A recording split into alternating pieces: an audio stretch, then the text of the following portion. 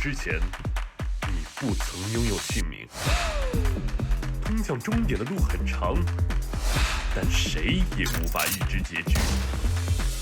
有人潜心暗影，谋而后动；有人拼尽全力，克敌机先。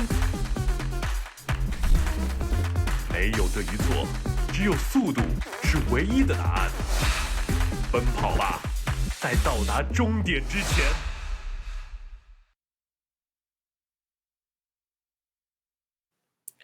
It's time for week 3 of the China DPC hashtag new week, new me as we get into these Division 2 games to start things off. And I am joined by Dragon Drop and I'm joined by Neff as we jump into the next round of games in this region. Guys, how are we doing? And what are we looking forward to for week number 3 of the Division 2 China DPC?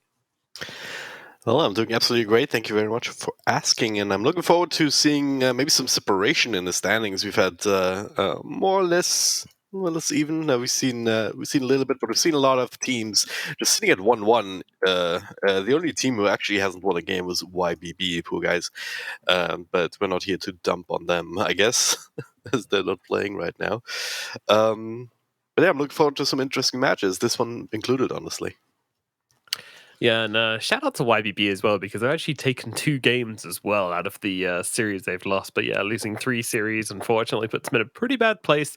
We'll see if they can recover, but let's refocus on the teams we've got playing today. As you see those standings, and you see all those teams sitting pretty right now. Fusion and IG, of course, looking the best, unsurprisingly. And guess what? We're very lucky because we've got those 2 teams playing later on today. That is right. We've got the Clash of the Titans here in Division 2. That's going to be coming up after our opening series today. But first on the clock, we of course have CDEC versus SHENZHEN. And you can see those 2 as well. They're sitting right next to each other also, which means that's going to be a 1-1 battle. Both of these teams, obviously, they really want to be able to try and threaten Fusion and IG. But in order to do that, you need to take the win here. You need to get yourself above that middle pack. So it means a lot to win this. And it also means a lot to lose it as well, because it means you'll be slipping down to the likes of LBZS and Team Cyan, and also possibly threatening that 7th or 8th relegation position, which is not where you want to be, especially in Division 2. In the relegation zone for the final tour. It will be pretty sad. So let's have a look into the 2 teams we're going to be watching playing. We've got CDEC going to be the first team on our radar. These guys, they're an academy team for sure. We've seen them make various changes throughout the years. I think their most experienced player at the moment is probably 70, who you might remember from various different stacks going throughout the China region. But at the moment, they're looking okay. They're looking okay. They're definitely looking to kind of shape these new players into new and exciting talent, and we'll see what they can pull off. Meanwhile, on the other side, we've got Team SHENZHEN, who have been very entertaining to watch, actually. This is a team which has been playing together for a while now. They were together last season, and every time we watch them, I feel like we do see them improve, which is exactly what you want from a Division 2 team. So what are your honest expectations going into this one, Neff? SHENZHEN is a team that I saw come in through the first tour, through the open qualifiers that ended up casting. I have a lot of high hopes for them. And also, I'd like to see them take down CDEC, because I love Discord and you've been talking them up like crazy the last, just yesterday, Nomad. That's it. That's me. I'm a CDC SHENZHEN fanboy. That's right. All right. He's anti-SHENZHEN. Also, I want to call out Dragon Drop real quick for saying that he was doing great, when that is not the case at all. He was complaining about his neighbors before we started today. So I've got a diss on his channel alongside me. It was yesterday. I mean, I'm not hearing him now, so now I'm great. Very easy. I don't believe you. Come on, Neff. You can't call me out like that on a live broadcast. How are you, Neff, then? Honestly, are you actually okay, Neff, or are you hiding? I was listening to anime openings before we started, so my mood is actually very elevated right now. I liked the narrative that you were building up until now, by the way, though, Nomad. The Fusion and IG. Until now, yeah, exactly. But the winner of CDEC... By the way, look at this average game time of SHENZHEN, by the way. 46 minutes and 52 seconds. Jesus Christ. Yes, we're never leaving the series. A good defense is a good offense, as they say. Didn't you watch those early episodes of Beyblade? Of course, I did. Yeah, who could Right. miss Well, you it? would understand the The reference I'm spinning making here if tops that's and the case. stuff. I vaguely remember knowing that Beyblade existed back when I was 10 years old or something like that. Wait, what do you mean? A good offense is a good defense. Is not like a Beyblade thing, No, Neff. I good mean, defense is there's a good. world that exists outside of anime. Yeah, good, whatever, dude, whatever. It was even an X-Men, for God's sakes. Anyway, so tell me what you think of these two teams. I mean, why have these games been going so long, Neff? What causes this? What is the root of this problem? What is it a problem? I mean, they're 1-1. Sometimes you just want your games to go super long. Sometimes you're unhinged and you like spending tons of time in the matches. Maybe they just want to draw out their airtime. You know, you only get to play one DPC match a week. You might as well milk that while you're out there, no man. Yeah, true. Get those views, get those fans. But it could be just that they're more comfortable with playing heroes that draw to the later game, or it could be like what Black was talking about. You know, when we're on a panel with him, he says some of these Div 2 teams have struggled to close out games, not able to breach high ground the same way the Div 1 teams are able to. So that could be part of the issue as well. I'd say that's more likely the issue, in fact. It's also a way to hedge your bets a little bit, right? You have some sort of late game carry. You have that insurance that if things do go wrong, if you make a mistake going high ground, or if the enemy team just like sucker punches you in an unexpected way, you still have that ability to say, "Hey, okay, let's slow down. Let's just farm up, and let's play for the late game where." Things might not be as straightforward, where things might still go wrong in a terrible way, but where we have that ability to just try and play it out and try and rely on our skill, to just end up winning the game that way, you know? Yeah, and this is, for both teams as well. If we look at the carries which both of these teams have picked, it has been the Terrorblades, it has been the Medusa, especially for SHENZHEN, but also for CDEC as well. They've enjoyed also both teams playing Faceless Void. I think the only difference here is that CDEC have been also playing stuff like, a little bit quicker, like the Anti-Mage, and also they've played an Alchemist game as well, who are a bit faster. So, I feel like CDEC, they have a little bit more range in their play styles. But that's not entirely false of SHENZHEN as well. They've had one or two games where they've tried to play at a slightly faster pace. They had a Monkey King carry as well on the side of SHENZHEN, so they're capable of playing outside of their that hard carry zone. Yeah, but it's was definitely it quick? something they like to do. Was that match that quick though? Pretty sure that one wasn't either.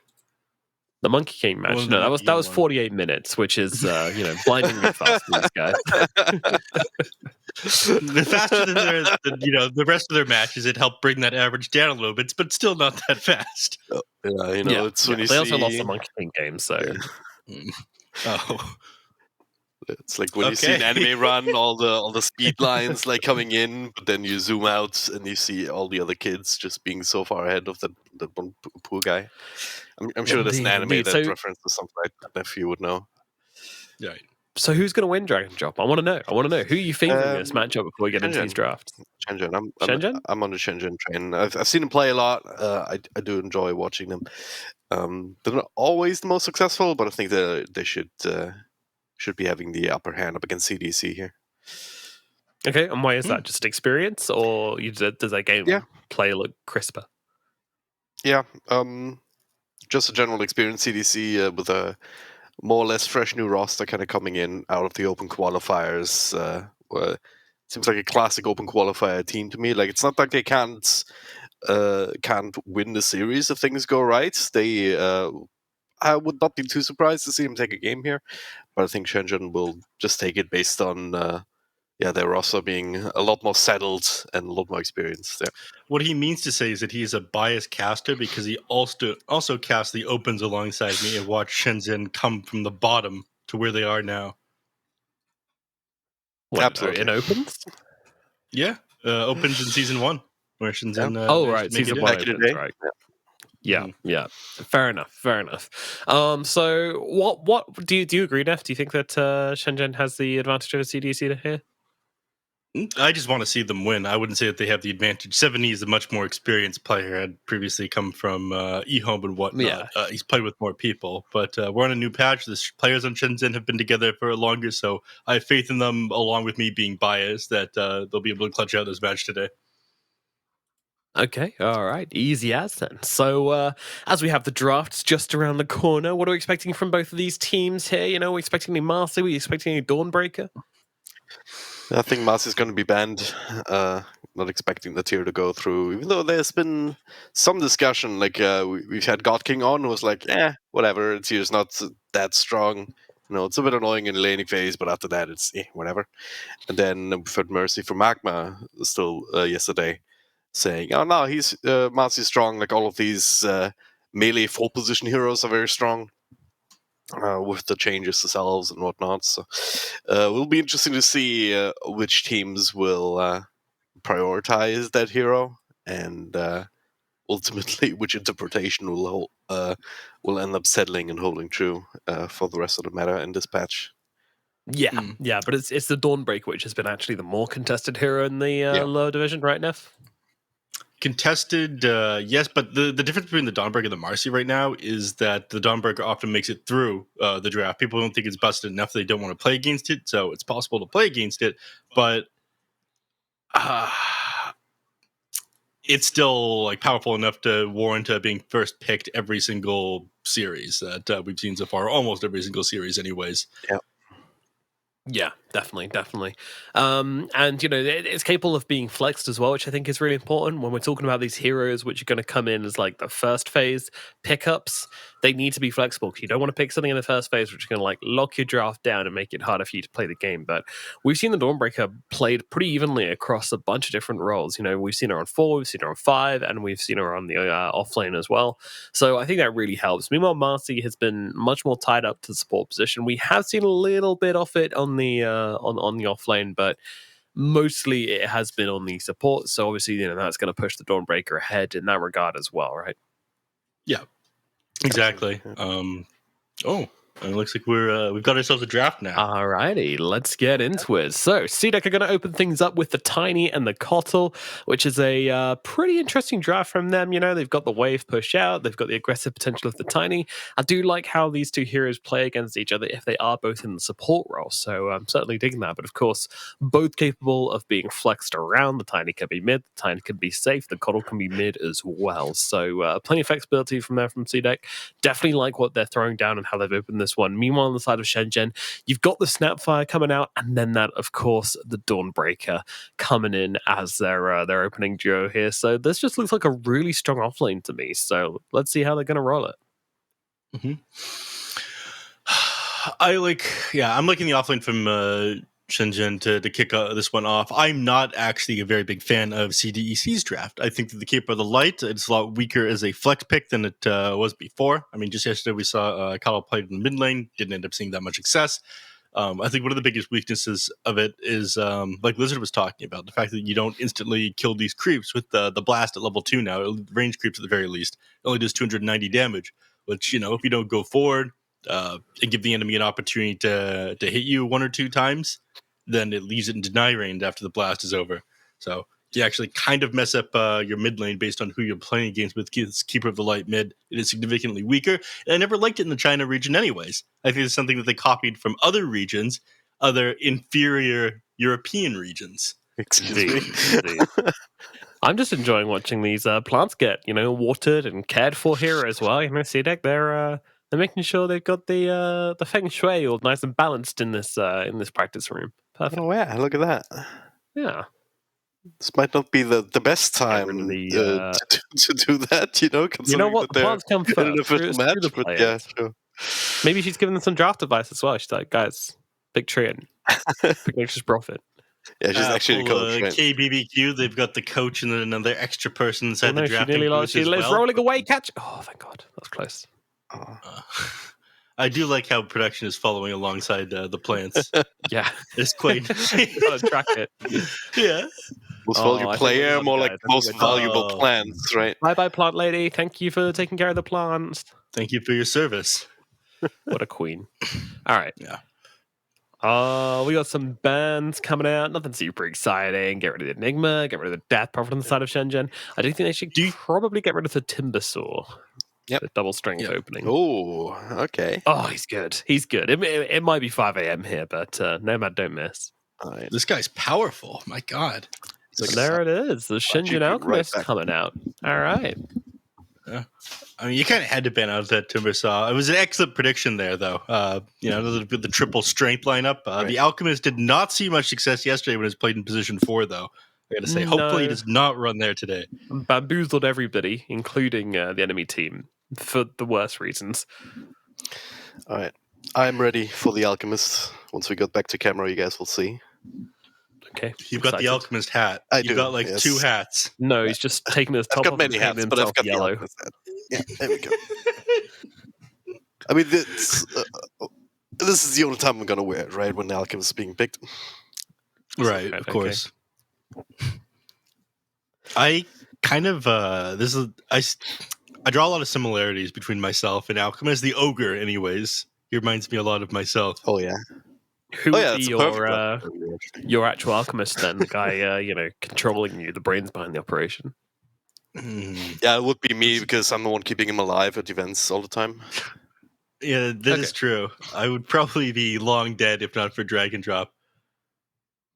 All right, the Phoenix and the Mars combination, the Wombination combination, if you would, Nomad. I would, thank you. Yes, indeed. This is a China classic. This is something which they've been running for a while now. It's just such comfort for them. Everybody in China has played this combo time and time again. They love a bit of it. And if you can't figure out what's going on here, then stop watching the stream and go and play the Dota 2 tutorial because you do not belong here because you are trash. But for everyone else, it's the arena, it's the supernova. It stops range attacks coming through. Do you like it? I think it's okay, but I do think this pushes Tiny into a core position, and it means your support duo is Colossal Phoenix, which when you're playing into an Alchemist, that sucks. Yeah, there's good answers to it, right? Alchemist can very quickly buy a BKB. His Chemical Rage gives him that attack speed, so you can just straight up ignore the arena, walk right at the egg if he needs to, and then Juggernaut can do the same thing. Just has the inbuilt BKB with the spin.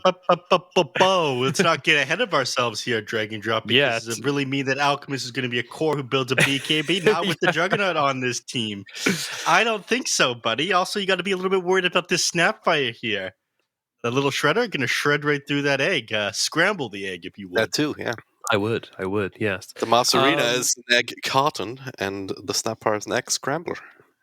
Indeed. So they've gone back to the Snapfire Dawnbreaker lane, and I think there's going to be a POS 5 Alchemist. I hope there's going to be a POS 5 Alchemist, which I kind of like. I think this little Berserker's Brew is pretty underrated, and in a game like this, where you're going to have that early vessel on the Phoenix, quite nice to get that off the Juggernaut. Not that he can't get it off himself, of course. He's a strong, independent man, can sort himself out. But also, it's always good to have your friends nearby, especially if they're giving you drinks. But don't accept unstable. What people like about Alchemist. He makes money with Groovle's Grid, then he hands out free drinks. Yeah, he's a guy. Well, a few people like that, and they're very popular indeed. Yeah. You're absolutely right. All right. Nomad, you've been on point with every single pick we've done so far. You're a genius. What are they going to last pick here in CDEC? I guess the question is Tiny mid or Tiny carry. If I were them, I'd want the Tiny mid, honestly. So I'd go for a carry hero, which I would probably choose. They're going to go Medusa, aren't they?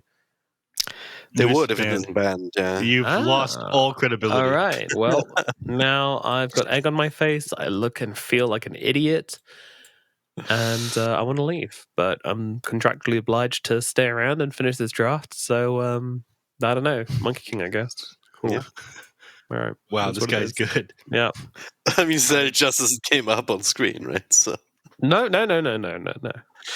Oh yes, I don't think indeed. Please don't try to delegitimize me, Dragon Drop. Okay, we're all you're friends here. We're working together. We're all in the same canoe, and we're all trying to paddle forwards, and you're just paddling backwards, making it very difficult for me and Neff. No, I didn't want to have this conversation on air, Dragon Drop, but please start paddling in the same direction. I think it's important to be honest with the look at that viewership, shirt. Look at that shirt. Oh my god, he's got a giant She on his shirt. Well, what a guy. I love that. All right, Ember Spirit comes out as the final pickup from SHENZHEN here. That's going to round off the drafts. And I have to say, I really feel like I like what SHENZHEN are doing here. I don't know. What do you guys think? Where are your predictions lying? Dragon Drop. SHENZHEN, You to start. Yeah. They've got the Alchemist, always a fun hero. They've got like honestly pretty good combos. You know, I've got the Juggernaut as a carry. It's not amazing, but it's also never bad. You know, and you have all these buff ups, and it's just a good matchup here against the Phoenix, especially. Then you get the Ember Spirit who can jump into the backlines, jump right at that Coddle, just be super annoying, maybe even delete some Monkey King trees and whatnot. Yeah, they've got a lot of ways to play this game. They do indeed. They do indeed. Nephron, where do you sit on this? Please, Nephron's my father's name, but Apologies. just even though I prefer SHENZHEN, I think they're a stronger team. I hate this Alchemist so much, and I am a big believer in the Phoenix Mars combination, so I'm going to have to go with CDEC for this game number 1. I think the Monkey King could pop off. I think this Mars is going to be a big, beefy boy, not be able to do anything about it. I'm interested in seeing how he's going to scale. My only concern is how they're going to break through this Dawnbreaker in the team fights. What a lovely, lovely hat, Dragon Draw. Absolutely beautiful. Yeah, I'm going with SHENZHEN, to nobody's surprise. I think they've got great answers here. I think this is a great Alchemist support game as well. I'd like to see him doing the Puppy Alchemist and not the Factory Alchemist like we've seen other Position 5 Alchs try to do, where you just like go QW, you don't take any points in Grievel's Greed, you just go and stack, you go and help your carry farm with the Acid Spray whilst also pushing out the dangerous lanes with Acid Spray, and generally just play a very selfless game. You go for the Berserker's Brew as early as possible, which I think is fantastic this game. But yeah, also one thing as well, which I think is really important to mention as well, if they do find the good initiation with the Mars Arena and with a Monkey King, you know, the Wukong's Command, and with the Supernova coming down as well, unfortunately, you have an offlane Dawnbreaker. So you always have this little saving factor you can use, especially if she goes to the Axe, which I think you should when you're playing against a Monkey King, because you get that evasion inside the arena. It's very good. It's very strong. So I think they've got a lot of things to work with on the side of SHENZHEN. So I'm going to go for them, but I respect your points, Neff, and I'm hoping that we get a nice, clean, and close game from game number 1 between these two teams. That's right, they're both 1-1 at the moment. It is CDEC versus SHENZHEN here at China Division 2. Who is going to take the victory and bring themselves ever closer to that glorious promotion, and who is going to lose and bring themselves closer to that scary relegation? Let's find out with game number 1 between these two teams, starting right here, right now with Dragon Drop and Neff. Well, thank you very much, Nomad, for that wonderful introduction. As we've already seen the first misplay, however, he got the last hit on the Observer Ward, but he did not skill Grievel's Greed, so he's missing out on, 3 bonus gold? Game's already over, honestly, but they do secure 2 bounty runes, so I didn't even skill Greed. He just went for the Concoction because he's a support Alchemist, right? That's what they do. Yes, the very beginning of the match, you don't want to go that point in Grievel's Greed. You only get 1.5 times bounty rune multiplier anyways, so it's really not worth it. Walking around with like a melee creep during the laning phase. And not being able to stun the enemies or trade with them effectively. Even though, like Nomad was saying, yes, I like seeing them go point to Grievel's Greed. That comes after they have like at least 1 point in the Acid Spray and Unstable Concoction to trade and exist, instead of just being, you know, a creep. Makes a lot more sense. And so we do see this mid lane match out. Mars actually got the tap up against Phoenix on the Ember. Not going to be confusing at all. Whenever there's Phoenix playing and the other team picks Phoenix, it's just a big, good luck casters and viewers and everyone. Good luck you. I'm not the play-by-play cast for this game. It's going to be quite easy for me, Dragon Drop. No, of course, yeah. Because you're Dota Genius, so no surprise. Yeah. Okay, let's break down these lanes for the people, because, you know, that's what we're here for. So the mid lane, we see slightly unusual, but starting to happen a little bit more often. Mars against the Ember Spirit lineup. Spirits have fallen off a little bit. Ember Spirit, I think, is still one of the more popular ones. Storm has basically disappeared. Void Spirit, I think, a little bit less popular ever since they changed around the Null Talismans. But Mars has been picked up in the Chinese region, especially more often than mid lane, which is something I wanted to highlight. People seem to value flexing this one around a little bit more, despite the fact that this hero gets nerfed in like every single patch. Yeah. The stun duration of the spear nerfed this time around, but still super popular just because this hero is able to set up so much. Yeah. When you're playing it for them, go ahead. The concept of the hero is just very, very strong in the way that you want to play Dota. Like, it's still a very strong laner by virtue of being able to last hit and harass and be safe with your spells early on. And then later on, you're a great initiator and team fighter. So it's always going to be useful. It's always going to lead to something more and something better as the game goes on. Now, the other question is what he's going to build as his first real item. Out of the mid lane, I'm not a big fan of Blink being your first item. The question is how much they have to be able to set up team fights. They have a Tiny on their side who is rushing a Blink is like his first real item, so I don't think the Mars will get alongside of it. Instead, he'll get like an armlet or something top lane. There it is. First blood happen potentially. Well, Coddle pretty damn fast on that horse, though. Boots already on 365 move speed, but there's another stun being charged up, and the mid-hit is hanging around here as they throwing some spells onto Kaikyo, but he cannot get close enough. Another couple of right clicks. Pops his salve, so he should be fine, but Coddle, very slippery old bugger. Yeah. Time for this off. Why don't this old man get off his horse and fight like a man down on the... Oh, all right. We lost, the team house is disconnected. Certainly they'll be back soon, though, right? Hopefully. I'm sure they're gonna be right back. No worries whatsoever. Just that could have been a lot worse, though. What if that happened? They were initiating on the Keeper of the Light. He'd be caught out of position. It would be a complete disaster for them. So I'm glad that they DC'd after that engagement there. So it wasn't a first blood or game deciding DC. Yeah, if you have to DC, you want to DC when nothing's happening, you know.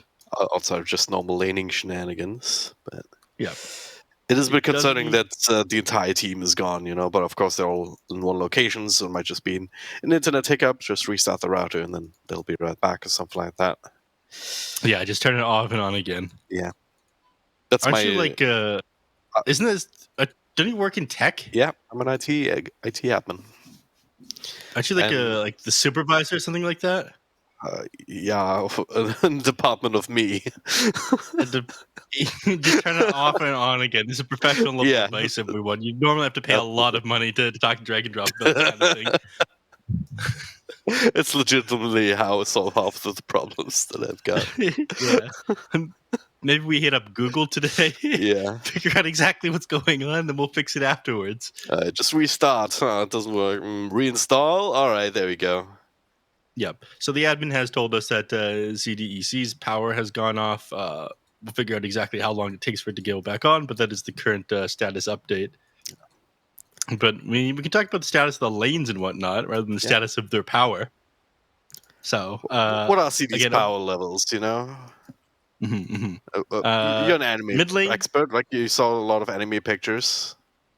Okay. I did look. If we need to stall for time, I can talk about their power levels and their anime profile pictures and whatnot. But last time I did that, you and Nomad were both yelling at me, so I'll try to keep it slightly on topic here. All right. You keep on saying no anime, especially during these DPC games. Please, you're embarrassing me in front of thousands of fans.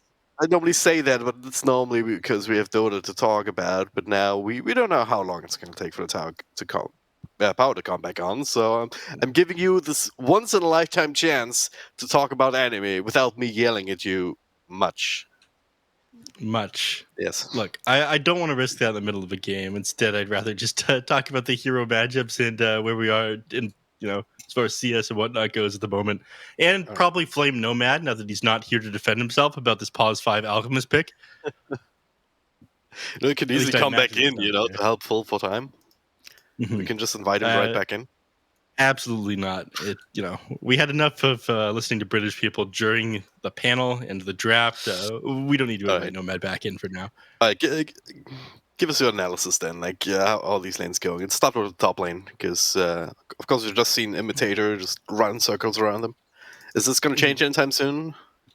Not anytime soon. So I talk about this one quite often. There's two ways to deal with the Juggernaut being in your lane and his Blade Spin. Either A, have enough HP to be able to survive the spin and trade with him while he's Blade Furying onto you, Or B, have enough movement speed / an escape ability in order to just get out of it. So Keeper of the Light when first item boots you, which makes sense. Extremely high movement speed hero.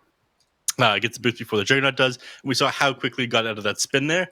Any other hero would have just died if they didn't have an escape ability. But Keeper of the Light just gets to walk away. Yep. Tiny, on the other hand here, ends up getting himself a bracer, has the items for a second bracer, an Iron Branch, almost 1200 HP at level 3 at like 3 minutes into the game here. Way too much HP for him to be able to spin down.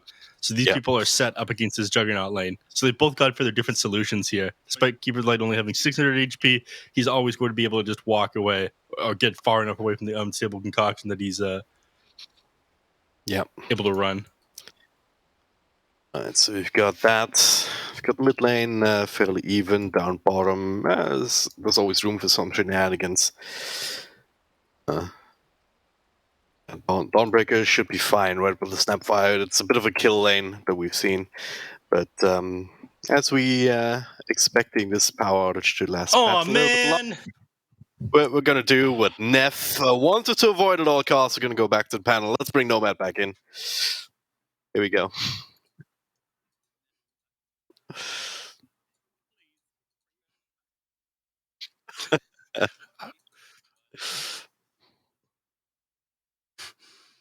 Happy to have you, Nomad.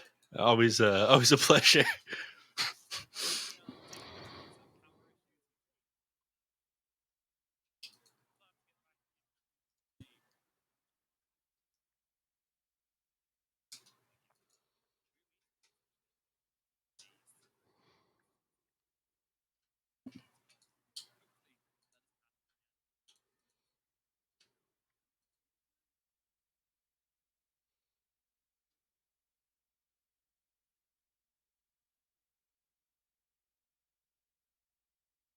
That's embarrassing.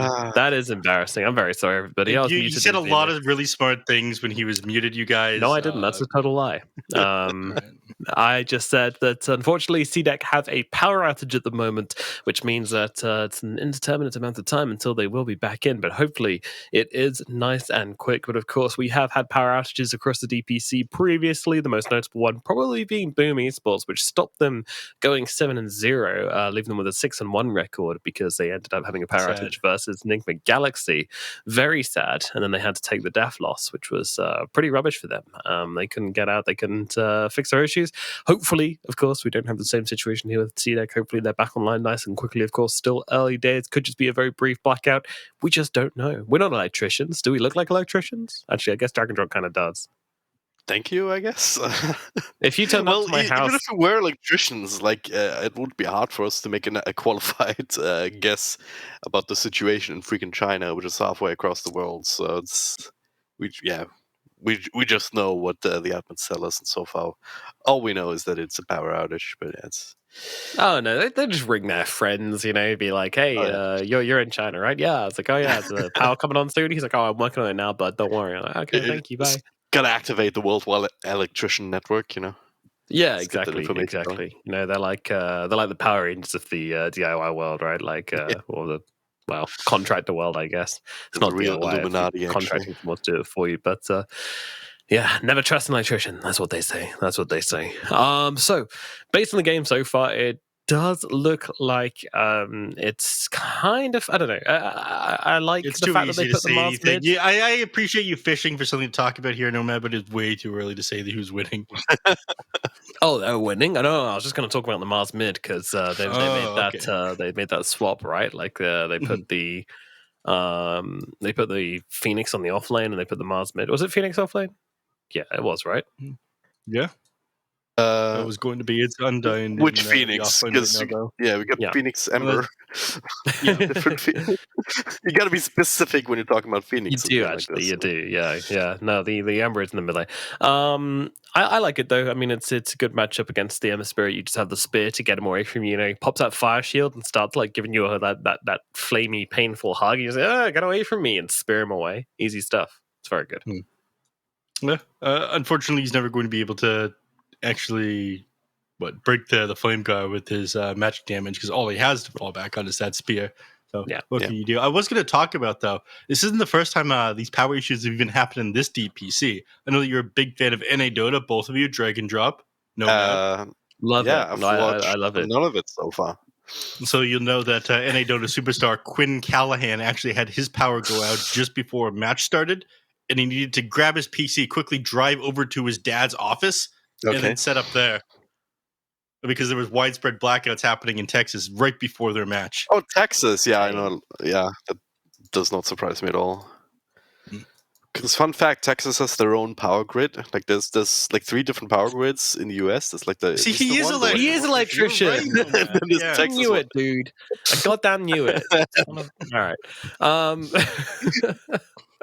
I mean, imagine that though. Imagine that like there's a guy at the office and he's like, "Oh, my son's coming. He needs to play his video game because of a blackout." And you expect like this little Tina tot to come like waddling in, and then she's like, "This dude, oh yeah, I'm playing the qualifier for like $1 million tournament." You're like, "Oh, like this isn't what I expected." All right. Go ahead, play it. Mind those crafts, son. Yes. Yeah. Are you winning, son? Dad, go away. Mining and crafting. All right. Apparently, CDC is going to an internet cafe now because the entire team That's kind has of lost hype. electricity. Yeah. Oh Okay, man, all right. Well, I would not want to be in that situation. No, I'm not gonna lie. what are you Right going now. to talk about on the on the bus over there, though? You know, when they're all like traveling to the internet cafe together. You know, are they just discussing the game? Are they like, yeah, what are they? The Juggernaut's gotten owned in his lane. He only has 9 last hits so far. They're probably just ripping into him Oh, for that one. right. It's going to be a terrible drive. The guy the whole time just being like, "Why don't you pull the lane?" And like, "You're not harassing enough, and I'm not getting any regen anymore. Bring me a good tango, dude. I had to buy my own tangos. What's wrong with you?" Because you Whole should team's find just sitting there like, Alchemist. What were you thinking? Kaiko, just shut up, dude. Like, no, I want to play KO, I want to carry. I want to play PvE. My CS! You'll see them yes, it's start so right. fighting for last when they come back. You know it. Goddamn carry players ruining everything. All right, guys, I'm going to throw it over a short break, but well, I say short break. I don't know how far away this internet cafe is. What do you think I am? Some kind of geographical genius who knows everything about how the layout of Chinese cities works? No, I don't know that, but I do know that hopefully we'll be back within the next 15 minutes. So that's what I'm hoping for, but your guess is as good as mine, guys. Stay tuned for more China DPC action coming up after this break. 成为英雄之前，你不曾拥有姓名。通向终点的路很长，但谁也无法预知结局。有人前心暗影，谋而后动；有人拼尽全力，克敌机先。没有对与错，只有速度是唯一的答案。奔跑吧，在到达终点之前。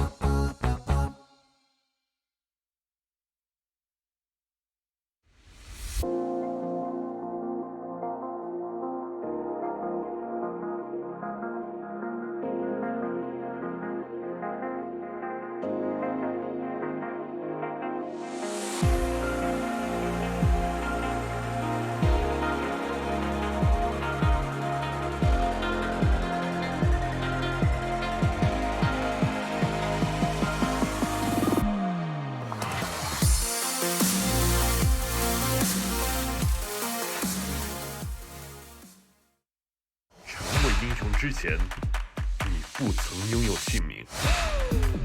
通向终点的路很长，但谁也无法预知结局。有人前心暗影，谋而后动；有人拼尽全力，克敌机先。没有对与错，只有速度是唯一的答案。奔跑吧，在到达终点之前。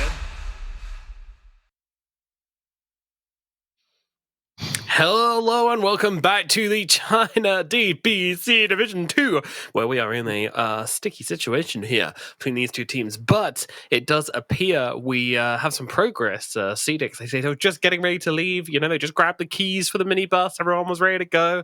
You know, it's 70 had just had his Wii before they'd set off. And then, what do you know, the power came back on. So looks like we might be ready to go back into this game. I'll let our casters, well, I'm sure they'll tell us that we're on pause and ready to go, because unfortunately I can't see into the game. But guys, are we anyone reconnecting yet? We're still missing Imitator on the call, but everyone else kind of came back in already. Yeah, so it shouldn't be very exciting.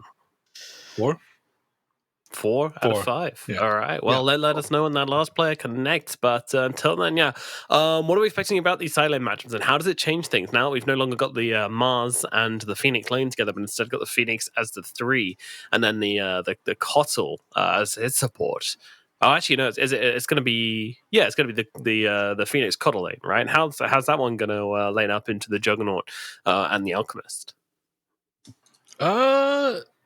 The Phoenix Coddle lane? It's not Phoenix Coddle, it's a tiny Coddle lane.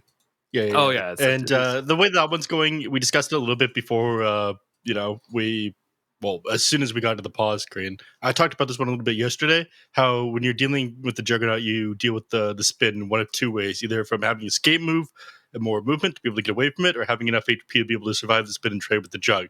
So Tiny's opted to go a bunch of stat items at the beginning. He's got almost 1200 HP at level 3, only 3 minutes into the game. Keeper got boots first, just be able to walk away from the Juggernaut. So this Alchemist has a bit of a rough time being able to secure kills onto the heroes. 1 point of unstable concoction isn't going to be enough, especially because it's got a pretty slow travel time. So it's never actually going to be able to connect with the Keeper of the Light, and the Tiny they're never going to be able to bring down in a single burst, as long as he's sitting pretty high on his HP.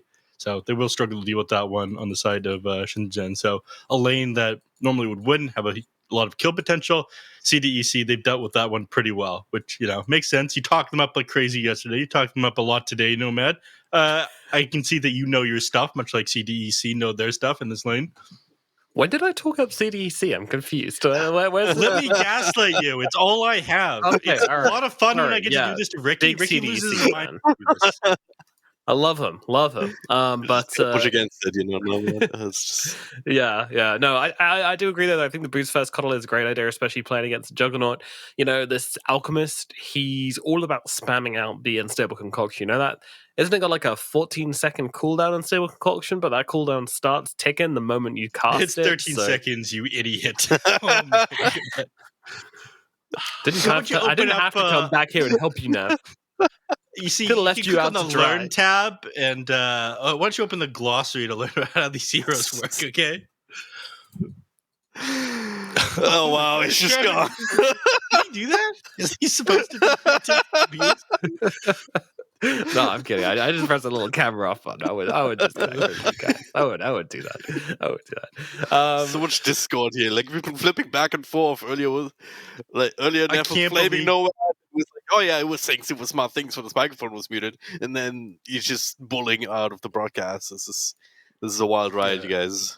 It's a roller coaster when Neff's on the cast. It's a roller coaster, but it's one we're all here for. So, guys, how's this? How do you think the laning phase is going to end up then? All right. Oh, well, we'll find out as we're Let's getting back find into the out. game. Take it away. CDC. They've got the power, but do they have the power, Neff? Oh, he's got the power of the unstable concoction. He's going to throw out. It's going to connect with the Tiny, but there's no follow-up drag and drop. Wow. Incredible. Yeah. So we'll look at the bottom lane, though, because that's one lane that we haven't talked about too much. The Phoenix Hero, not the player, together with the Monkey King up against this Snapfire Dawnbreaker combo. We've seen a bit of that here, just throwing out harassment towards the Monkey King with the with the Starbreaker to start with, the Cookie to follow up, or just to enable the Starbreaker, get that extra range, and the initial stun. It's interesting how that one works out. Do you see some kills happening down here? I do. Oh, I do as well. There it is. This might very well be the first blood. QAQ, nice little interrupt though. Just in the nick of time to prevent that Starbreaker stun. Yeah. I mean, he was saving that one for just, for the impact of that one coming in with the most damage as well. The tail end of that Starbreaker would have been devastating. Yep. He also dodged the cookie damage, I believe. The cuckoo. There's a lot of things. It's gonna be it's gonna be okay. Yeah, QAQ playing his way out of that situation expertly. Expert word crafting by you as well, buddy. Ooh, nice dodge. Not like it's my job to speak words, you know. Yeah. I thought it was your job to be an electrical engineer now. We've decided this career path. Apparently, that's what I am now. Because I know about the Texas power grid being awful. Yeah. Okay. So one of the reasons why they're struggling so much down here in the bottom lane is, despite the fact that Monkey being very good against melee heroes, especially, like you're playing into Celestial Hammer and Starbreaker, which are two abilities that do massive damage, especially against melee heroes, and you can get bursted down by the Fire Snap, Cookie, and the Scatter Blast. Speaking of, yep, very nicely done, Neff. Good prediction. But there wasn't the melee hero that got owned by it. It was the Phoenix, unfortunately. Wasn't able to get away from that one. Well, Phoenix was in melee range, so it's the same difference, right? Yeah, might as well be a melee hero at that point. Yeah, absolutely. Yeah. Get TP here over to the mid lane, pass the ball back to Undyne. Yeah. And it'll be able to refill this mana now on the Mars. We're getting close to the 6-minute mark as well. So Power Rune's about to spawn. We'll probably see them come in to contest these. That's exactly what both of the Phoenix and Imitator are doing. Blocking Phoenix from being able to get the rune, you know? Yeah. Again, this is going to be very confusing, but we're just going to go with it. He has Howrahs hanging around. Invis rune denied, though, by Imitator, so... Oh, the courier! No! He's pretty far forward for this one. He feels confident because he sees that Phoenix, not the hero, the player, has a lack of mana there, so he's not able to turn around and run him down with Fire Rim and spam a Slate of Fist onto him. Yeah. One thing that was a little bit bizarre, 70 didn't throw out the arena and try to spear the Alchemist into the side there. I guess he figures that a position 1 Alchemist isn't worth that first big cooldown, especially given that securing that kill might be a little bit difficult given this guy has raindrops right now. Yep. Alright. Oh, and we forgot to give everyone an update over what happened. So power was restored right now in the team house. They didn't end up going to the internet cafe. Yep. Everyone is back in the team house again. They decided to reconnect, and we're back in it. I feel like that's something that we completely glossed over. I think we might have mentioned it. Yeah. But it would have been a lot cooler if we got to go to the internet cafe, but they're probably a lot more comfortable at their home. Yeah, exactly. Like, we also don't know how far away the internet cafe is. You're gonna need some extra time to set up all the settings and whatnot, so it's gonna be super annoying. You don't have your settings on a config on a USB? No, I do not. They might. Amateur hour drag and drop. I'm not a pro player. What do you want from me? I was told to always bring that and a USB with a Windows installation with a W carved into the USB hub. Okay. Whenever I travel. Just in case you need to reinstall someone's Windows, just have that stick at the ready. That is something. Alright, Undyne in a lot of trouble here. Does get the dive out. Another remnant forward though. Phoenix starting to burn him down. Burn on the Phoenix, and he gets the kill. Phoenix wins. Exactly, yeah. You're absolutely right, Neff. Phoenix was always gonna come out ahead of that particular engagement. He's played both sides, who always comes out on top. Oh, Arena comes out. Howrah. Okay, he's just gone. It's Dolme comes in to try and help, but that was a DD Moss. So no surprise there on a Pro 5 limit. Yeah, that did almost 400 damage with that God's Rebuke. Absolutely crushed him there. low armor hero like Alchemist gets very heavily punished by that one. Yeah. Is the position 5 Alchemist impressing you yet, Drag and Drop? He's been trying his best up top, right? Just throwing out stuns left, right, and center. But I don't know. I feel like there's other heroes that can do the same thing, you know? I feel like it's... yeah, we'll see what it does going forward here once it gets some points in Grievous Greed and starts doing something with that skill. I am not that big of a fan of it so far. The players seem to think that it's a solid hero pickup, position 5 at the very least. The 4 that we saw yesterday wasn't that effective at all. In fact, even Nomad, who's hyping up the support Alchemist, wasn't very impressed with the position 4 one. Although apparently Puppy's been seeing a lot of success with 5 Alchemists in his pubs, and who am I to doubt the P-God? Yep. Right now, I mean, suddenly maybe it's also the lane that they're up against. We just saw them throwing a stun against Tiny. It's just like, yeah, I don't care, actually. I have 2 bracers. Come fight me. Yeah. I mean, this is exactly what he needs to do up against the Juggernaut, though. Otherwise, he just gets spun down. Yep. But it is bugged out on my screen. It says that he has 0 armor right now, even though I can clearly see his first point in Grow. Yeah. I'm not sure if that's the case for you. It is. Alright, he's definitely got physical reasons. He definitely has 10 armor. So Juggernaut's not going to be able to kill him with the Omni Slash and the Blade Fury, even if he goes on him solo at full HP, just because he's way too big. Alright, production can see that he's got plus 10 armor. Thank you very much, production. There we go. Yeah. You guys are the MVPs. It's so weird that we don't see it, though, because we're in the same lobby. Yep. Let's throw it for you. Beta game. Can't possibly expect a small indie company like Valve to fix all the bugs. They're working on it right now, though. Yeah. That Jeff Hill guy, he's a lot of people's hero. Yeah. We're just having the public, just having the big old bug tracker. You can just put it in. You see that it's on the plate, it's on the table. You can vote for it as well. You can upvote all the issues that you care about most, and they get fixed early if there are resources for it. Down bottom. Oh, Phoenix once again playing up against Phoenix. The cookie in misses completely. Another remnant across. Q up on the trees.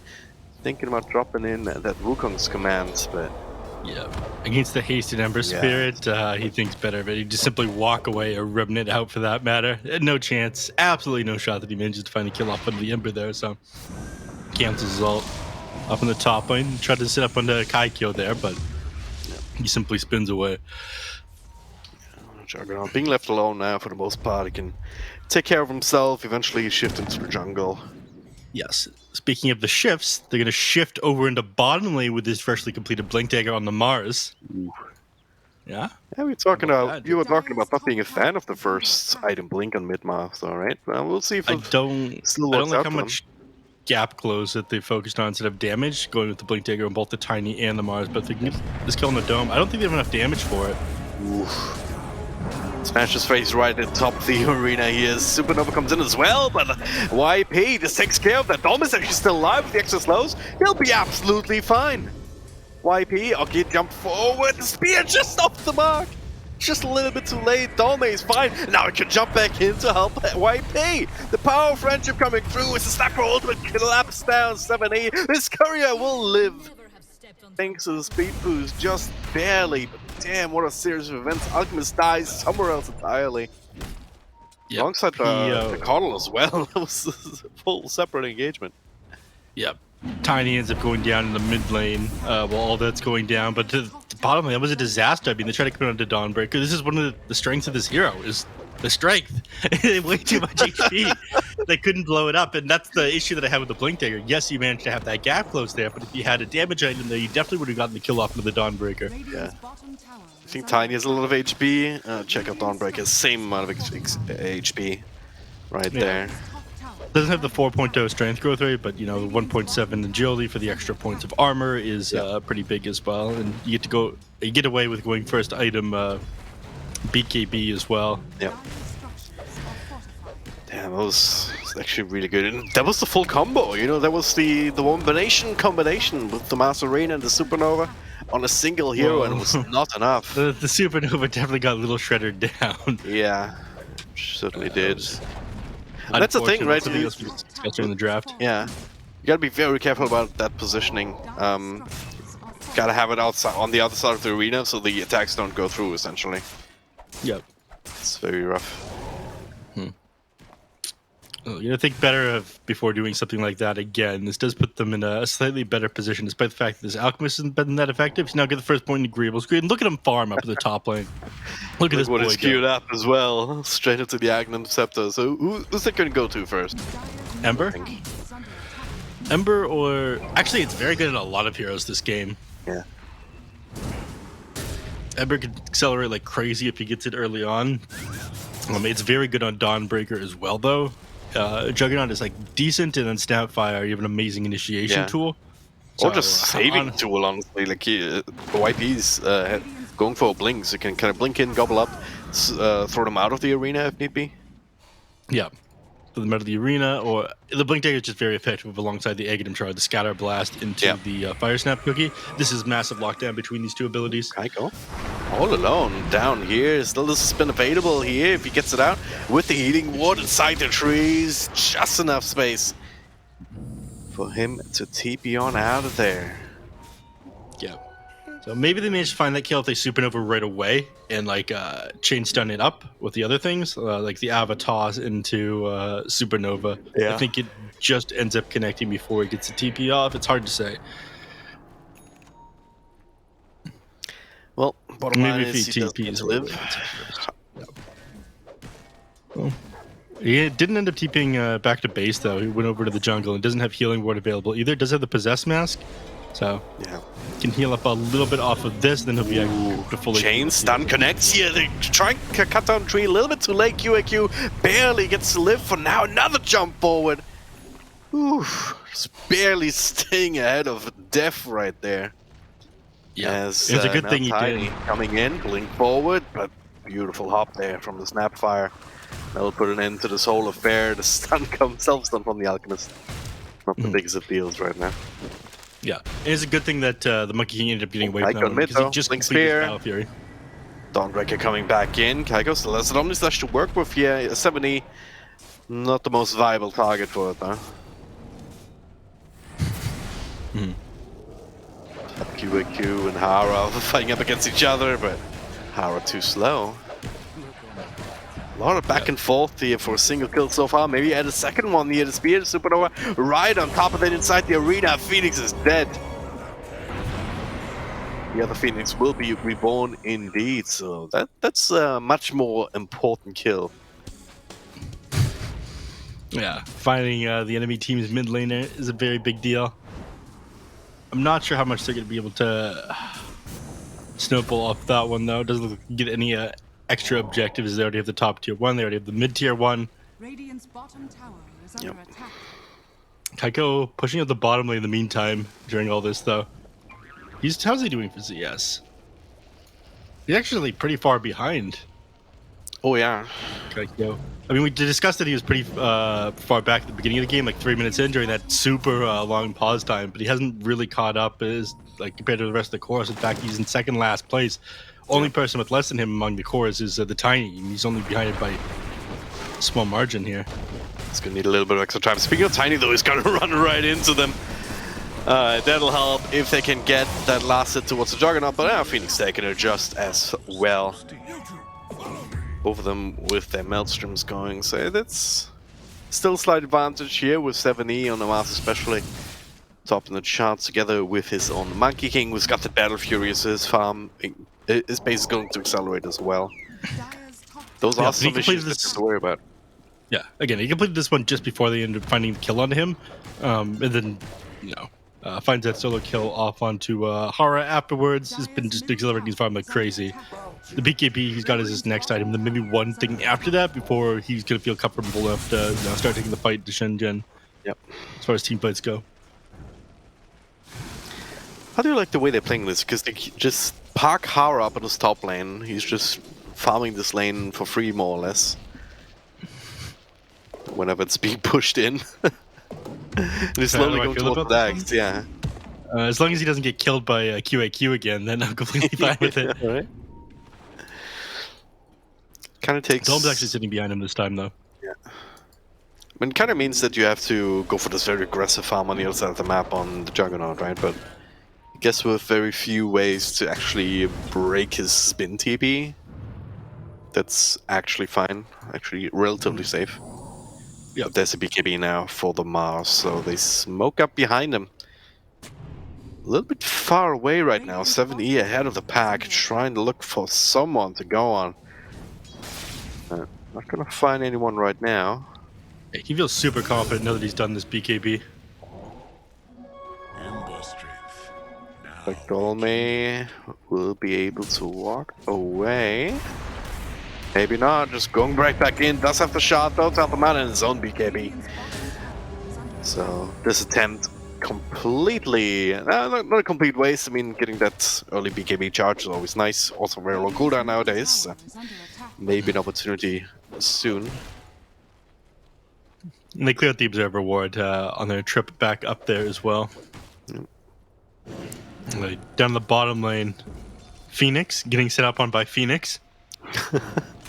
It's never gonna get old, is it? No. I've got like 2 jokes, and that's one of them. Alright. Top lane, QAQ. Yep, they want him. Dolme gets to live here, finds a way out as QAQ pops his own BKB just to TP out. So there's a lot of this going around, you know? It's BKB and walk it off. Yeah, Wukong's man was just slightly off the mark there. I think he wanted it to connect with the Snapfire and force him back so he couldn't just hold in Mortimer Kisses, but couldn't quite get that distance there. So BKB had to be a pop there in order to be able to make that escape. Mars Arena back up for another 15 seconds. You haven't had to commit this first 9-second BKB on the Mars. So again, he's feeling very confident. He could just jump forward here without a care in the world. Diving to tier 2 might be a little bit much, especially with the couple seconds left on the arena. Yep. He's got the egg shard queued up afterwards, so he's hoping to land these big spears. But you have to rely a lot on your team for damage. Like, you are hoping super hard that your team is going to be able to get off like a sick Wukong command and a good Phoenix egg. You're going all in on just being like positioning, BKB, arena alongside your Blink Dagger and then a good spear. Yeah, I'm not crazy about this build as a mid Mars. An off laner makes a little bit more sense, but I think as a mid you definitely need more damage than this. Yeah. And it's like Tiny and Mars are kind of fulfilling similar roles, even though they're not necessarily playing the same way. It's really just 7E looking to be the playmaker. We'll find YP here now, so it should be an easy kill. No response to it either, so... Oh, Ember dodges the initial stun. Here's to follow, though. Not in a lot of trouble. 4 against 1, it's a little bit too much. So the secondary kill, once again, very valuable indeed, is a top spin TP. Make sure that Kaiko gets out. Yep, just barely goes down before he... Oh, there it is. Blink Arena and mid, onto the Alchemist. This time Dolme helping out. Haura gets the live, throws in a small little stun. Re-engagement though, never mind, he's dead after all. But now Dolme sets up for the counter kill. Tiny will fall. It's Kaiko. He's helping to set up for some revenge. Snapfire kisses, just to make sure that they think twice about re-engagement. Now that's done. It's an invis route on Mars. He has another Blink Spear in a couple of seconds. If he can catch something, Monkey King hanging around, very powerful. There, Blink Spear misses actually. The BKB comes out. Omni Slash in the back. Supernova comes through inside the Moon's command. Now they have to leave. They cannot possibly fight into this. Kaiko can get out of range. He can indeed. Now on for the re-engagement here. Cardinal finds himself in the front lines, but not for that much longer. Phoenix looking for more, but with all the mobility. Blinks and the dives, getting themselves out of dodge. This is interesting game of like pushing and pulling and just slightly overextending and being punished.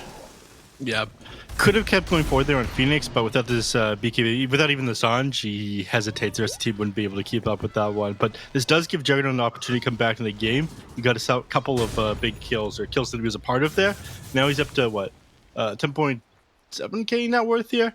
So despite the fact that Monkey King's about the same difference in net worth away from him, yeah, they haven't increased that gap at all. So he's doing a lot better for himself.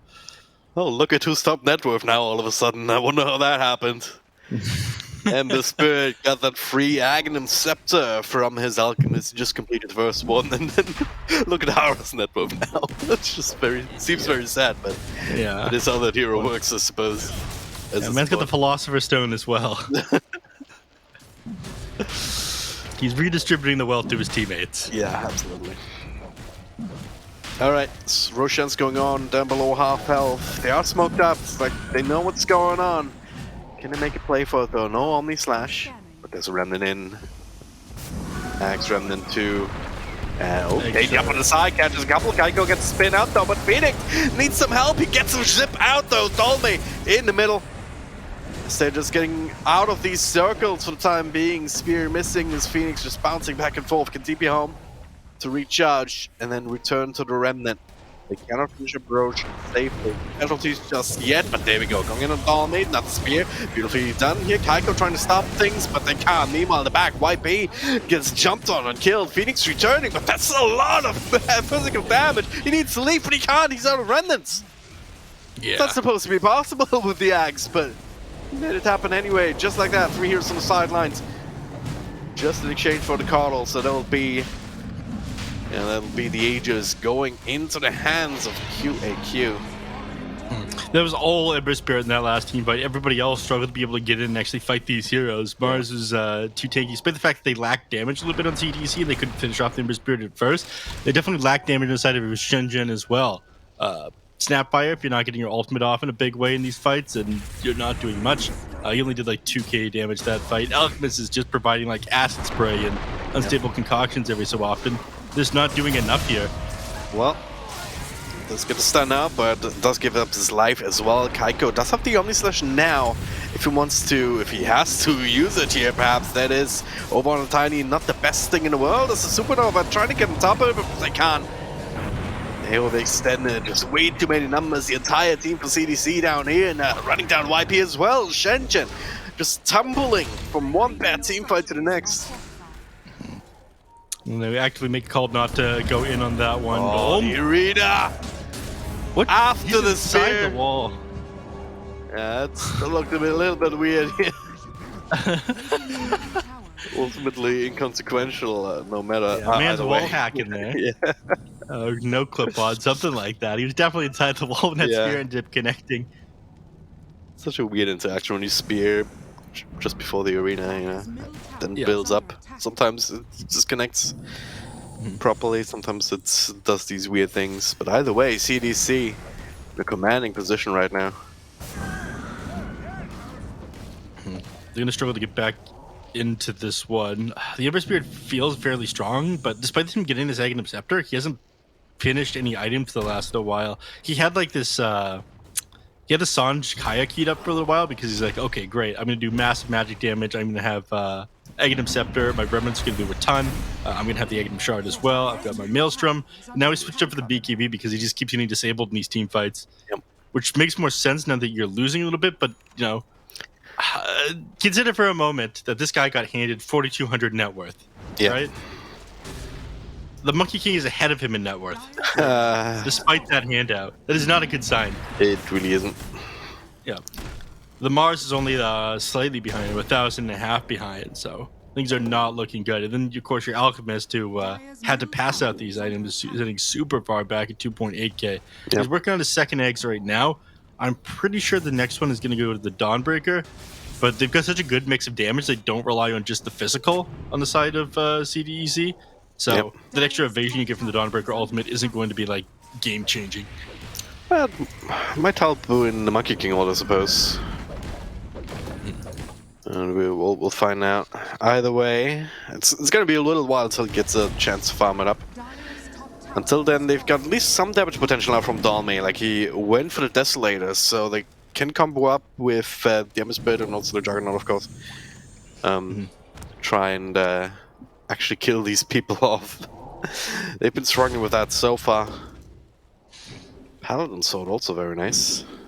Give that to Dawnbreaker, I suppose. Yeah, it looks like they want to set up on this tier 3 tower with the minute and 40 seconds they have left on this Aegis. They might make a rotation back over to the mid, though. In fact, that's where the majority of their team is. 70 in position to go into Kaikyo. Not an easy target, though. He's got both the Sod and Yasha and Blade Fury to fall back on. Yeah.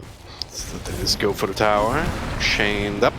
So this is Aegis for another minute here. The arena connects over onto the Juggernaut. Dolme with the healing ward as well, staying alive for quite a while here. So getting rid of the Supernova. The combination has been broken. And now the Omnishock right on top of the Tiny Isolated. He is down for the count as well.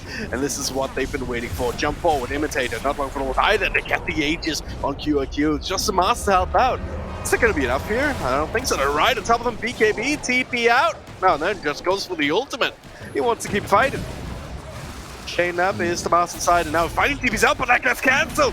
Monkey King in a ton of trouble right now. In fact, he is dead.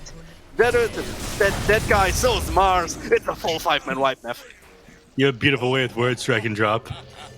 Thank you. Thank you. The best thing they could hope for, though, that team fight they managed to take alongside the double damage rune. You know, they group up here on this Juggernaut as well. That's like the best target they initiate on. Dawnbreaker manages to come in, get the heal off on everybody, but the spam coming out from this Emperor Spirit, who just recently completed the BKB and they couldn't finish him off. He ends up doing almost 7k damage in that last team fight. And of course, the hesitation towards the end, not just popping that BKB and TPing out, Mikey thinking that he's able to stand to the ground, ended up being his undoing. He ends up going down along to the Mars as well instead of giving a cleaner disengage here on CDEC. So things starting to come apart for them. And that would end up being like a 6-7k net worth swing in that last team fight, almost 11k XP for the side of Shenzhen. That was 5 for 0. Absolutely. That was quite something. Yeah, it was totally awesome. Absolutely. I mean, Shenzhen, they were able to get on top of the egg, even though it was kind of nested on the edge of the arena, but they were able to get past it, get enough hits He gets on top of that with the spin thanks to the egg shard here on the Juggernaut. And wow. of course, everyone else gapped the distance as well. I mean, this is one of the reasons they ended up picking up this Juggernaut, right? They already had the Snapfire solution preemptively before, the Phoenix was even picked up, but the Juggernaut comes out afterwards in response to that Phoenix, and we see it strike here. Yes, it didn't have the most amazing start to this game. You were nearly last among all the cores, but now it's starting to turn up. So they complete these items despite a rocky lasted a while. It took like 10 minutes for him to go from this Maelstrom to his next real item. If you disinclude the free Aghanim Scepter handed out to him by the Alchemist. And speaking of free Aghanim Scepters by the Alchemist, he's got another. Passes that to Juggernaut. Now he's got Swift Slash. Yep. Mini Omni. Sahara, the lean, mean farming machine, gets the spin out. And now the stun connects the arena in the back as well. A little bit split up here as, well, Dolme can keep them alive a little bit longer, but the supports will still end up dropping.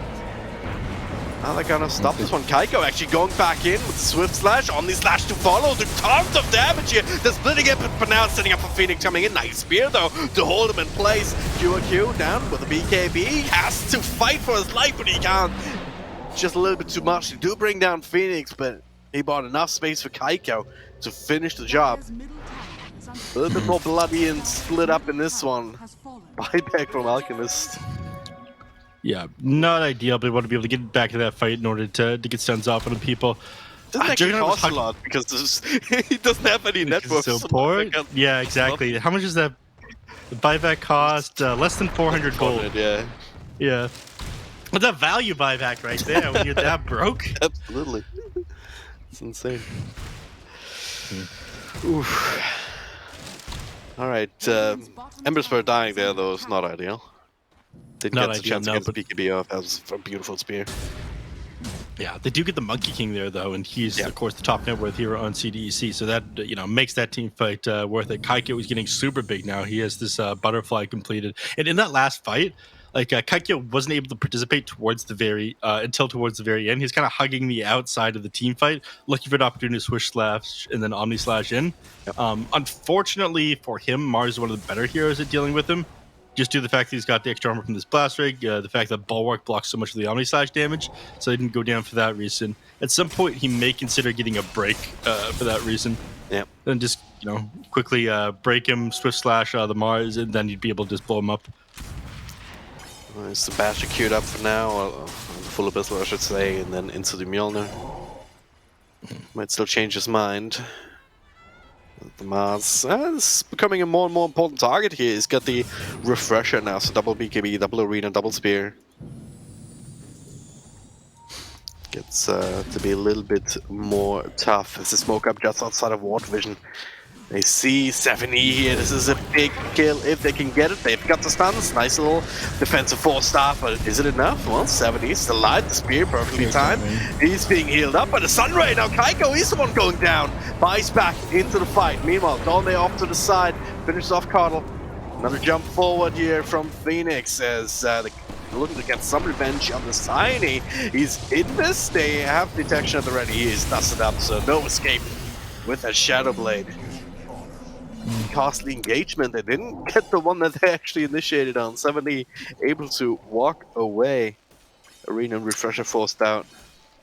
Surprising. Again, this might just come back to them wanting to get that Shadow Blade completed to be able to bring down the Mars faster. Got a little bit greedy there on the Juggernaut. He didn't end up swift slashing the Mars at first because I think they figured they'd have enough damage to be able to blow him up without it. But because of that, Mars doesn't hesitate at all with his refresh orb. Somebody throws out a second spear onto the Jug into the side of the arena with that 0.8 seconds. Ended up taking him down, just chains down to death. So they're either going to need to consider A save for the Juggernaut, or B... Didn't have a bash on Ember, unfortunately. Were you just asking for an item, a mechanic that they don't have? You're like, oh yeah, get it with the bash. That'll show them. The best players will bash even without having the item, Yeah, of course. I'm pretty sure we have to investigate when something like that happens. I think we do, yeah. It's just good enough. We don't need to investigate. But how does he possibly do it? He is believing in the power of friendship, okay? Do you really want to punish that? Very anime of you to say. Yeah. Alchemist not actually going for another axe. He's looking for the Vlads beforehand. Yeah. Interesting. No. As the Berserk Potion completed on the Alchemist now. It's only a basic Dispel, not a strong one, so will not get him out of the Alchemist stun, but it'll give him a little bit more HP. Swift slashes him, but again, you are tanky on Mars.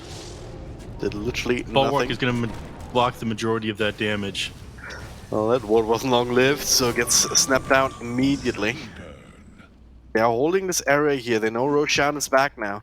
They're hoping for a quick pickoff, because fighting inside Roche is can be a bit rough against CDEC. We've got the Tiny kind of initiating in, but most importantly the Mars Arena, two of them in a moment. And then the Supernova, the Monkey King ult, well,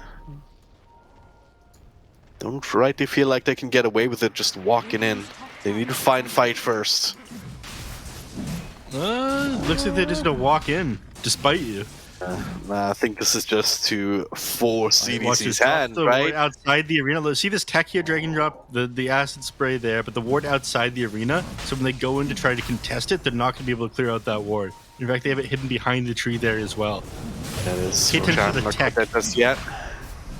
7E is wrapping around the back. Alright. Hey, he's blinking in now. Speed him outside of the pit. Roshan not super low just yet. This is very awkward. The second arena, Roshan goes down. It's the Aegis in the hands of the Tiny here. Where's Hara? He's freaking dead.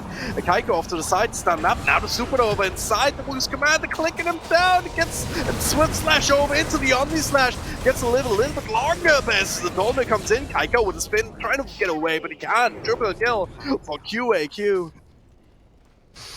Alright, let me explain to you why 7E is such a smooth criminal there. You see what he did? He blinked into the arena. The walls in Roshan's pit are not walls. I'm told they're just cardboard boxes that look like walls. Yeah. But he gets him into the tree outside the arena. He managed to grab the perfect angle there. Then they grab the Aegis and the Aghanim shard. Mars managed to snatch the egg shard up there. And they bring down every hero. They don't have buyback there either on the Juggernaut right now. He bought back in the previous fight. There's no way Ember Spirit's going to be able to defend this by himself.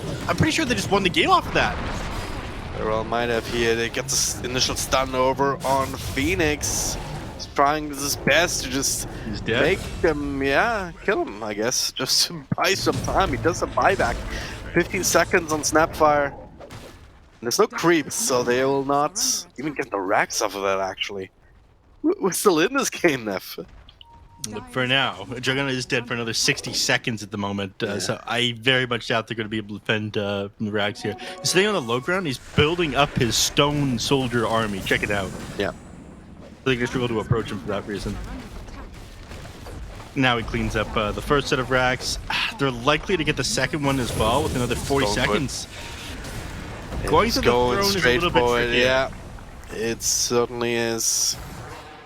Yeah, they think better of it now. They realize they can't do that. Instead, they're going to go for the top racks. Tiny will help make quick for this. He's got a Shadow Blade. Switches to agility treads. Efficiency right there. The attack speed, drag and drop. The attack speed. That actually makes a big difference on Tiny, I suppose.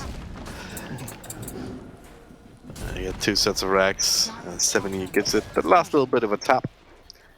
Can't get bottom because there's still tier 1 even in that lane. So Yeah.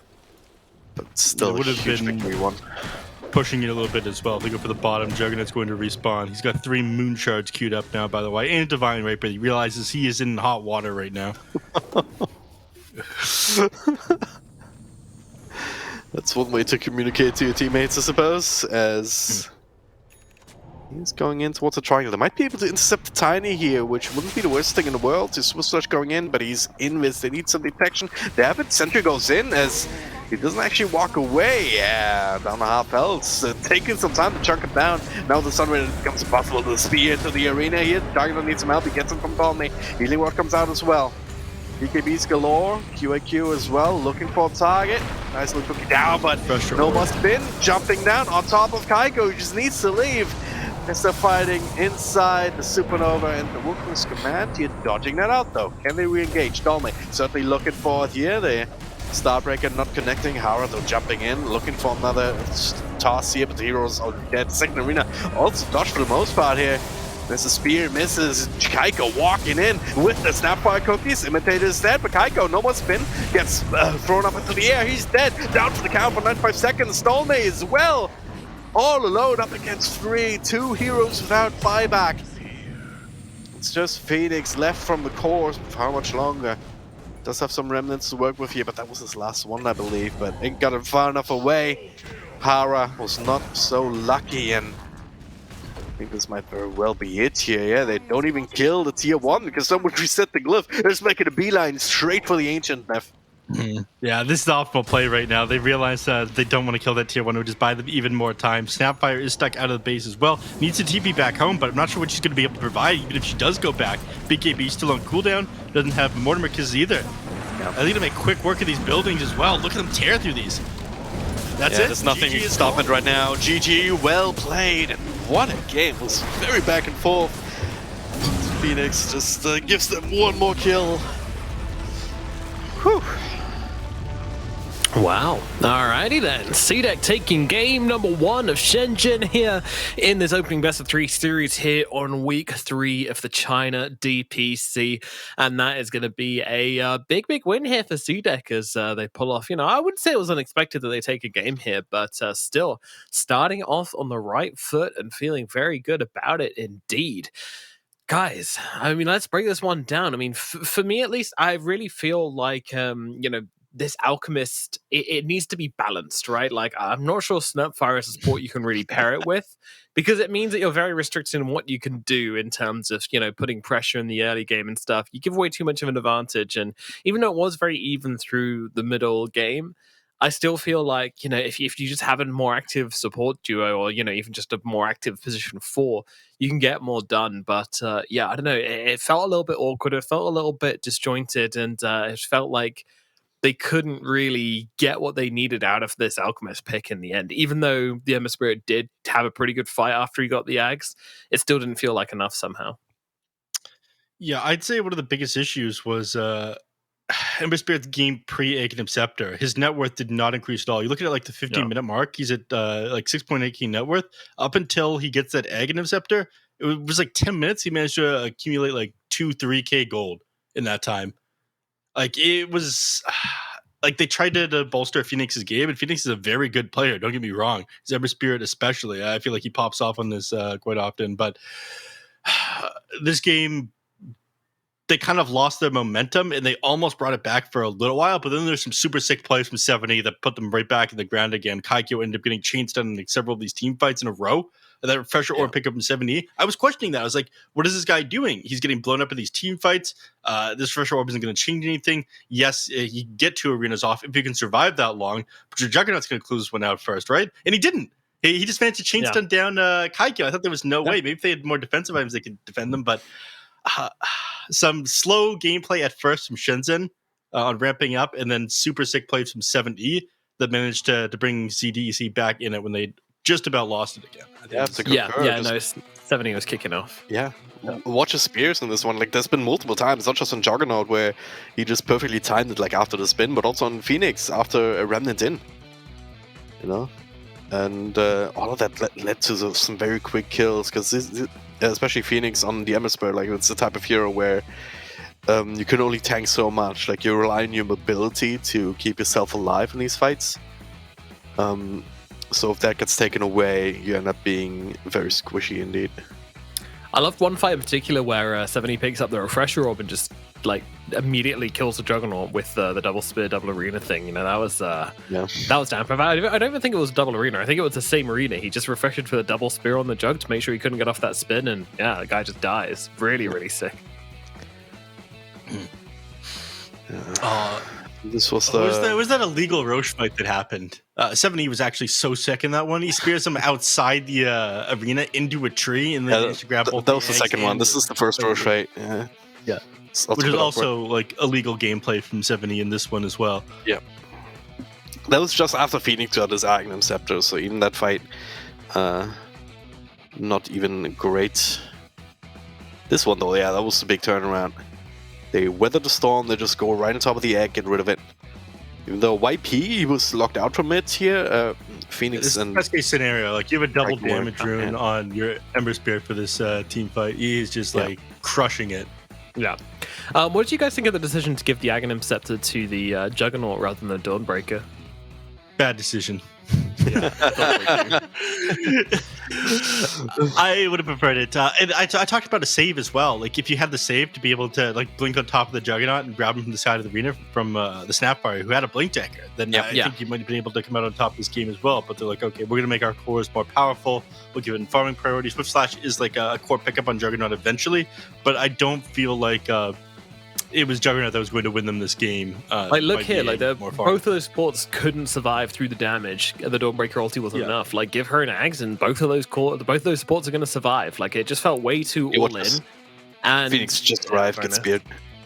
And like, also inside the, you can just fight in the Wukong's command if you have the Aghanims or the Dawnbreaker. Like, you don't care about the monkeys if you got 60% evasion and like a bazillion heal a second. It's too much for the Monkey King to fight into. Yeah. This was the play. I mean, Juggernaut got super owned here. Yeah. Super owned. No one ever wants to be super owned, but yeah, regular owned is bad enough. Super owned is, you don't want that. Yeah, I assure you. Donald's coming in to try and help. He just gets killed off very quickly. And poor Jug as well. I mean, I would have liked to see an MKB on him, honestly. I feel like he needed the extra damage from it. I don't think this Butterfly was the right option. Like, yeah, okay, it allows you to survive. But again, if you give the Ags to the Dawnbreaker, you don't need the Butterfly for the evasion because you're going to get it from Super Thigh Star Lady, you know? It's doesn't make sense to me at all. Like, he builds the Butterfly and then gets an Ags, which all of that gold could have been put into getting yourself some damage. You know, his Omni Slashes were awesome in the fights as well. You know, Tiny actually doesn't like playing into Juggernaut for that reason, because he kind of has to be on the front lines, and if he gets Omni Slash, he kind of just has to sit there and tank it. Yes, he's got a lot of armor, but if you have the damage, you have an MKB, this Tiny's just dead. And the amount of times this guy just tanks like almost a full or like a half an Omni Slash between another person, they both survive, was way too high. That should never happen. You should always make sure that as a Juggernaut, you've got high enough damage to be able to kill people in your Omni. Otherwise, why are you picking Juggernaut for? Just pick, like, I don't know, CK, Medusa, something like that. Yeah, so you didn't like the Really Butterfly pickup? You don't think it gave him enough like HP or damage? No. I think you really need, like, this whole build from the Juggernaut just is very, it's very soft kitten. It's not hard tiger, it's soft kitten. And it's, Sanjin Yasha, okay, I get it, maybe it's required, but you can't follow up with Sanjin Yasha with the Butterfly, in my opinion, because I don't think you can do enough damage with that build. And in this kind of game, you don't really have the damage covered. Dawnbreaker does a bit, but she's not DPS. Same with the Snapfire on the Posvor as well. Like, Ember does a lot of damage, but again, you need that real damage coming out from your Pos 1 to finish people off, especially when you're playing against Tiny, especially when you're playing against Mars, Phoenix, killing these heroes off the start of the fight is a big deal. So yeah, and also again, if you give the axe to the Dawnbreaker, maybe even as the first axe of the game, you just enable your Juggernaut to pick different items to build more aggressively because he knows he's got that save coming in for him. And I just think SHENZHEN had a good draft here, and I think they let themselves go. I think they could have played this one better, honestly. Like just with itemization and builds and stuff. But you know what, Nomad? That's a good opinion. Thank you. I'm not usually this hardline on my approaches. I know I'm a scrub, but sometimes you just feel something in the draft, and then you watch it in the game, and then it goes how you expect. And you're just like, hey, you know what? This broken is, clocks. This is an issue. Yeah, broken clocks indeed. Drag and drop. Blow. Broken clocks indeed. At least I'm not the only one who's good with words. Yeah. I liked your special quote there. Dead as a dead guy, drag and drop. That was a personal favorite of mine. Thank you for that. Beautiful. It's going on the wall for sure. We're Going talking on the hard on fridge. that one. Thank you. Yeah, I have it on my it's gonna have on my wall. Live, laugh, dead as a dead guy. Yeah, It'll be on my tombstone just like that. Nice cursive writing indeed. I think I'm going to get like a guy on a mountain, with that like imposed onto the front of it as well. Maybe on my journal. Yeah, Wanderlust, dead as a dead guy. That was a beautiful moment. Thank you very much, Jack and Joe. Great casting as always. As we move into game number 2 of CDEC versus SHENZHEN. We all said coming into it that CDEC could take the victory, but based on this game, do you feel like we're heading for a 2-0 now? It's too early to tell. I think these teams are fairly evenly matched. I did prefer SHENZHEN going in once I saw the draft. I think that I said that I preferred CDEC in the previous game. Mm-hmm. That's what I said, right?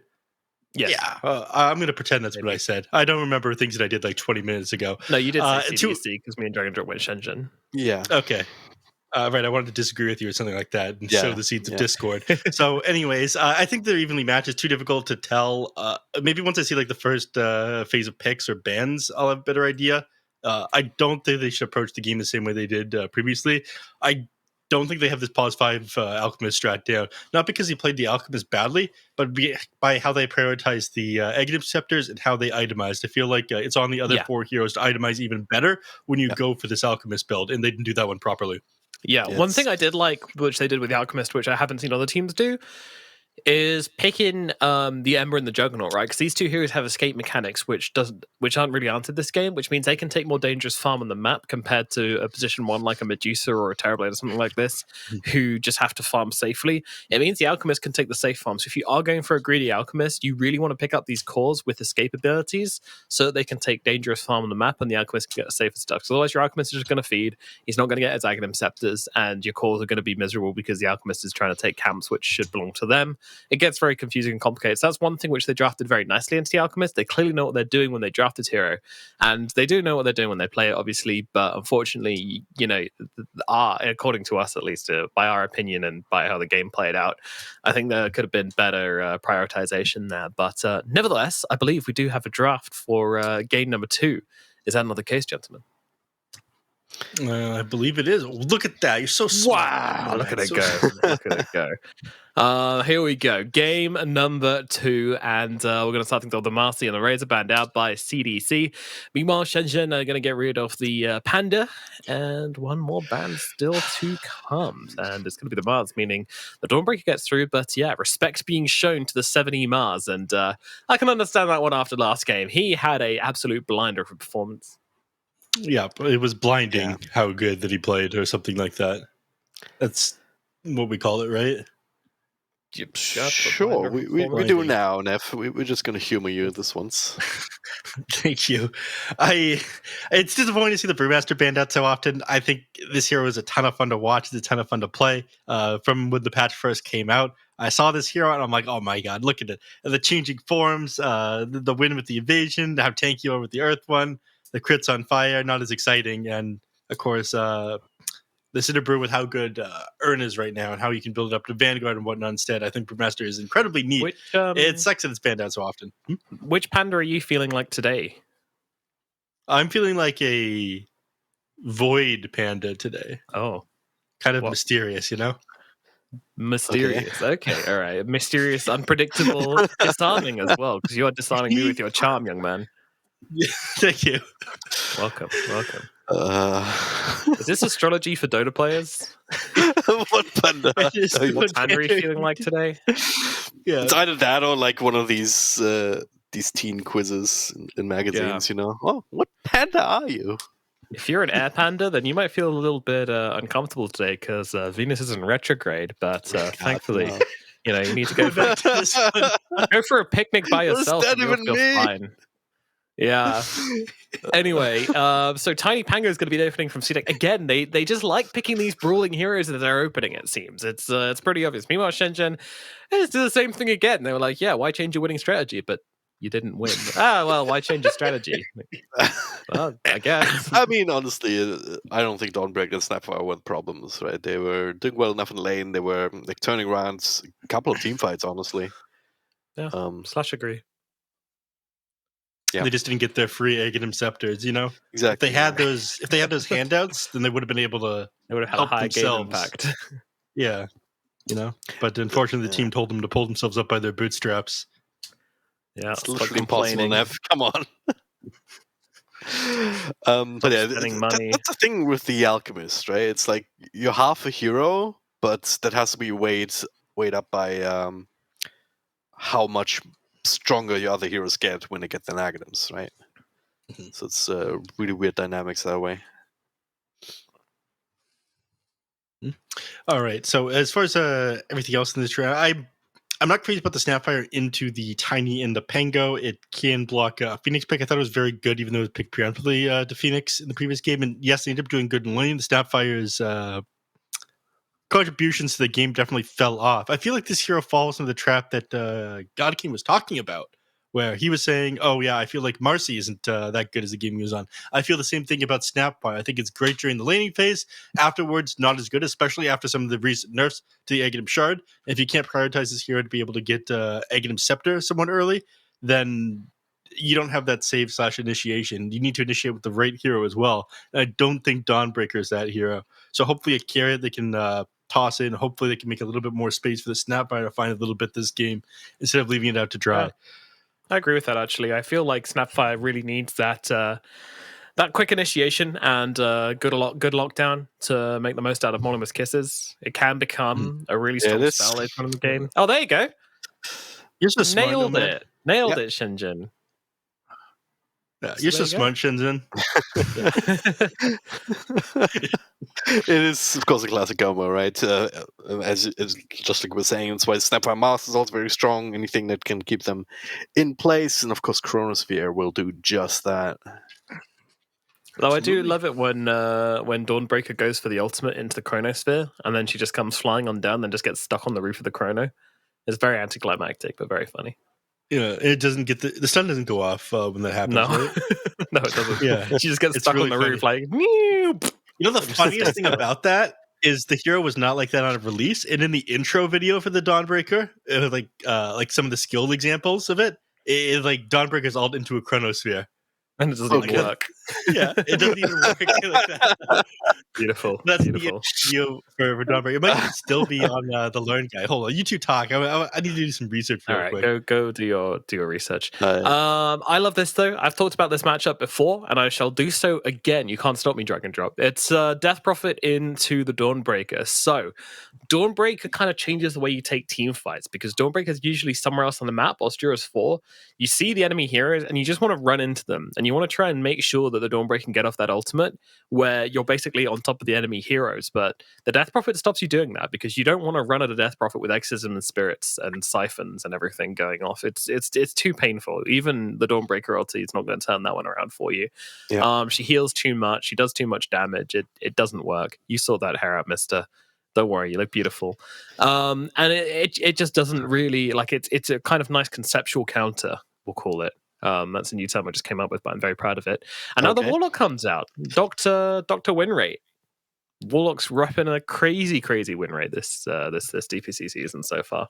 Yeah, first time I actually get to cast it, I believe. You lucky boy. Yeah, it's another one of these heroes with like a big ultimate that can just turn around team fights in the right circumstance, right? But it's also a lot about the chains, isn't it? Though, like the fatal bonds, whatever it's called. The fatal bonds. Yeah, I mean, I think most people are theorizing that it's so strong because you can't have salves. You can't salve your support in the lane, your carry in the lane anymore. Therefore, healing from supports just becomes even more important. And there's actually very few supports in the game that can heal you decently in the lane anymore. Yeah. Warlock's pretty much the only one. He's the best for sure. Like, yeah, there's Abba, there's Dazzle. I mean, Dazzle just needs to use a lot of mana. Right? I hate Warlock. Whoa! Neff, come on.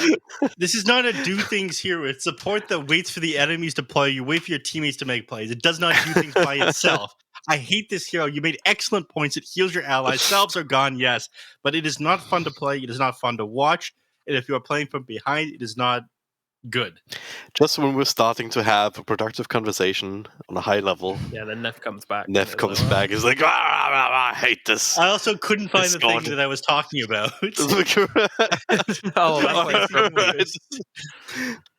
They'll cramp your style a little bit. I understand. You know, someone was complaining on Reddit that these panels are too chaotic. So, I'm blaming Neff for that one. That's on you. You upset a guy on Reddit, Neff. How do you feel? Did he name any names? No, but the implication was clear. Yeah, I think the implication is pretty clear. How dare us having fun? Yeah. All right. Apologies to the one man I've upset on Reddit, even though I don't use that website. I hate to offend you. Something tells me you're not quite honest with that statement. I'm not. So anyways, move on. You guys were talking about the potential of this Warlock and whatnot. The Hoodwink ended up getting picked up afterwards. I hate to cut that one off, but they have a lot of damage to pump into this Chronosphere. They really do. They really do. It is kind of insane. I think you need something else that can make plays happen around the map without the Chronosphere. The best thing would be a Spirit Hero, but they ended up banning out the Void Spirit. You're also not amazing at taking towers at this point, and they got rid of the Leshrac as well. I do like the last two bans here coming out from CDEC. Yeah, I agree. I like the Void Spirit. I don't like the Lesh. I think you've already got enough damage in this draft from the Snapfire and from the Hoodwink. What you need on SHENZHEN now is like a kind of a fighty hero which can kind of survive enough on the front lines and cause enough chaos whilst also threatening the backlines on the side of CDEC. Like, none of these heroes can really do that. So the Void Spirit makes sense. The Lash I'm not too keen on. But now it makes sense why they ban out the Lash, because they pick up the TA. Yeah. So I think it's a risk, but yeah. And Dragon Knight's still important. Mind that, like, gives you extra frontliner, extra bit of initiation, decent amount of damage, pushing power that they're kind of lacking so far. I like either Dragon Knight or Ember Spirit. Yeah.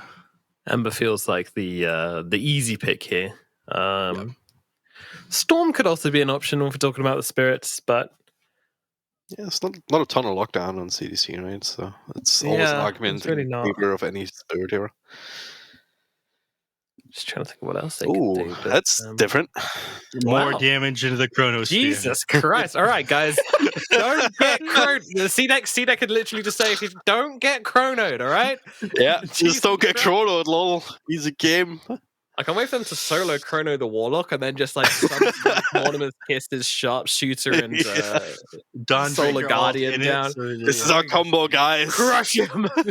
This is our combo. When the Chrono comes out, we press our spells. If it's a bad Chrono, it's the Void's fault. Yeah, they point out Warlock. That guy's reading a book. Oh, nerd. And the whole team are just too afraid to approach after watching that Warlock just get absolutely decimated. It's like, all right, you know, never mind. We'll stay in our base. It's fine. Make an example of him. Wow. All right, this is a draft and a half. So I've literally never seen a draft this focused around Chronosphere before. Neff, is it too focused around Chronosphere? Absolutely. I'm with CDEC 100%. You don't even finish your sentence, man. Go on, Dragon Nomad. Dragon Nomad. Wow, we've merged into one person, yeah. Dragon Drop. Okay. Is that because we're predicting the same way? What are you thinking? I don't know. I don't hate it. I mean, Face's Void's always It is a bit of a meme, but there is certainly an opening for CDC to just take control of the map and just play around these chronospheres. Yeah, maybe they get pummeled a little bit here in these early team fights, but if they then keep going, if they can juggle their own ultimates, their own ultimate cooldowns a little bit more, they can certainly hit that gap when SHENZHEN is really not ready to fight. But overall, like if this game goes longer, like I always gotta favor the Faces Void draft. You know. Yeah, they definitely have the late game. That's for sure. They definitely have the late game. They have found success with the Faceless Void before. And is Keiko an active enough player to want to use Chrono off cooldown every single time like they need to this game? Yes. Is that going to be enough to win in the game? Maybe. Am I going to vote for them anyway? Yes. Are we going to go into game number 2? Yes, we are. That's right. It's game number 2 of SHENZHEN versus CDEC here at the China DPC. Let's hope we don't have any more internet issues or power outages this time around. I don't think we will. I think it's going to be a nice, smooth, buttery game with some lovely, smooth, buttery caster as well. We've got Dragon Drop and Neff taking it into game number 2. Enjoy. Well, Love butter. I know where I'm going to get a buttery caster voice from now, but just gonna make the best of it. Here we are, indeed, game number 2. Both teams smoked up as 5, just trying to get these wards out ASAP. Smoke will break. Then Keiko, high five. There we go. Perfect sportsmanship here. Absolutely amazing. All right, so we 2 of us voted for SHENZHEN, which means, of course, that CDC is going to win. How do you feel about being right again, Neff? I feel good. I mean, I feel very little being right or wrong on these panels. You know, it's a guessing game. You look at which team, which is better, but there are a million different things can happen in Dota. Things don't always. It's not just 5 heroes running their heads into each other. Yeah. If you get like 2 pro players, for example, to like compare drafts and say which is better, a lot of the time they'd be like, okay, but what if this happened? What if this happens? Yeah. It's the reality of the game. It's never so easy as absolutely. It's very contingent. I mean, there's a reason that we actually play out the game and not just call a winner after the draft and be done with it. Mm-hmm. Though that's expected from us casters, but it's certainly not always going to be correct. Yeah. Now, regardless of me saying that, oh wait, there's an invisible tree on Tiny, by the way. I feel like that needs to be talked about. All right, we'll look at this Death Prophet get not run down because he has 25 more movement speed than the Faces Void. They're simply going to walk away there. Tiny with the power of imagination, you know. If you pretend that there's a tree, then a certain reality exists where there is a tree there. Yeah. How do I create a prediction for this game? Hold on. / prediction, I believe. Start prediction game 2. Could just ask. Someone in chat asked this. This is important stuff. Yeah, of course, yeah. Gotta get those very valuable channel points. Right, there we go. How long did I give them? I may have given them like an hour or something like that. I give them half an hour. What? That's on Nomad to end that one. What I normally do is just give them 2 minutes or so after the draft, because like I gave them half an hour. I can't be put in charge of things drag and drop. Come on, Neff. After half an hour, the game might already be over, and then people just wait until the very end to predict. You saw the average game time of these teams. Like, what, 48 minutes? No way it's over at half an hour. Still, you're having so much more information to go off of when half the game's already over. You know, you don't do predictions like that. This is true. Teams Division 2 average game duration from SHENZHEN is 5 minutes 48 seconds. I guess the last one was also not the shortest game in the world, 41 minutes. But yeah, let's talk about these lanes. So we've got 70 on the Pangolier in mid, up against the Phoenix Invoker Quaz Wex. I would expect this one to play out. I do think this one is going to be fairly Invoker favored. The Pango is going to struggle to have any mana. You have to use all this mana like right away. The Quaz Wex Invoker is a little bit boring. You know, I feel like it's not important that he has these Sunstrikes in the early game. He has enough things to set up with damage in this Chronos here already, so Quaz Wex will provide you a little bit more utility. You'll have more uptime on your spells and whatnot, as well as being able to play a little bit more defensive drop in the late game. I prefer Quaz Wex Invoker for those purposes. Undyne dropping quite low here. Cookit follow up, and that's the first blood being drawn. Very nicely done indeed. Gives us a chance to talk about this bottom lane and the Warlock that you love so much. That you love to hate, perhaps. It's a hero that doesn't do a whole lot beyond healing in lane, right? Yeah, it's a great defensive support. So with things like Terrorblade on your side, I guess Templar Assassin is an okay example, but Templar is actually like a decent aggressive support just because of how good Meld is inside the lane. Yeah. Like the 12 seconds of minus armor, 80 bonus physical damage, 5 armor reduction just with 1 point in it. Like there's a lot of kill potential there, especially if you double Meld strike someone. So yeah. If you had support that could help you set up kills, unlike the Warlock, you'd be laughing, but instead of Warlock's getting beaten up. Yeah.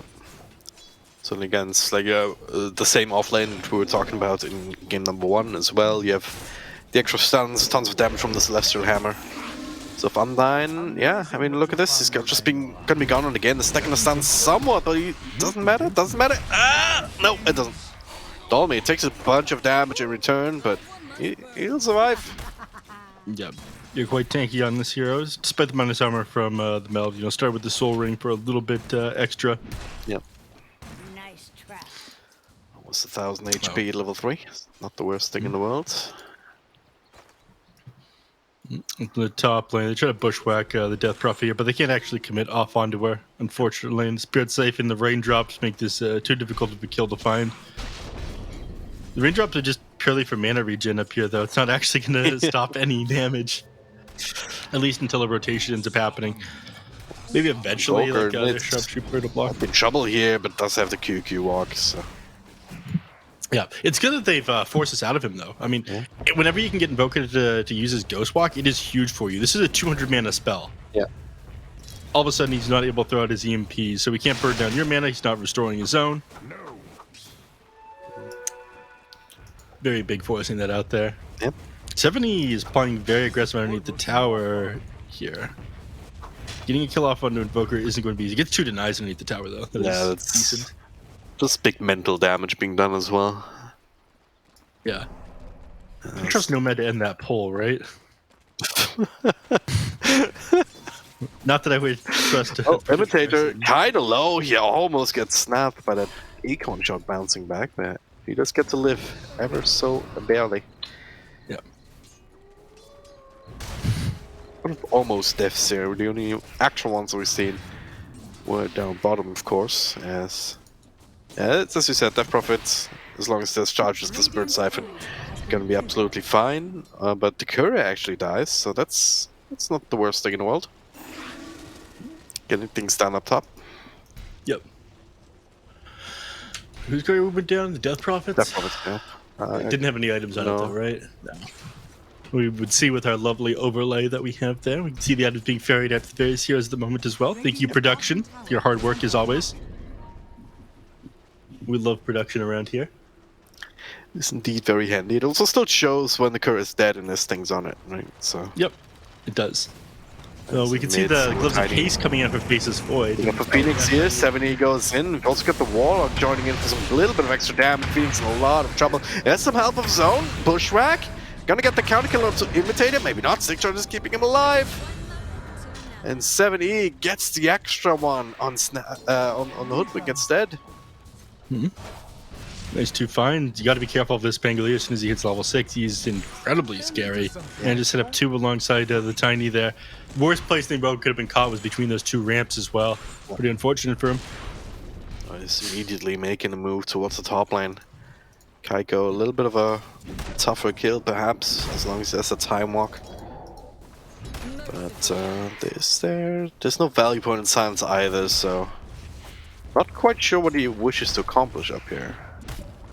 Maybe just securing the tower push, as they have a catapult, they have the DP ultimate going. Kaiko not level 6 just yet, so no threat of a Chronosphere, even if they had follow-up.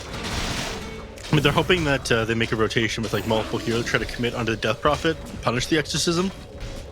So, if they do that, then Pango, despite not having Rolling Thunder right away, could turn around and find a kill if like Void tries to initiate with the Time Walk ability quickly. The big Warlock though.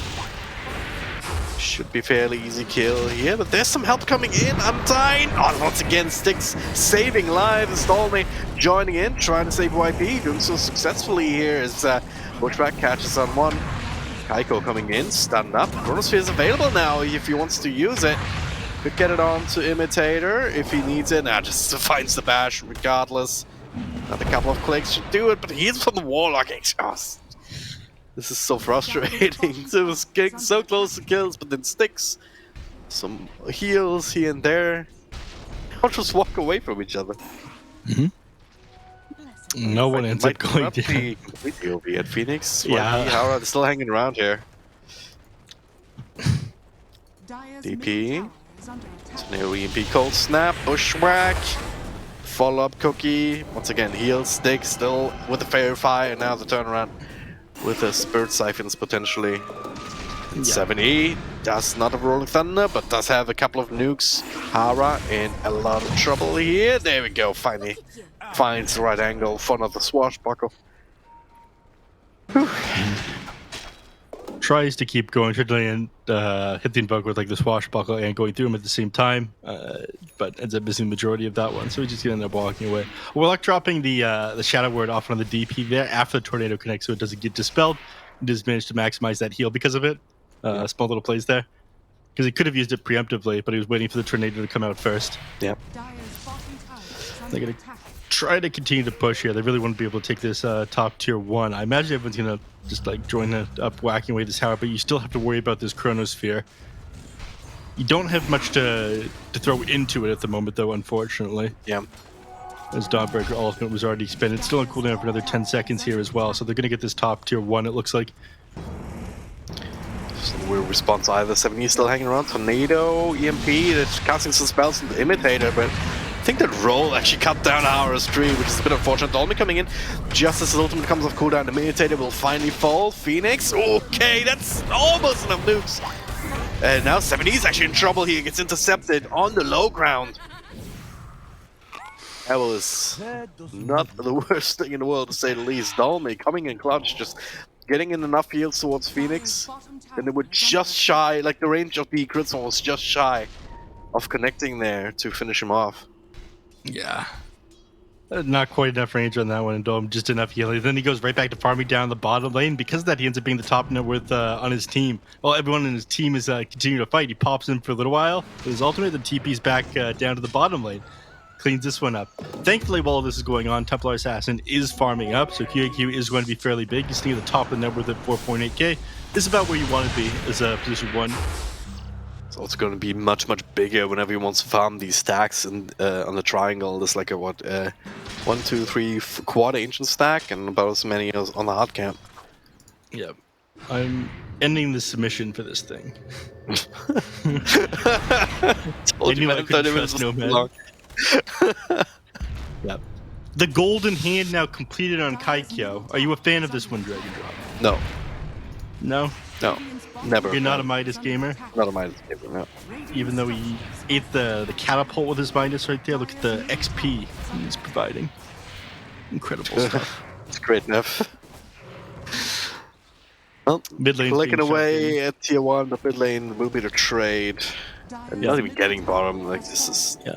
It's We're not like- paying attention to the important stuff, though, and our observer is. Look at the size of these stacks. I was literally just talking about the stack, as there's a Chronosphere in mid, coming in and catching the Pangolier Snapper all the top, so plenty of damage to bring down 7E. Now with the Cold Snapper on that problem, there's no way that she can leave either.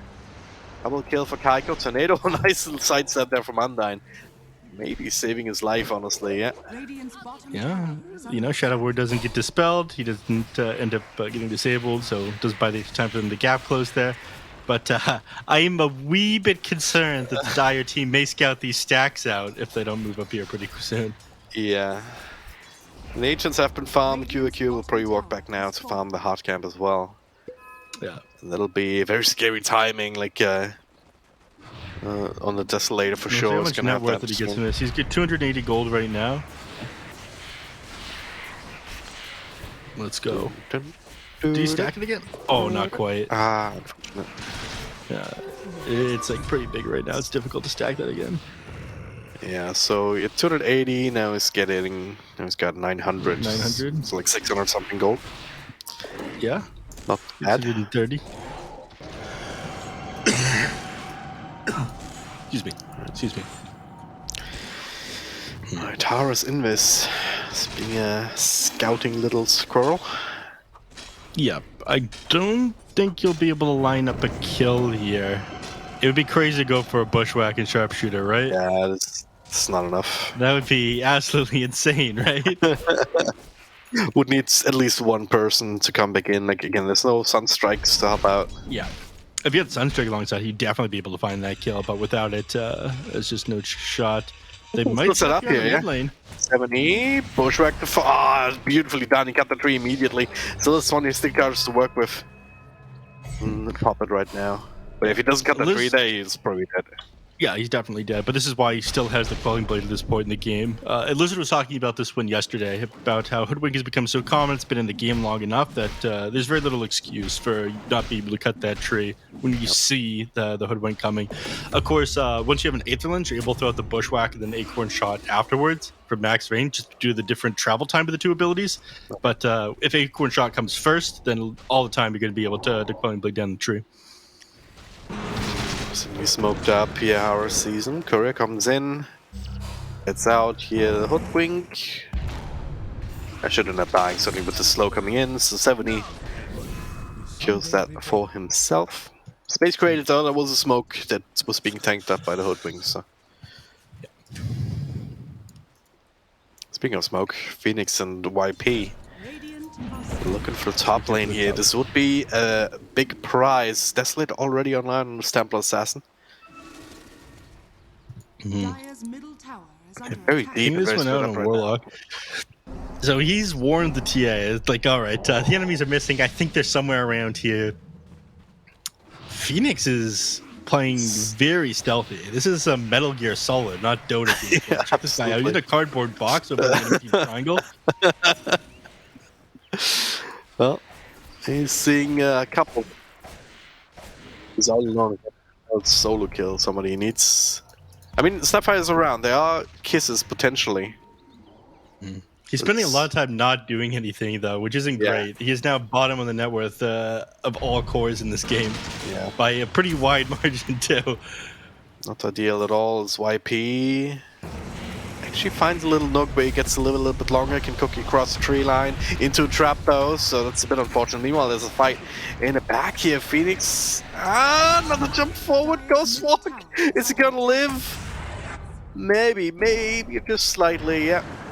Tornado buys some extra space. It's just Snapfire going down, and Hara finds a trade. Will probably pay with his own life for 70 being To a right neutral here. creep. Oh no, the neutral! Oh no. That was the do ghost, that. the spooky ghost with 21 physical damage, ends up finding that kill off one of the Warlock there. Is under It feels bad, man. Yeah. And so your 1-for-1 trade isn't truly a 1-for-1 trade. At least he's dead for longer, right?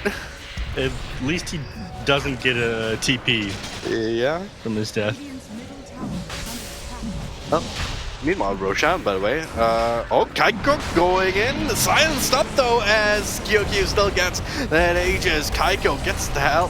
Gets the hell out by dying. Snapper goes do a lot of damage still here. Kyokyu will immediately lose the Aegis. 70 also down for the count, but how much is there left in the tank for Shenzhen? The answer is not a lot. Getting Trap's rid of gonna that slow Aegis them. immediately. It could be worse, but they were really looking for the Chronosphere. That would have been a big pounce, beautiful That was silence there such a from DP. clutch silence. Yeah. Yeah.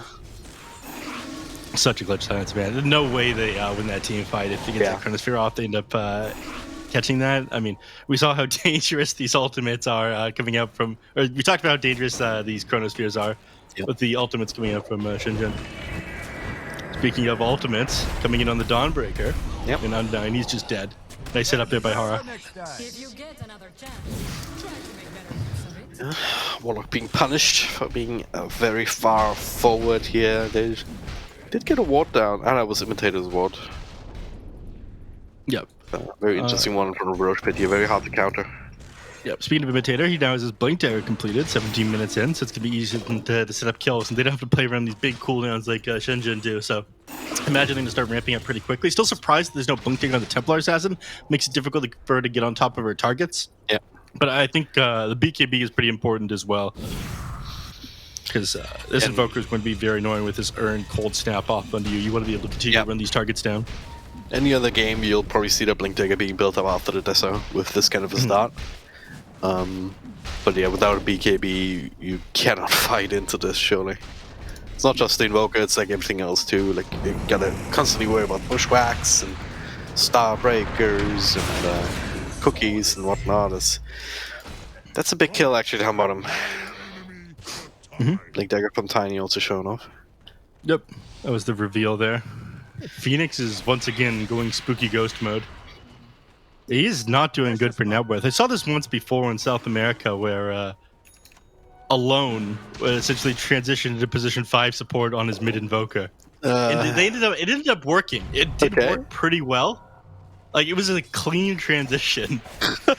Well, I'm gonna try to make a play here onto the Death Prophet. Tornado MP, nice push rack, Snapfire Kisses. Just to make sure that kill gets secured. Very important here, fueling up the Human charges too from Phoenix. Running an empty here before that, as up top though. Potentially Undyne baiting out here. Dolme has a Starbreaker to work with. Tornado catches a couple, and they finish up Undyne, gets the ultimate out, but that'll just be farmed up, presumably. Yeah. It's a bit of a waste. Major waste.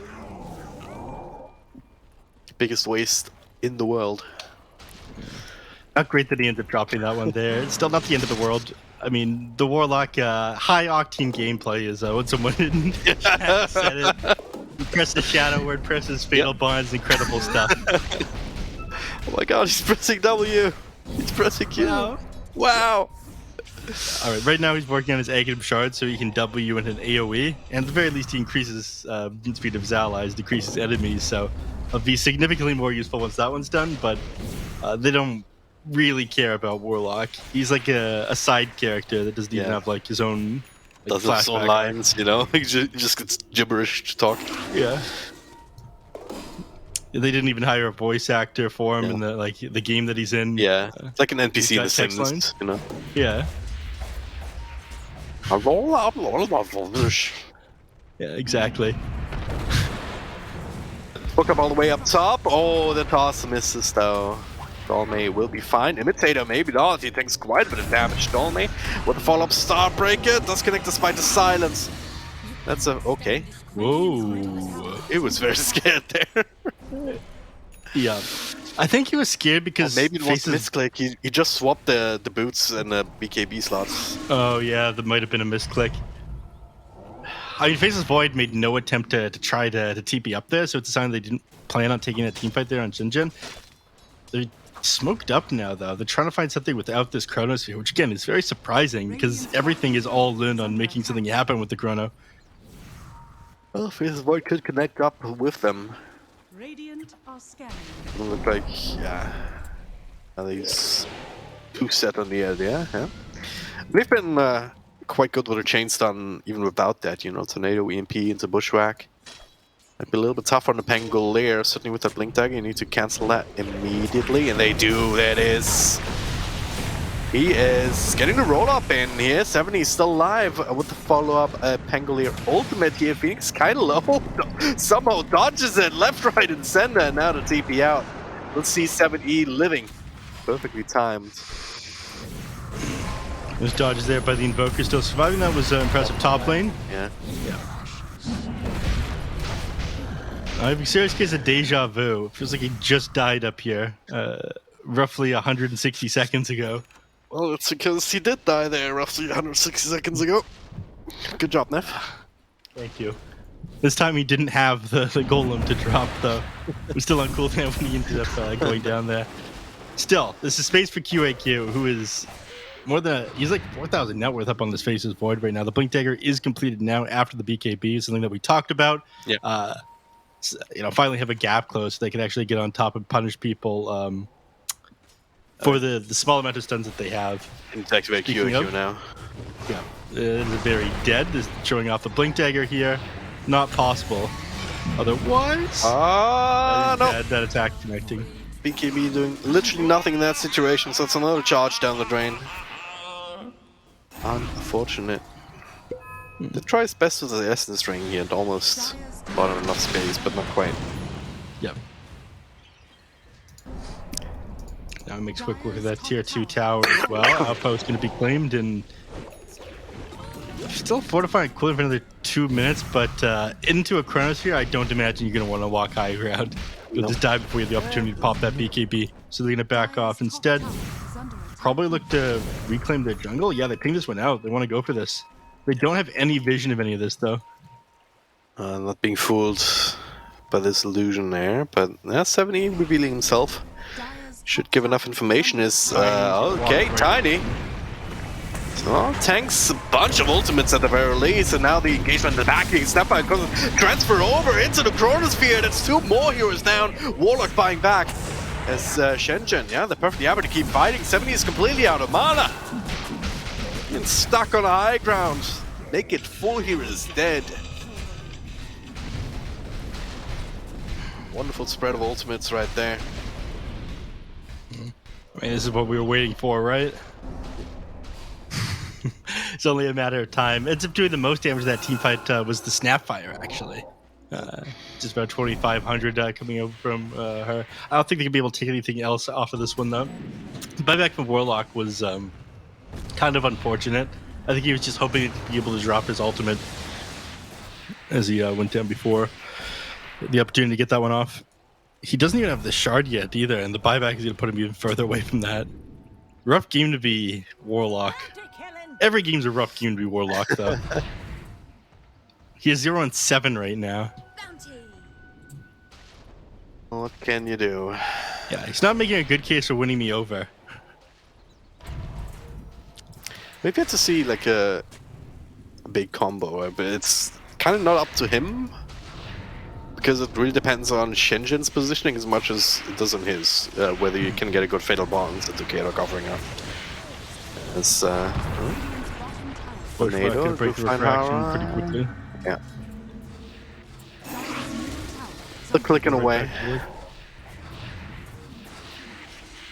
Does SHENZHEN even want to fight this? I guess not, without any of their ultimates. 50 seconds still on the void.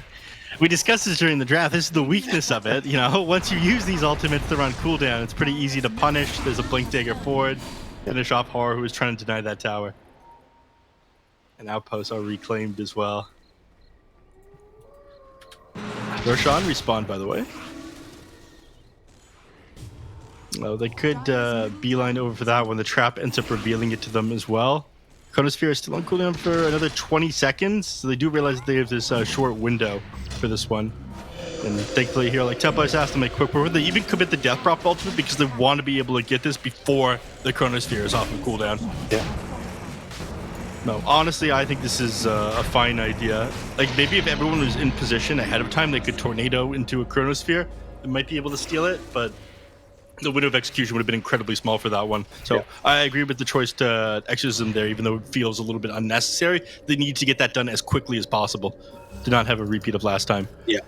They knew that the Chronosphere was coming off cooldown, so it was a very narrow timing window. It still doesn't make it super easy to go high ground even with that Aegis, considering how powerful the combo is. Like, Invoker also getting closer and closer towards the Aghanim Scepter, and they're starting to max out Exort now, so you're gonna see the big old Cataclysm on top of it. And then it doesn't matter if you have an Aegis, if a couple of your teammates also go inside the Chronosphere, they're also gonna die, and then you won't be able to fight. You already talked about the solution, just don't get chronoed. Just don't get chronoed, right. Just kill them all. Just don't die. Yeah. Bottom tower has fallen. Like QQ is still feeling on top of the world right now. He's got the full Daedalus completed. Like his net worth is actually insane. Can we talk about that for a moment? 26 minutes, 21,000 net worth. I'm certain it'll trickle down to the rest of his teammates pretty quickly. Sure. Radiant's top tower is under attack. Trickle down. It's a yikes for me. He is massive. I mean, Faceless Void doesn't have any farming. He's got the Midas, but it doesn't help you find farm nearly as much as like a Battle of Fury or Maelstrom would. Meanwhile, Templar Assassin, who like had an amazing beginning of this game, saw some huge stacks early on as well, and has these side blades to fall back on, means you have all the farm in the world. You're 3-0 and 3. You've spent this entire game farming. Yep. So much bigger than everyone else. Invoker again still on the bottom as far as every other hero goes, but with this Egg Scepter, all he really needs is the Cataclysm. He's got the Exhort nearly maxed out here, so I would have been more comfortable with the Midas and the Invoker actually for that reason. Like he's been just playing very passively, and it's also missing on levels as a result, which are very important on Invoker. So it's one of the few heroes where Midas is actually indicated. one of the few heroes you would agree with going Midas. On certain heroes, yeah. Invoker being one of the very few. The other one maybe Ogre Magi if you're feeling fancy. 70, he's completed his Basher recently. He's going for the Aghanim Scepter. I do like this build on Pango quite a bit. He didn't go for the Fusel this game, which has been a lot more popular. Finding Kaiko here, just set up the Invis Rune. He cannot even pick it up. Needs some help from Dolme. The dropping the rock here, silenced up, another stun, and the bash to follow. So much shade stun on this Void. Now Dolme, of course, jumping in there means he's also in trouble. It's all falling apart now. That is incredibly unfortunate. If he could have gotten off that Chronosphere, he could have gotten off the Time Walk, he would have been just fine. The Invis just barely out of reach that whole time. Yes, they ended up having 2 sentries down around it. He would have been able to escape invisible, but they had the Chronosphere, potentially a Cataclysm to follow that one up. They would have been able to do damage to these heroes had the Faces Void survived. So high risk play there by CDEC, but maybe they were confident the Cataclysm wouldn't have been enough alongside the Faces Void. It would have been fairly close, but at this point, game very difficult. Looking forward here, jumping straight in. YP is dead immediately. No buyback for him. Without the Snapfire Kisses, you're just lacking a huge amount of damage inside the Chrono too, even if you want to buy back. And also really feels bad when you want to buy back for like 10-15 seconds left on the clock, so just gonna let this one go. Backdoor region kicks in momentarily, but a new creep in mid will disable that. Stick at the Milorax, decide to work away on a tier 3 bottom. Chronosphere is available again though. Cats together with Cataclysm, something worth worrying about here. Stance comes in from the trap actually. Yeah, the only issue is you're fighting into this Aegis right now. It is. Like this empty house already dead. Chronosphere on 3. Not the worst thing in the world. The Cataclysm to follow. But Pangoli is right there, stunning up Kaiko. Not enough damage being done. QAQ. That's only the Aegis, but the rest of his team still very healthy indeed and ready to back him up on the return. Round number 2. Kaiko jumping in, back out, forcing out BKBs, but Dolme caught in the middle. Snapfire Kisses raining in, trying to change this team fight, but Phoenix now caught in the front line is QAQ jumping back in. YP, not one for the world either. Undying, he might be dying with one more click, but that was, looking to be a little bit better. It's only the Temple Assassin now, everyone else. With all these buybacks coming in, they're finally able to kick them out. 3 buybacks expended there. They couldn't manage. Yeah, they couldn't manage to finish off Dome fast enough. So he managed to get the Heaven's Halberd off twice in that team fight there. So 10 seconds to disable over onto the Templar Assassin, which wasn't hitting anyone, where she contains all of your net worth, ended up being a massive issue. Yeah. So I'd say they did a pretty good job that last fight. So they need to be able to blow up his Dawnbreaker faster. But unfortunately, she's building just anti-QAQ this game. With his plate mail, BKB Heaven's Halberd build that she has going on there. So finally, the combination ends up kind of coming off. It would have gone a lot more their way had they not had the Aegis on the Templar Assassin, though. The fact that they were forced to use that Chronosphere onto the TA before the Aegis popped, she got back up and kind of destroyed these heroes in SHENZHEN and made things pretty difficult. He did have to expend 2 buybacks to make that happen, but he puts the Invoker in a much better place. He was horribly under-leveled pre-team fight. Now he's level 19. Yep. Radiant's bottom tower is under attack. Alright. It makes sense to play anti-QAQ considering that a lot of the net worth is on that hero, so that means if you can disable that hero, that net worth is not really going to do much, as they just easily kill a Undyne inside the trees. So finally work away, and it's tier 1 tower in the mid lane. Oh, jump forward, blink out of a imitator. Yeah, Pango trying to finish up this Aghanim Scepter in the meantime. Just about has it. The Aghanim Scepter plus Basher is crazy strong. Yep. You'll see a huge power boost once that one's done. Swift Blink finished up by QAQ now, by the way. Yeah, it's just getting bigger and bigger, yeah. You can upgrade the Hurricane Pike, as that's what he is queued up right now. Yep.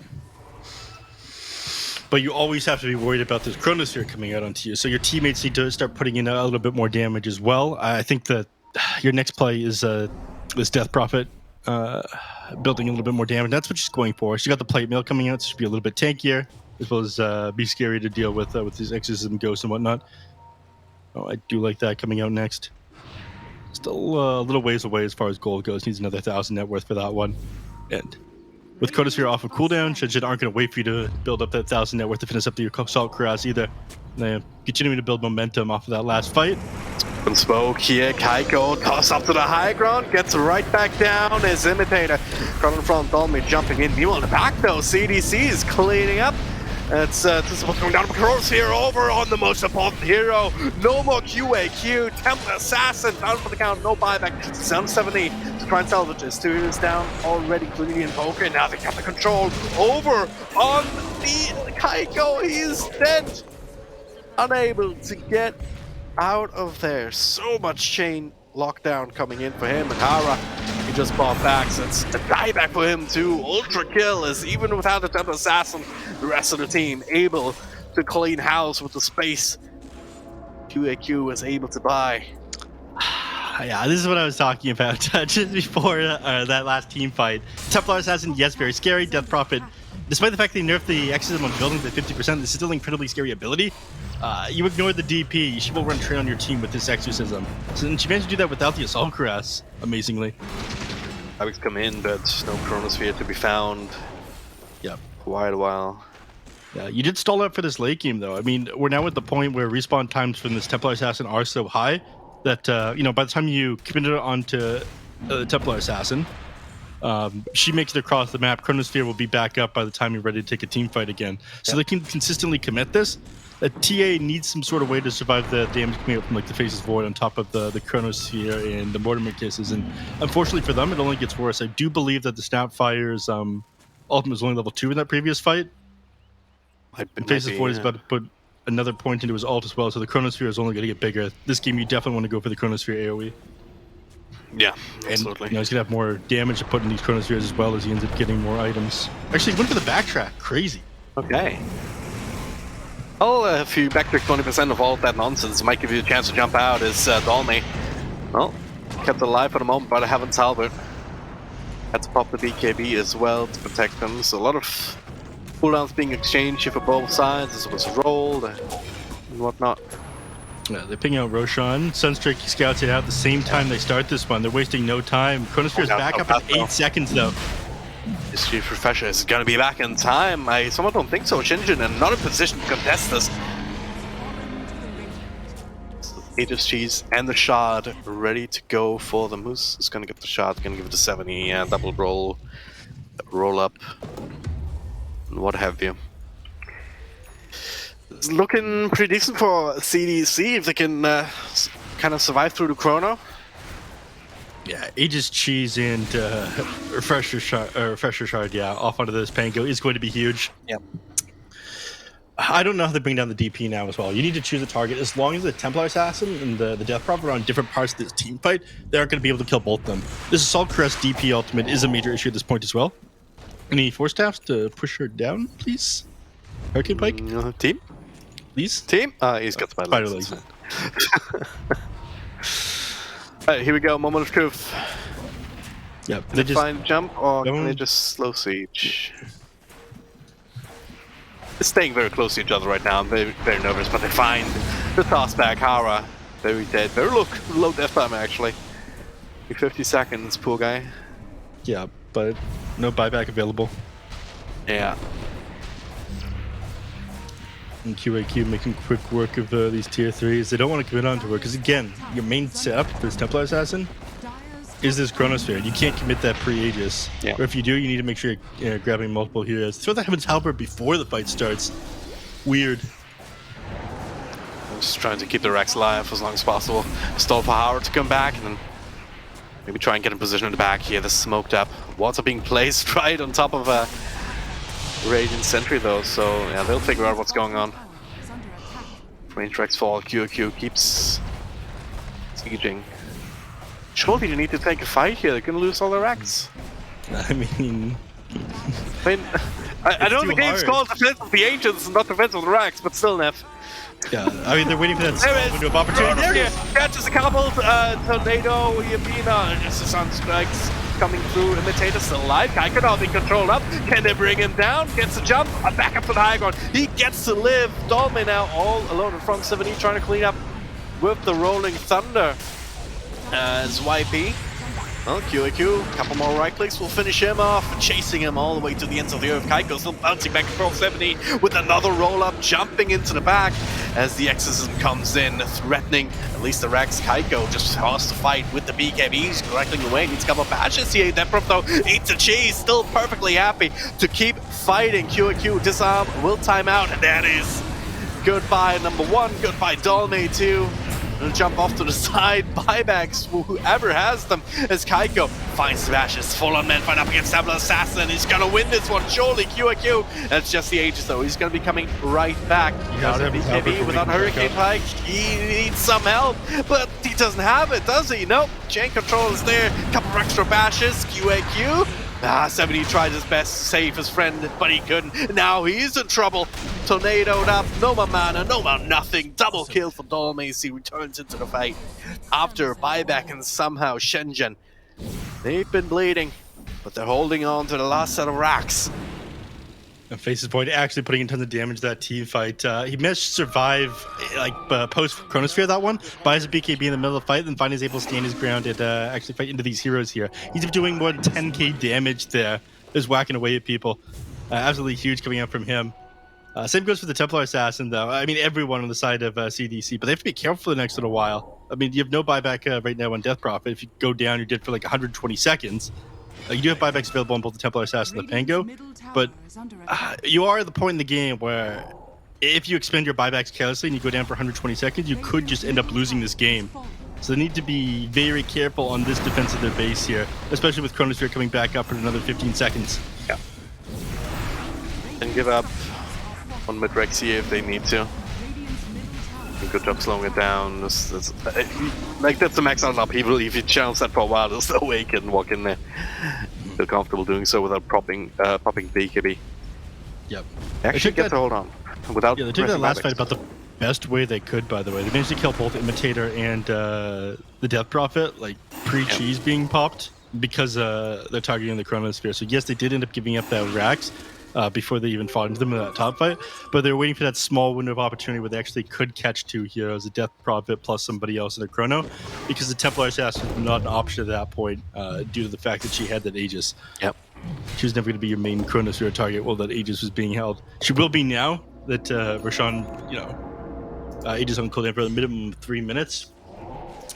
They're going to have to do some serious needle threading in this next team fight on SHENZHEN as well. It is not easy for them. Yeah. It is crazy how hard it feels like CDEC are winning, despite them only being up 5k net worth and the kills being even at 28 to 28. Yeah, I mean, it is what you said. We're in this late game territory where it's a little bit less about what kind of net worth people have, because pretty much everyone has all their base items. You've even got the Wraith Pact on Snapfire to help out, but it's really more about who gets the jump on who gets the right ultimates, especially in a game like this, with so much about the Chronosphere, but locking people down, setting up for the Cataclysm. So that's where the defender's advantage really comes in. Like you have the high ground literally, and the enemy team is gonna have to come to you in some fashion. Still good on CDC to only have 2 people caught inside the Chronosphere, even, and one of them imitated. He was right on the edge, so could have gone much worse. I'm surprised they aren't trying to make a play right now. Maybe they just don't feel confident with their own buybacks and pulling. Faces Voids is about to be back up in a couple of seconds here. He's just about got the butterfly completed as well. In fact, he could just sell his Hand of Midas right now to finish this one up. At that point, he'd be pretty tanky as far as right-click damage goes in the Templar Assassin. He's got the Blood Throne queued up right now, but between the 20% backtrack and then the 30% evasion on the butterfly, like, not a lot of those attacks are landing. It's like 35%. Is a nullifier, would that be helpful here, or? Nope. Does that I get nullify the the point. backtrack or? No, it doesn't break passives. Oh, unfortunate. All right, yeah, would need the break for it, right? Yep, Silver Edge. But you get True Strike from the Bloodthorn. Yep. Yep.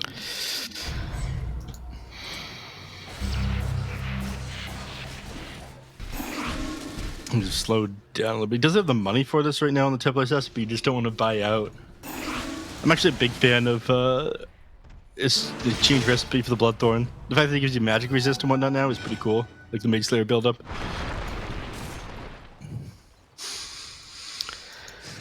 But yeah, it looks like neither team wanting to fight into each other. This next Roshan is going to be the major objective because SHENZHEN realistically can't afford to give up this Roshan.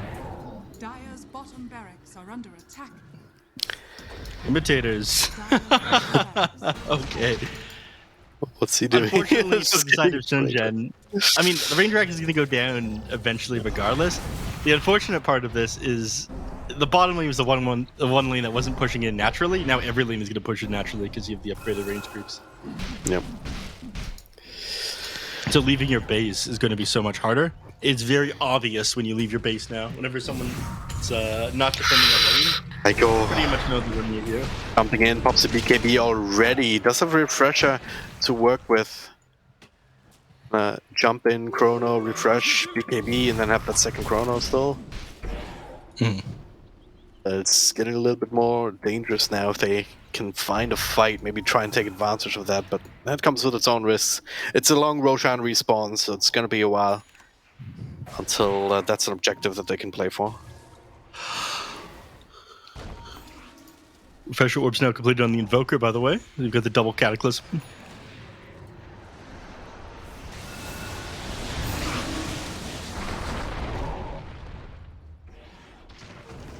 It sucks that it's a longer Roche respawn. I want to see action. Yeah, I could drop. You know, the person I feel worst for in this game is probably just this Warlock. I know I was talking down this hero earlier, but really, when you have to play a 45-minute game on this hero, that's it. That's the true suffering right there.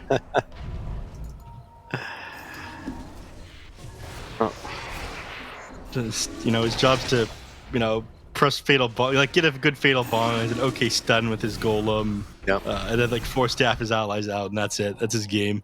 It's one of the few heroes that's like a relic. You know? Just Yeah, it's like the old Vengeful Spear, where in the late game, your goal would be like to swap your ally out of like a dangerous situation or bad at the enemy's initiation. Yeah. And then you would just die immediately afterwards, and that's your late game. That's Dota, baby. It's like one of the last relics of that, where you can't really make plays on your own. You wait for your teammates. Yep. It's not even that many items that you can buy that really change the hero, right? That really. Oh, by the way, Sheepstick down on Templar Assassin and Wind Waker's Yeah. not coming out to They the. found him. Cataclysm comes through just for scouting as well as to maybe help them bottom here. As they get the kill up top, QQ was clicking away on the melee barracks, but they're still healthy enough. Yeah. Buybacks Had to also, get back there. Yeah, buybacks becoming available again for almost everybody here. Cooling down from Dolme, Kaiko needs a little bit of extra money and then everyone will have it. And Roshan is back up, Undyne will scout it out. And you got the double damage on the Templar Assassin, the bottom lane, so you're going to be able to clean up this Roche incredibly quickly. Aghanim's Blessing coming out from this one as well. You catch out the heroes preemptively. Coming in here, trying to threaten them here, just trying to create chaos. Here's Temple Assassin blinks past the Roche Pit with that DD rune. As just fading on spells! DP just hitting a little bit from the outside with the Exorcism. Just trying to bait out as many spells as they possibly can. But there's still a Chronosphere, there's two Chronospheres in fact, and it's going to be in the Cataclysm if you want. Or what? There's not going to be the Hara buying back into the fight. Only is isolate the DP. Chronosphere being used here after the Aeon just to secure that fight, but the Ghosts are coming back, healing up, buying so much time. But ultimately, a death is a death, forcing out the buyback. Tiny respawning naturally in a moment. Kaiko pops the Refresher Orb in the middle of that Chronosphere there, then jumps to the low ground, hoping the enemies are down there, and he's able to set up like a big one. but they thought better of that one, thankfully, on CDC. That was almost like a massive brain play. Unfortunately, he did pop the cooldown as a refresh orb. So Yeah. if he wastes his second chrono here, then he could find himself in a lot of trouble. Yeah.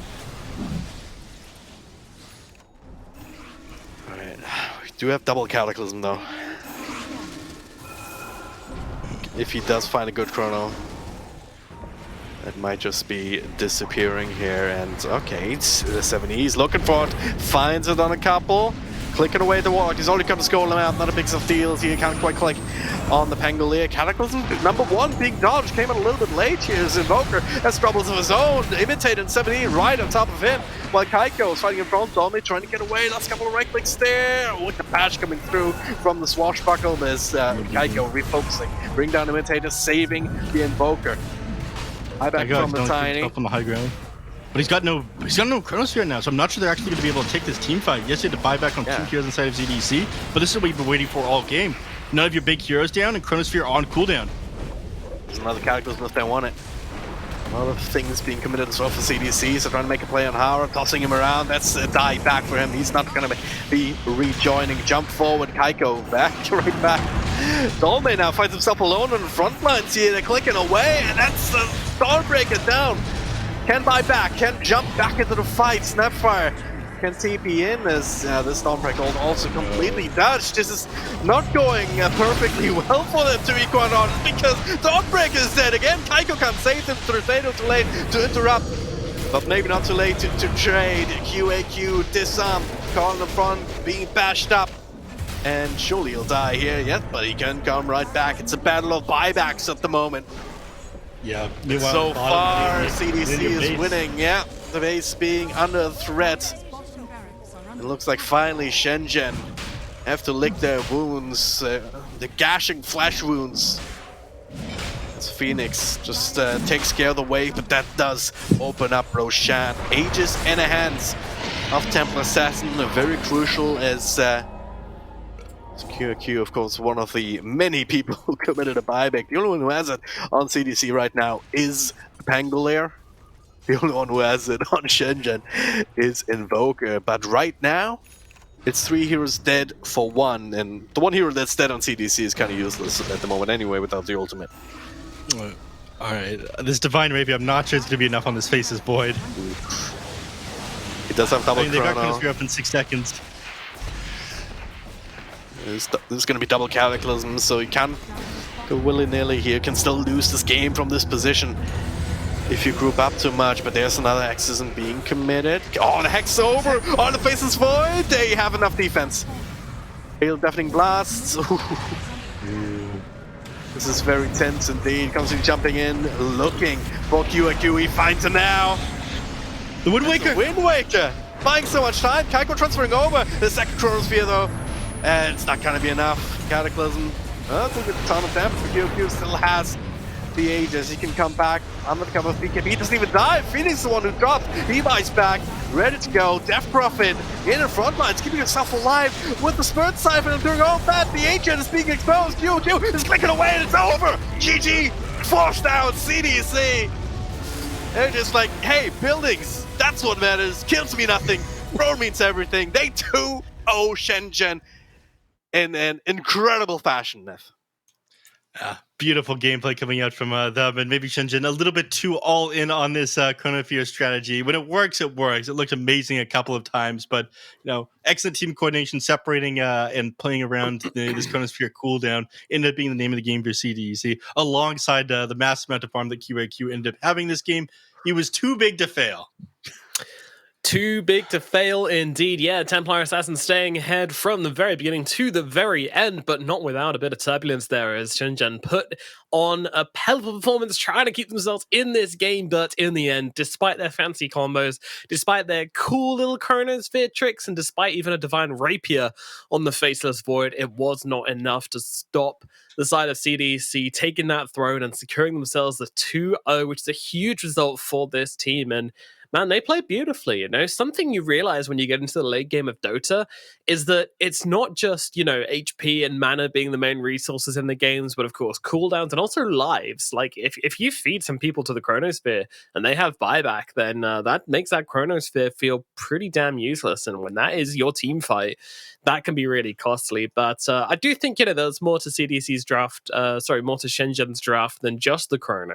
They did have the ability to fight without it, but it was scrappy and it was really, really, really tooth and nail fighting from them. They did an admirable job trying to keep themselves in it, but in the end, CDC, they had the better game plan, they had more resources, and they had that TA who was just so damn fat. She was huge, but great game in the end. Very entertaining for sure. Guys, well, what did you like that CDC did the most that game? Drag and drop, I'll allow you to start. That's a good question. I mean, just the basic things, enabling the Templar Assassin with some huge stacks, just playing around her, but also like 7E just on the Pangolier, just creating a lot of space, just making so much happen, just drawing so much attention over on him as well throughout the entire game. And then eventually it all broke down. It all just became utter chaos in these late game fights. So it's kind of hard to identify just a single... How about I will break this one down then. I liked everything other than the Warlock. The late game itemization by Tiny with the wind wave. The itemization was so good. That's what I was going to say. Yeah, the bashers and whatnot coming out from the Pangolier. The fact that you end up going for this Egg Scepter and Skull Basher build, it means you can throw Basher off into the Faceless Void as he throws the Chronosphere out because the swashbuckle range ends up being so long. The DP being an excellent backup carry alongside the Aeondis on these heroes. They did an amazing job at playing around this Chronosphere strategy that Shenzhen threw at them here. Despite all the things they had to throw into the Chronosphere, they had answers themselves here in CDC, and it all came down to itemization, something that we wish we saw better from Shenzhen in game number 1.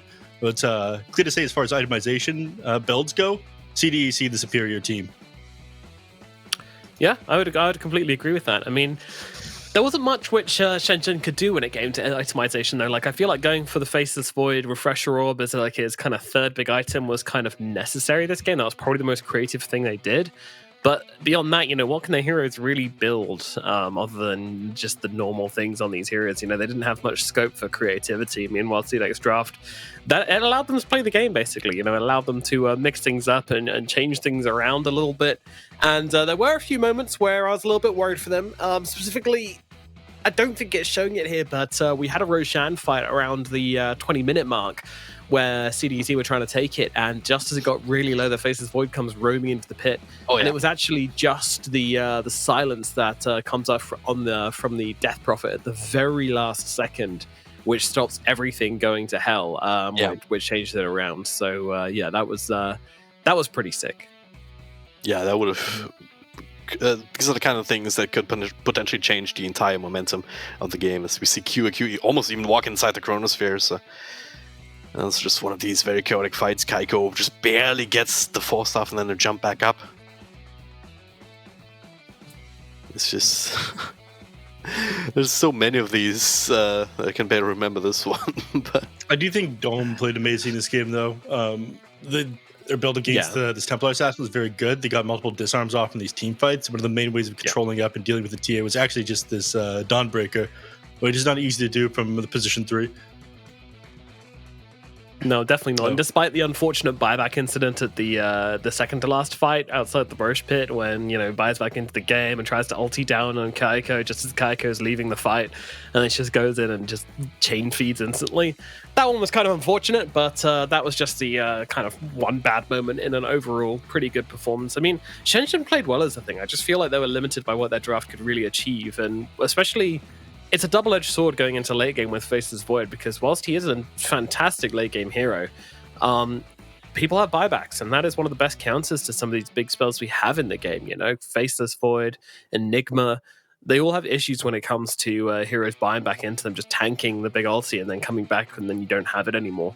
All you can do is refresh, and if you don't have a refresher, then it's not going to do anything. Yeah.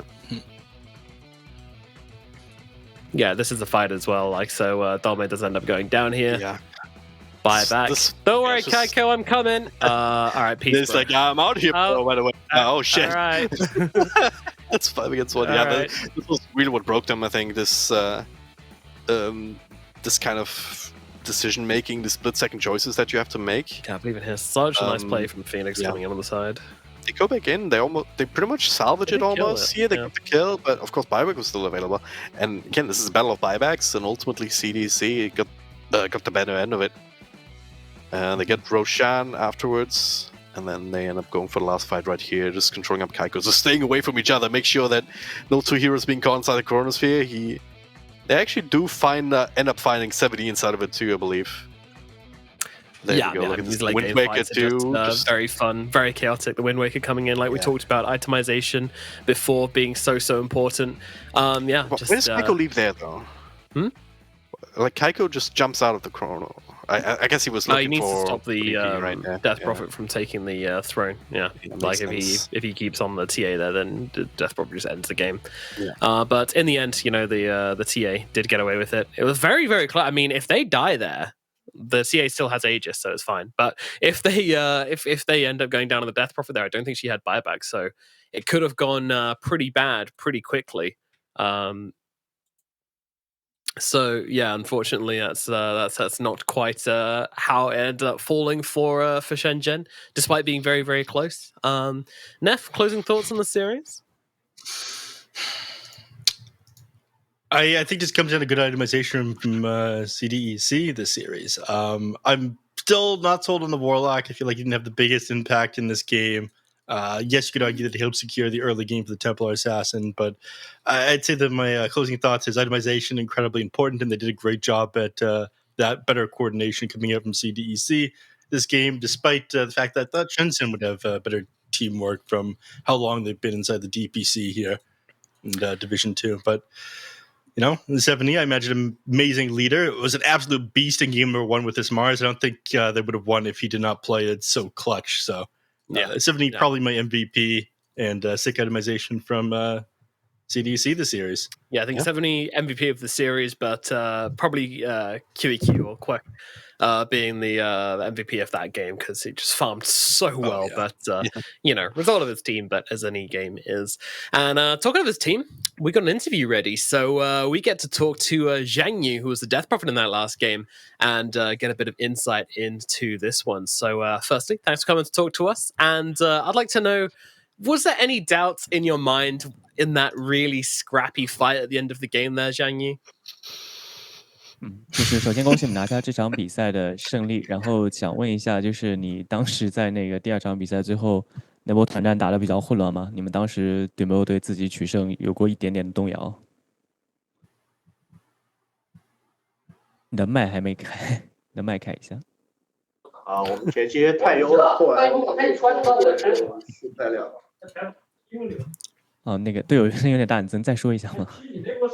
就是前期优势很大嘛，他们当时在上路打的时候，就感觉到他们已经是吧打不了了呀。我们10分钟，他们5个人在上杀不了人，然后打到中后期破了2路之后，都有买有不买。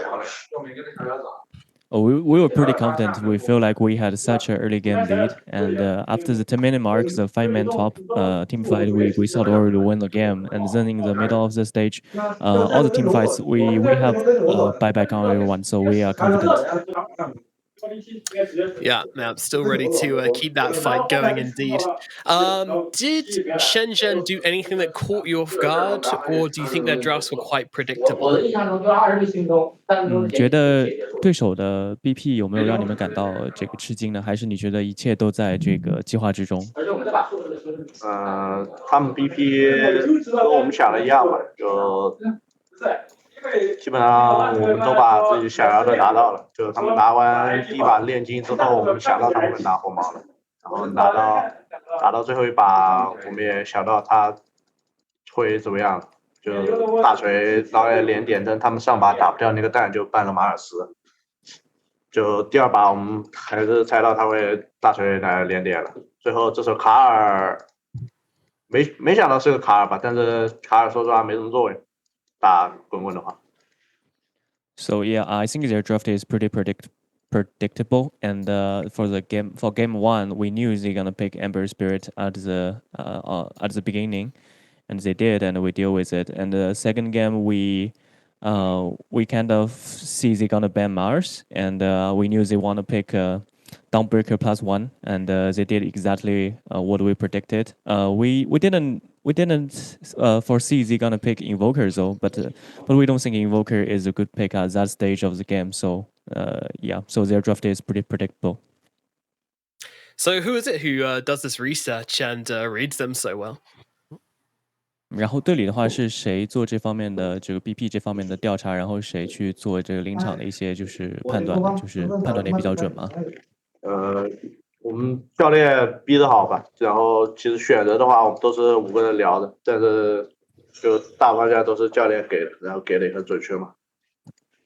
So our coach will provide us a blueprint, and during the draft phase, all of the team and we will have a discussion together. But our coach set the tune for the draft.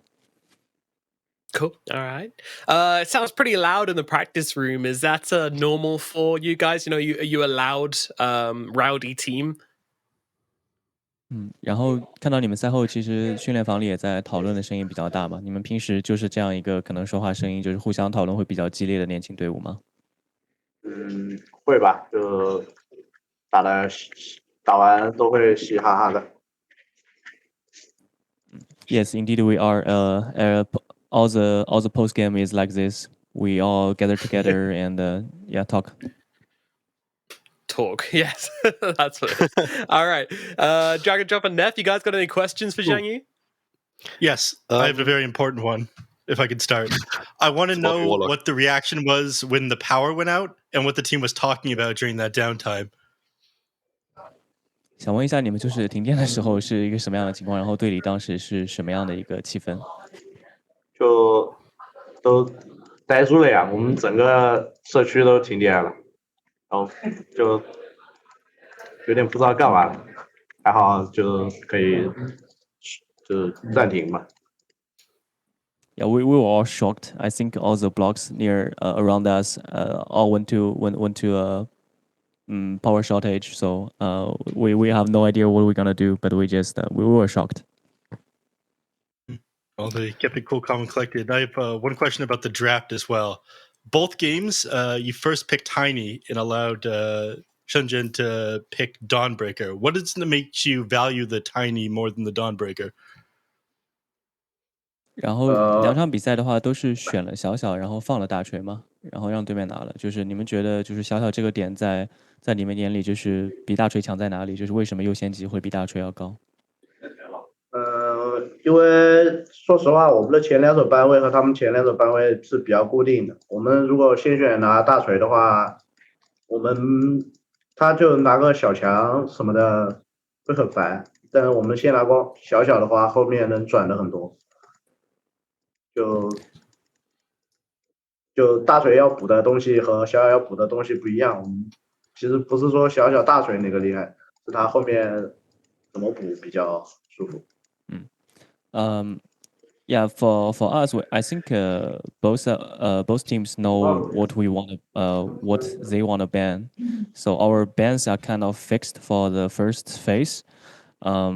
From our perspective, I don't think those two heroes, which is better, which is not. The difference is that if we want to pick a Dawnbreaker first, they're gonna pick Nyx +1, right? Nyx is a really good counter to Dawnbreaker, and it makes the draft really messy. But if we start with Tiny, the draft can be really flexible. Tiny can go to many position, and I think that is generally better. Thank you. All right. Well, thank you very much for coming to talk to us, Zhang Yu. Really appreciate it, and best of luck with DPC. 感谢你接受我们的采访，希望你后续好运。谢谢。 Thank you very much. All right, good stuff coming out from Zhang Yu there. And nice bit of insight into the inner workings of that team. And that is going to just about do it for this series. CDEC take the victory 2-0 over Shenzhen, bring themselves closer to promotion. But of course, there are two very strong teams sitting at the top right now. It is IG and it is Fusion who are currently leading the Div 2. And I bet you're thinking, man, that'd be such an exciting game to watch. Well, noble viewer, we have a treat for you because these two teams are coming up just around the corner. It is indeed IG versus the side of Fusion. It's going to be an epic matchup of magnitudous proportions. I don't know if that's a word. I've just made it up. We need new words to describe this one because it's pretty much the title match of the Div 2 DPC here in China. So we're going to throw it over to a break and then we will be back with that one. So sit tight and we'll see you very soon for our next matchup. 成为英雄之前，你不曾拥有姓名。通向终点的路很长，但谁也无法预知结局。有人前倾暗影，谋而后动；有人拼尽全力，克敌机先。没有对与错，只有速度是唯一的答案。奔跑吧，在到达终点之前。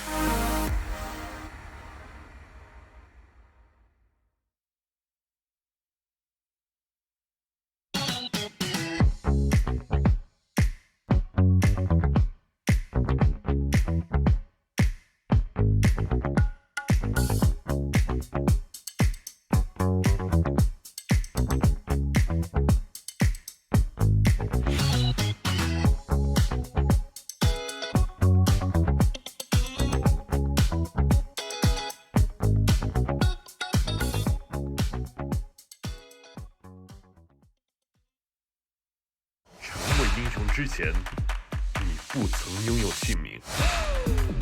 通向终点的路很长，但谁也无法预知结局。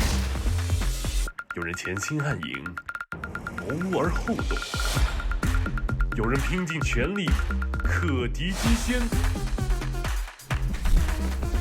没有对与错，只有速度是唯一的答案。奔跑吧，在到达终点之前。Team Fusion are the new kids on the block, the hot new prodigies coming through the Division 2 of the China region, and they look damn good. It is, of course, White Album, it is Flyby, it is Ponlo, and a bunch of other incredibly good players are playing up in this stack, and they have their future set on Division 1 at the very least. I'm sure they want to make it to TI. I'm sure they want to do big things in their future, and so far, they've looked pretty crispy in their games so far. They've taken some pretty convincing wins, dropped a game here and there as well, but there's no doubting the obvious skill of this team. On the other hand, of course, we have IG. We have the old men who are battered and bruised. They got knocked down to Division 2 in the first season, couldn't climb back up in Season 2. They're trying to do it here in Division 3, in Season 3, and, well, can they make it? So far, so good, but it remains to be seen. But now these two teams are going to clash against each other. Who is going to take the victory? Well, we're going to find out. Lizard, welcome to the panel. How's it going, buddy? Going great. I literally woke up 1 hour ago, got myself some coffee, wasted 30 minutes on TikTok, watched some dogs howl, and I'm ready to watch some Dota now. Yeah. Might I say that I really like the way that the sun is hitting your face? You look very handsome right now. Oh, thank you. That's not sun. It's light. The angle that it's coming through looks like it's coming through a window or something. Yeah, but I'm gonna remember this exact angle. Yeah. It's gonna be on all of my social media pictures from now on. Natural it's quite sun. good. Update the Tinder real quick with the new one. Yeah, absolutely. Thank you. All right, who is going to win this game then? That's what I want to know. Who is going to win? We got Fusion versus IG, the two top dogs of this region, and they're going to be battling it out. Who are we favoring, guys? Do we favor the old or do we favor the new? Out with the old, in with the new. What do you think, Neff? No? Too early to say? I think it's too early to say how good Team Fusion is. They've been very strong. They've won all of their matches so far. Or, well, not all of their matches. They won all their series so far. But they've looked shaky at times. It doesn't look like an infallible team. Meanwhile, IG, I have a lot of faith in them. This new roster they put together. They've broken my heart before, but I'm ready to love again. He's ready to love. I'm ready to rip my earphones out of my ears when I hear that. You're wearing your earphones wrong, buddy. I mean, all right. Fusion, they had one loss versus LBZS. It was a particularly long game as well. But at the same time, IG they've had just clean wins. But do you think that IG have had an easier run? YBB are the team who haven't beat anyone yet. They just haven't really looked great, and they also played up against Sayan, who. Yeah, I'm not sure about them. I haven't really had a read on them so far, but yeah, they've also just been 2-0'd, really. So I don't know. It feels like we don't really have a read on IG either yet. They've had two very easy matches to start us off. I really think there's some lesson to be taught here about IG, about life. When watching IG dropping in Division 2. And can we get a full read on them? Of course we can't. And Neff's heart, Neff, I love you, man. You can handle things way more than I can. Because IG, they broke me a long time ago. Here you are, you're still loving. You're in that abusive relationship, and you keep on giving, man. You keep on pouring yourself out. I can't. I'm done. I've been. The more you suffer, the more you care, right? Yeah, and this FY change. This is pretty much, I'm reformed, I'm changed, please love me again, I won't do the same things I did before. Trust me, baby, I can change for you. I don't trust these things, man. People very hardly change, and so do teams. But yeah, on the serious note, they have changed with FY. We also saw something that happened to Vici Gaming, right? When Yang joined yesterday in their interview as well, he's saying, yeah, I'm just this guy that... Well, it wasn't him saying, it was them talking about him, but he's the one that gives them a lesson before a game. This is what you have to do. These are the plans. I think there is something very similar happening right now in IG. And when it comes to Fusion versus IG, they should be pumped to win more than ever, right? Because it's this... IG is a kind of a team that they have to be able to beat to get where they want to be. So... this game psychologically for them is going to be huge. It's going to make them or break them, I would say, even. Well, A sounds very like an anime important moment to matchup. me. We've got very different ideas of why this is important, Nomad. I don't know. I don't think we have any different ideas on why it's important. I just think we have different ideas on how to demonstrate that. But you're somewhat predictable, very on brand, Neff. So thank you for keeping it down the line as you always do. Yeah, I don't know. For me, like so far, obviously we haven't seen the teams play that much, but. It is always interesting watching the new kids come along versus the old guys. The experience comes into play. I'm just interested because do you think there's going to be any influence here? The fact that people have been talking about how there were changes, like 2 weeks ago now, but the changes were so small that does that really make a difference to IG? Should it make a difference to IG?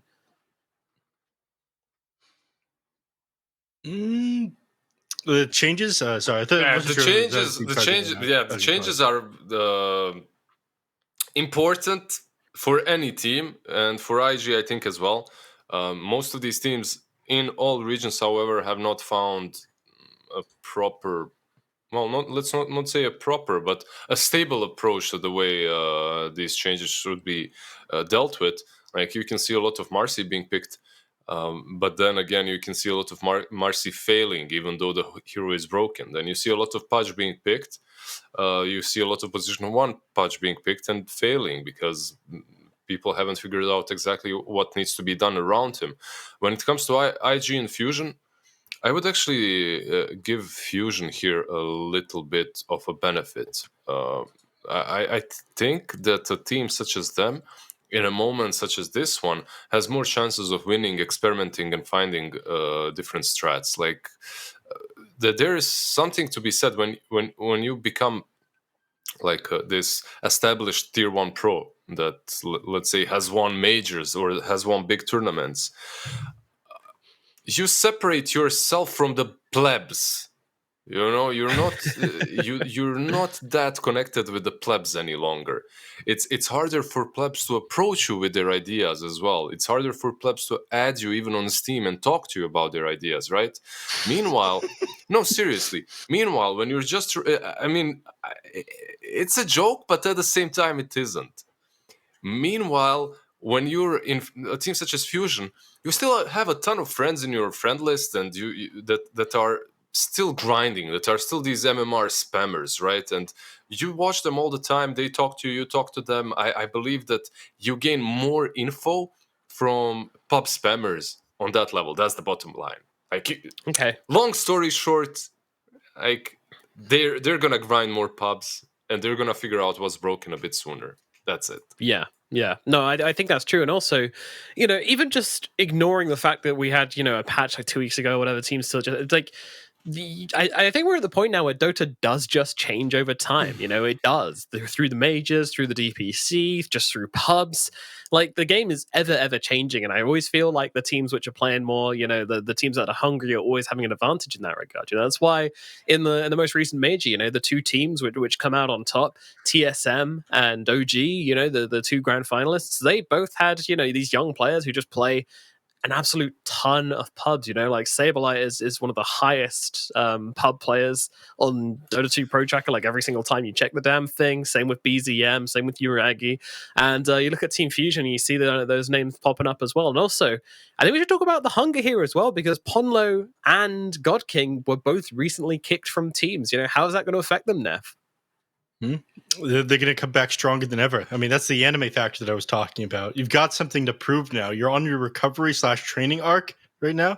Ponlo said in some of these Chinese interviews, and God King ended up saying in some of these in the English interview that we had with them, where they're not sure how to communicate with Ponlo yet, but he seems very motivated. They're trying to figure out ways to better incorporate him into the team. Meanwhile, Ponlo, whenever he makes mistakes, he seems very conscious of them and wants to improve. I think that that alongside the things that Lizard was saying, when you're putting like 10 to 15 hours in a day of Dota and people grinding out pubs, somebody like Ponlo is going to, take a lot away from that. They're going to talk to a lot of people about ideas. He's going to spend a lot of time grinding things out and making things better for his team. So I think the fact that he was kicked further motivates that in, his want to play Dota. That's one of the things that I think Quinn is very good at out of NA, is he's going to be playing more games than anybody else. I think Ponlo is kind of the same way, and it's probably why he's been on Quincy Crew for a while, up until he was kicked. Yes. You know. Yeah. I mean, a while. I don't know. How long was he on Quincy Crew for? 2 tours. 2 tours. Okay. Well, I guess that's longer than some. Tours. Yeah, like spamming games, I think it's really important, but it's also important to have a method to it, right? Like, and here we see the almighty IG Nomad. Who are these players? Tell me. I'm gonna cut myself off right here. Who is this FY boy? What's he doing here in Division 2? Yeah, I mean, that is a good question. Why did he join a team which was in Division 2? Well, because he believes in IG, he believes in the organization, he believes in the players. They have been at major finals in the past, and they're ready to go. Meanwhile, we got Team Fusion here as well, looking fresh, looking ready, as we said. Ponlo here, the new face, this support player, who's drummed up a lot of attention over the past few years, and tension, to be honest. He's very vocal, which I love to see. You know, I absolutely love players who are vocal and confident, and put out lots of messages to stir people up. I love that. I don't really care what they say as long as they're saying it. Are you a big Sammy Boy fan then? Yeah, I love Sammy Boy. Sammy Boy's great. Sableye, Sammy Boy, Ponlo. I like all of them. All these pot stirrers. There's different kind of spams. I love the people that are edgy. I love people that spam like borderline insults at each other as well. I mean, yep. Players, right? Because it makes things spicier. Yeah, those kinds, right? Yeah, that's what I'm talking about. Absolutely. And then there's who's the NA guy who's like super thirsty, Neff? Thirsty? Yeah. Oh, you mean Flea? Yeah, then we got that guy as well, which is a different category. Sorry, I'm not sure if you mean Snake King or Flea. Different categories. Yeah, that's a whole different kettle of fish. If you're wondering what we're talking about, just go and check it out on Twitter.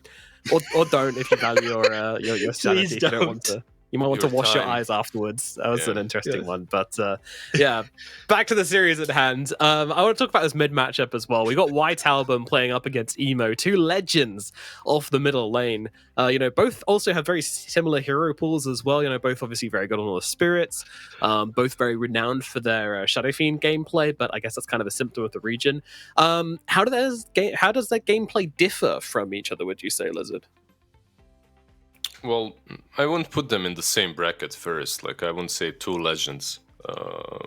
I mean, I agree with you. White Album is renowned as well, but Emo has done more than him in the time that he's been playing, right? Dude, look at them. They're in test lobbies right now, practicing things between games. This is insane. We can see it right now on the VMix call. You saw that, right? Yeah, but that's doing something. Is that normal? Yeah, that's kind of like, most players will do it, right? To just is that a weight vest or some support for his back? Yeah, it's hard, heavy. It's difficult carrying these plebs, man. I get you. I know. But usually, you've been there, right? Yeah, usually you enter the lobby, right, and you just spam out some. I don't know, especially if it's early for you. If you haven't played the game before, you go into a lobby, you go into test, you practice last hits, or you just spam spells. You pick some invoker and you just invoke everything, and you just spam it. It's I think it's normal for most players. Yeah. Also, the players have ADHD as well, so never want to stop moving, doing stuff. Waiting in a lobby is far too boring for them. They want to have their brains engaged all the time. It's natural, but I have to say I did like their room quite a bit because it had a lot of sunlight.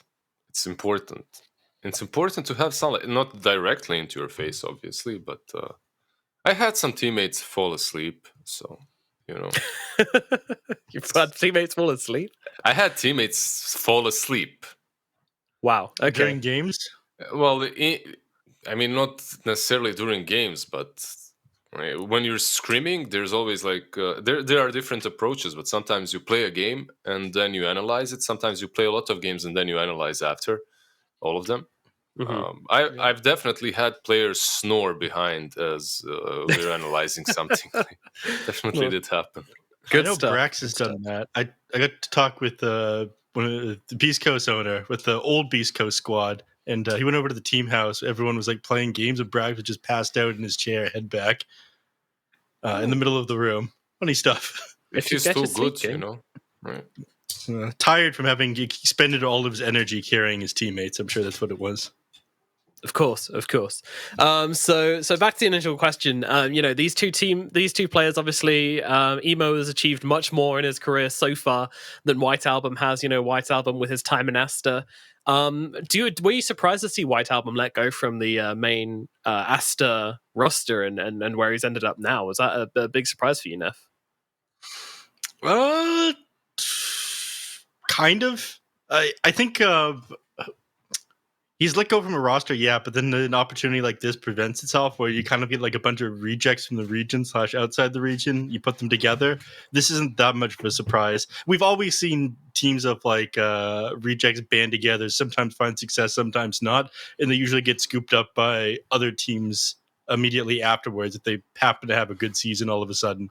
I'd say this is just like part of Dota in nature.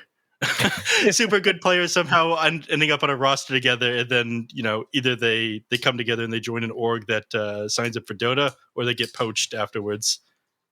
Nature's beautiful. Nature is healing. It really is. Things are going back. So not too surprising to answer that question that he ended up on this roster. Yeah. I mean, I think his gameplay is quite greedy for a mid laner. Even in this patch, I think White Album's always been more of a greedy kind of carry style, and I think that does kind of struggle to fit into some lineups. But at the same time, I think God King's got to be used to playing with that. That was the direction he was moving in when he was playing alongside Somnus in RNG. Somnus obviously very greedy as a mid laner. He likes to try and carry the games. That's how he plays. So I feel like it's going to be a good fit in that regard. I mean, it has been so far, right, Lizard? Hey, it's a good observation from both of you. I feel that, White Album, we'll see how well he'll do in this roster by the end of the season. At the same time, like when I look at these two, White Album and God King, and I think about their playstyles, I'm like, it's hard to put my finger if this is going to be. He froze. That is immediately. beautiful. That is a very funny. That's beautiful. Yeah. I can't believe the Lizard died like this. This is a real tragedy. Wow. That's I started moving. Was that intentional? It almost looked like you came out of that one intentionally at the end. I think my GPU is freezing on this PC, so when the game I'm started... posting that picture on Twitter right now. Thank you. I want it as an emote. Guys, mods, get on it. I want this as an emote. I've put it in the channel. Please, can we get this as an emote in the Perfect World channel? I would pay money for this. I've got my guy. We get to save Lizard from the embarrassment, from the eternal shame of his GPU letting him down as we jump into the draft for game number 1 here. It is of course Team Fusion versus Team IG here in the China Division 2, and we've got a draft coming right up. I'm going to start things over the Marcy and a tiny band out for Team Fusion, and IG get rid of the Enigma and the Razor. I love how these bands have started varying so much recently as well. Like Enigma Razor is not something we've seen recently. Yeah, but Dawnbreaker is, and she instantly gets picked up. There's Dawnbreaker, there's Keeper of the Light still in the pool, there's Visage still in the pool, there's a bunch of stuff that's broken and left. Do you think the DP is... I mean... There are teams that still definitely value DP so highly that they first face her. What do you think about it, Nev? Do you like it? Not you. I do. Yeah, Nomad, doesn't matter. We listened to you enough. Yes, this DP is very good, Lizard. Thank you very much for asking me. I think the ultimate still provides a lot in team fights, and if you can win a team fight nearby a tower, even though it doesn't do as much damage to buildings as it used to, being able to clear out the enemies and go for the buildings afterwards, a little bit of boost of damage, I think plays a pretty big part. Not as big of a part of clearing out buildings as its Nature's Prophet does, though. It is a super sick opening with the Dawnbreaker and the NP. Yeah, like if you're looking at the meta, like at the heroes that are played across the regions and the style of Dota that's played, Team Fusion's opener looks better, right? It looks more solid. You have this the first Monkey versus Dawnbreaker. Even if he's a core, even if that's Fly Monkey, it's not that amazing. Like Dawn can win that lane depending on what position 4 she gets, and then you have the MP. Yeah, he can be 1, 2, 3 pretty much. I expect him to be 1, as I believe I have seen God King play it on 1, but there's a lot of reasons to play it there because you would have these 2 cores that have global presence. You would be able to join any single fight, which is pretty much a 3-man smoke, and it kind of fits God King, doesn't it? Yeah, it does. And what we were saying earlier about being the secondary core, kind of like playing the lanes, taking the dangerous farm, pushing it out, making space. It's something you can absolutely do on a Nature's Prophet. I just wanted to circle back very quickly to the Dawnbreaker and Death Prophet thing, because this is something we're seeing a lot, is the Death Prophet picked up as an answer to Dawnbreaker. What Dawn's team really like to do is just rush into a fight with the Dawnbreaker not there, so that you can get off a good ultimate on top of everyone's head onto 5, 6, 7 enemies and allies at the same time. That's when you get the most value out of it. But no one wants to rush on top of a Death Prophet's head, because you're just going to get Spirit Siphoned and ghosted. So I'm pretty sure that we've seen it 3 times now, even just in today's matches, as the Death Prophet being the answer to Dawnbreaker. And I'm pretty sure that's a reason why. It's just kind of conceptually counters the Dawnbreaker and how teams like to play around her. But Treant, right, now the counter of the Nature's Prophet, the Treant, just like you were saying, Nomad, it completely shuts down the NP. He's going to have no game now. They don't stand a chance. My prediction for game number 1 is Invictus Gaming. Lizard, why don't you tell me why IG are going to win? What's more important is, why does a 3 counter 3 daddy? Like, how does that exactly work? He did not just call him Tree Daddy. Why? He summons his trees. Happy Father's Day, by the way. Yeah, that's it. Yeah. I'm on. That's it. World's worst father. I literally send my children in to die every 10 seconds, just charging down lanes, under towers. Good job, Nature's Prophet. Keep it real, OG. Dazzle, I'm not a fan of this hero, but he's decent now that the shard is a little bit better. I do think that Poison Touch is a Kitty decent cat. ability. Kitty cat. IG. Ability. It walked out of shot. Huh? Sorry. There was a cat walking across the floor for IG. You'll understand me interrupting you for that, right? Yeah. They're doubling down on these push heroes, even though you're playing against the Treant. So they really want to be, okay, we have these Shadow Shaman wards. We want to take a tower, no matter what this Treant is doing. We don't care about him. Maybe that's a decent approach. We'll see.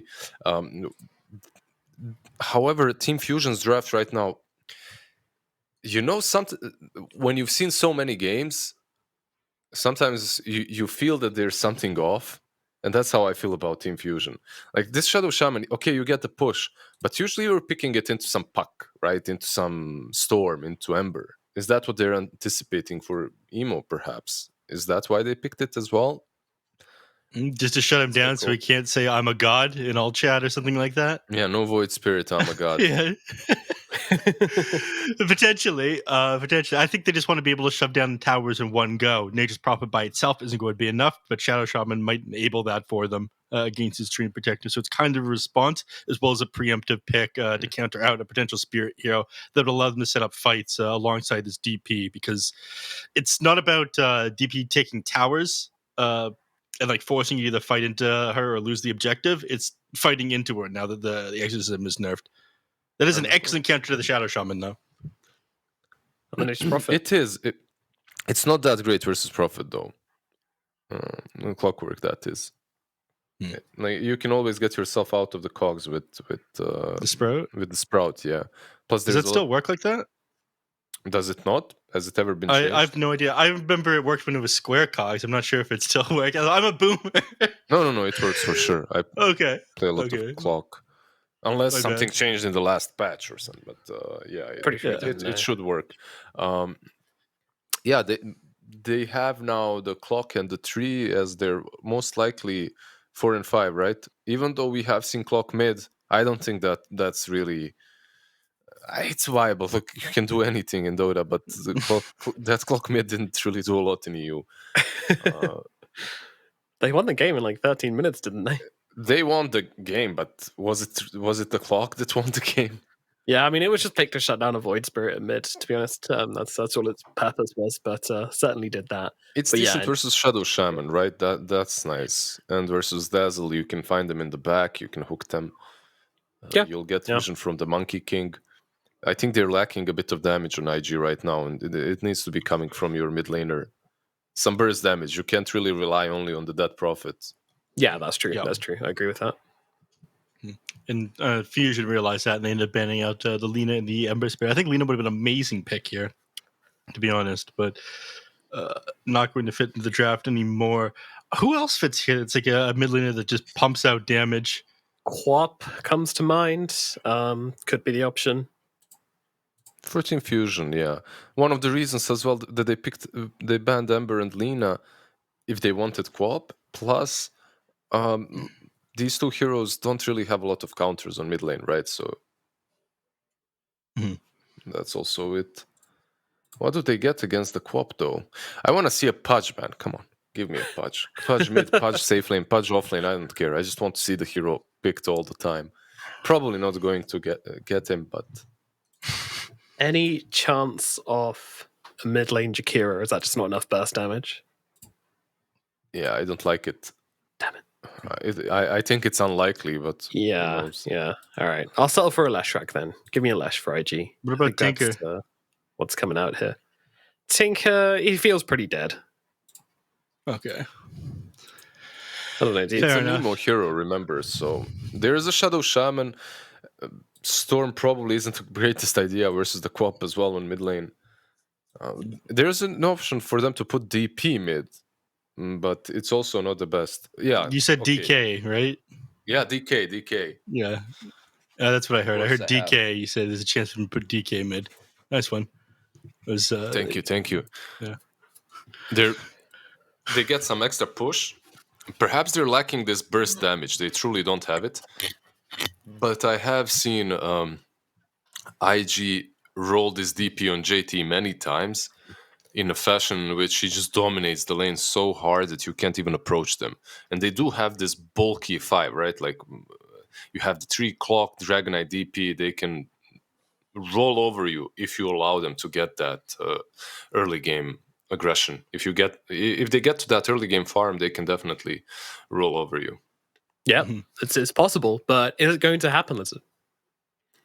I actually like Fusion's draft more, with all things said and considered. I feel that they should be able to split push this and get their item timings. I'm still gonna go with IG because I love to have my heart breaking multiple times, you know. So let's give it another go. Oh my god, I'm so sorry. I guess someone needs a cuddle. Neff, where are you going with this one? I'm going to go with IG for the reason that I hate Dazzle, and I think that Train Protector is an excellent counter to the Nature's Prophet. I don't think they're going to be able to take these towers in a single push. Dragonite is great at being able to slow down that MP push as well with his Breathe Fire and Fireball. So the amount of backline jump, tower protection that they have, I think IG is going to be able to secure themselves the early game and not lose too much and win the late. All right. Well, I'm happy to go against both of you here and put my lot in for Team Fusion. Their draft seems a little bit more rounded out to me. I think they've got a decent amount of lockdown, decent amount of team fight. They've got the burst coming from the Queen of Pain.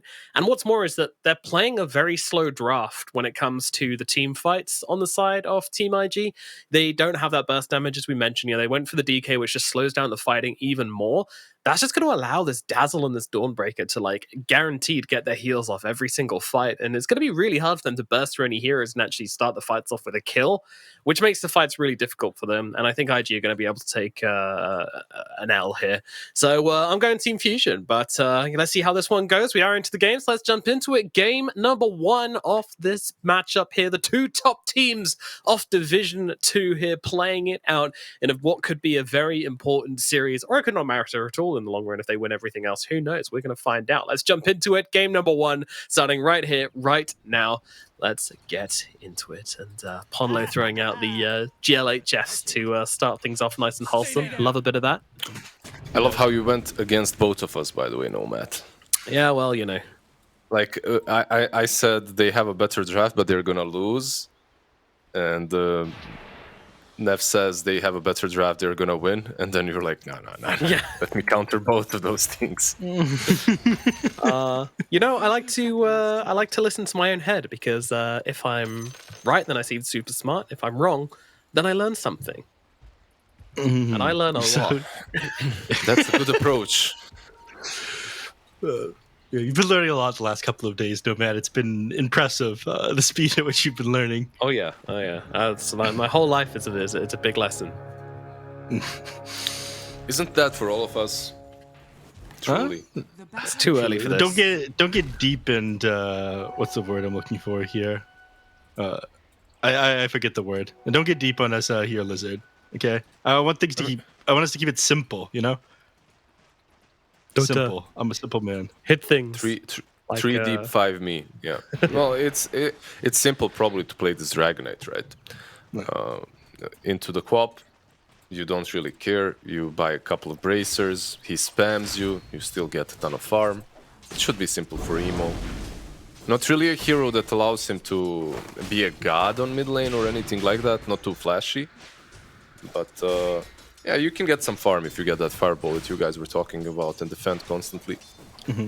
By the way, someone in chat, as I was looking at it every so often, was wondering what the Dazzle does with this lineup. I mean, the heal bomb. This is a tale as old as time. The Nature's Prophet alongside the Shadow Wave. I feel like people have forgotten. They don't respect the classics anymore. No, man, I forgot about that. I mean, like, it's always on my mind, but it's not something that, how to put it, that I'm consciously thinking about. Oh yeah, let's pick this 2 combo, right? But it makes a ton of sense. They picked Nature's Prophets, right? Because it's meta, and then they're thinking about, okay, what's gonna make him broken? Let's pick the Dazzle. Sure, it's a different approach, because there is something else that he struggles with. It's not necessarily only... it's nice to double down on the seal bomb, but then you're missing that position 4 or 5 that's a brawler type, right? You're missing that frontliner that can actually make them go away from you in the laning stage. I guess Treants are that. Yeah, that's true. Do you think this has become less common because the game and the meta's changed? It's not as good as it used to be, or people are just better now and they understand? No. I think it's still very common. I think that Fusion just didn't do it. But there are teams that pick something like, let's say, NP plus Disruptor, and then they just spam hit you, right? That's also an option. You can play like that, but it usually makes it simpler to have some tree on your lane. Radiant's middle tower is under attack. Speaking of tree, we can look at not the tree daddy, the tree son up in the top lane. They have a Quelling Blade on the Dawnbreaker here. They don't have one on Ponlo and the Shadow Shaman. When I was watching the other day, people playing against the Tree Protector, they did go for double Quelling Blades, one on their support. Do you think Ponlo should be carrying a Quelling Blade in this lane? Yeah, I think so. I think you get double Quelling Blade and you just clear those trees to the right. Can't believe you're advocating for deforestation, man. That's messed up. I mean, look, I'm all in for new tech and new age and all this stuff, right? Science will fix itself. we have to think about ourselves as well sometimes. We have to deal with our pressing problems, and then we can innovate and save the planet. Yeah. Afterwards, when we're done with will self-regulate. Yeah. Okay. So I don't think he's queued one up. No, he hasn't. He's setting himself out more tangos and whatnot, but this is just how it's going to be. It's going to mean the lane is pretty easy for Ollie. Very easy to get close to the heroes, get attacks off on them, and land the bonus damage Nature's Grasps, of course. Which is... And it's huge, right? When you're playing versus a hero such as Shadow Shaman, it's huge that you're able to approach and hit him as a treant. Because usually it's like in this lane, Ollie can feed extremely easily. But the same can be said for Ponlo if he reaches out a bit too far. Yeah. So those trees can definitely make a huge difference. Fly. Yeah. Fly is... Taking some hits here. Oh, does turn into a tree, but the tree shall die regardless. As Fly will die for first blood. The lockdown from Fishman and Ponlo, too strong. I've had this same scenario so many times. It's like you pick the monkey into Dawnbreaker thinking, yeah, it's a melee hero, I'll do fine, and then you just get your face bashed in. Like, Yeah. Dawnbreaker is the laner, at least early on. Yeah, especially with someone who's got like disables plus nuke damage. We actually the earlier series tonight, before you woke up, was actually Dawnbreaker and Snapfire against a Monkey King. So that one was just like owning the Monkey King as well. Yeah, it wasn't pretty. What do you pick into her? Like, have you guys seen any position 1 that actually does well? Not really. I mean, Juggernaut I think does okay. But Yeah. Yeah, That's about Juggernaut it. and Lifestealer are like acceptable. But it's still not Yeah, like, but even the Lifestealer, I believe, feeds. yeah, then you have to play Lifestealer. And that, yeah. That's a bigger issue. Are you anti-Lifestealer as well, or do you think he's okay? I'm anti-Lifestealer. I think there's just so many games in which the hero should be broken and then he just doesn't work. Yeah. So he needs to have a perfect game. That's how it feels. Talking about perfect games, looking at our Dragon Knight in the middle lane. My goodness, this Quap is getting a hammering. White Album, he's getting the rust beaten off him at the moment. Well, he is a god. This Dragon Knight. Not sure if you're familiar with him. Ollie, meanwhile, in the top lane is going to go down. Fly could be in trouble as well, but he's got the Jingu. And Fishman's going to chase him back with that big old hammer of hers. Yeah, it's really about who gets caught out of position on top. On the mid lane, however, that dragon form was used in together with the catapult, right? So let's see if they can do something about that. FY tried to control the rune, wasn't necessary. Emo is on half HP though. Emo denied the infant. I guess he doesn't have a bottle, so who cares?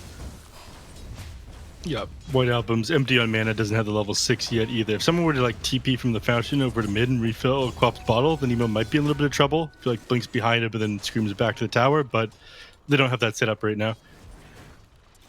And if it wasn't hard enough to play against this Dragon Knight, he's also getting killed by the Treant. Yeah, so being given tangos as well. It's the full 9 yards. Yeah. What if I were to complement that bonus armor and HP with more armor and HP? Just make it as broken as possible. Get that talent as well, you know.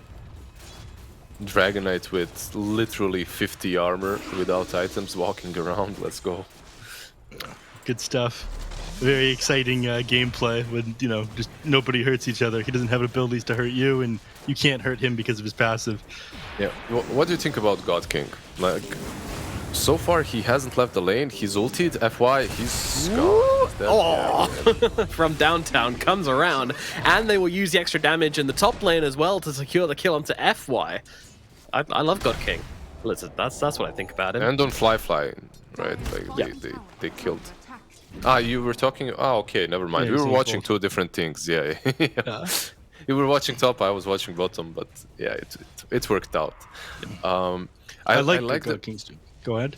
Yeah. You continue. I asked. All right. I like what he's doing. He tried to put pressure on that lane alongside the catapult instead of playing this as passive as possible. Yes, it enables JT to get a little bit more XP in this lane, but it gives you more map control early on. Huge boost if you take this tier 1 down the bottom early.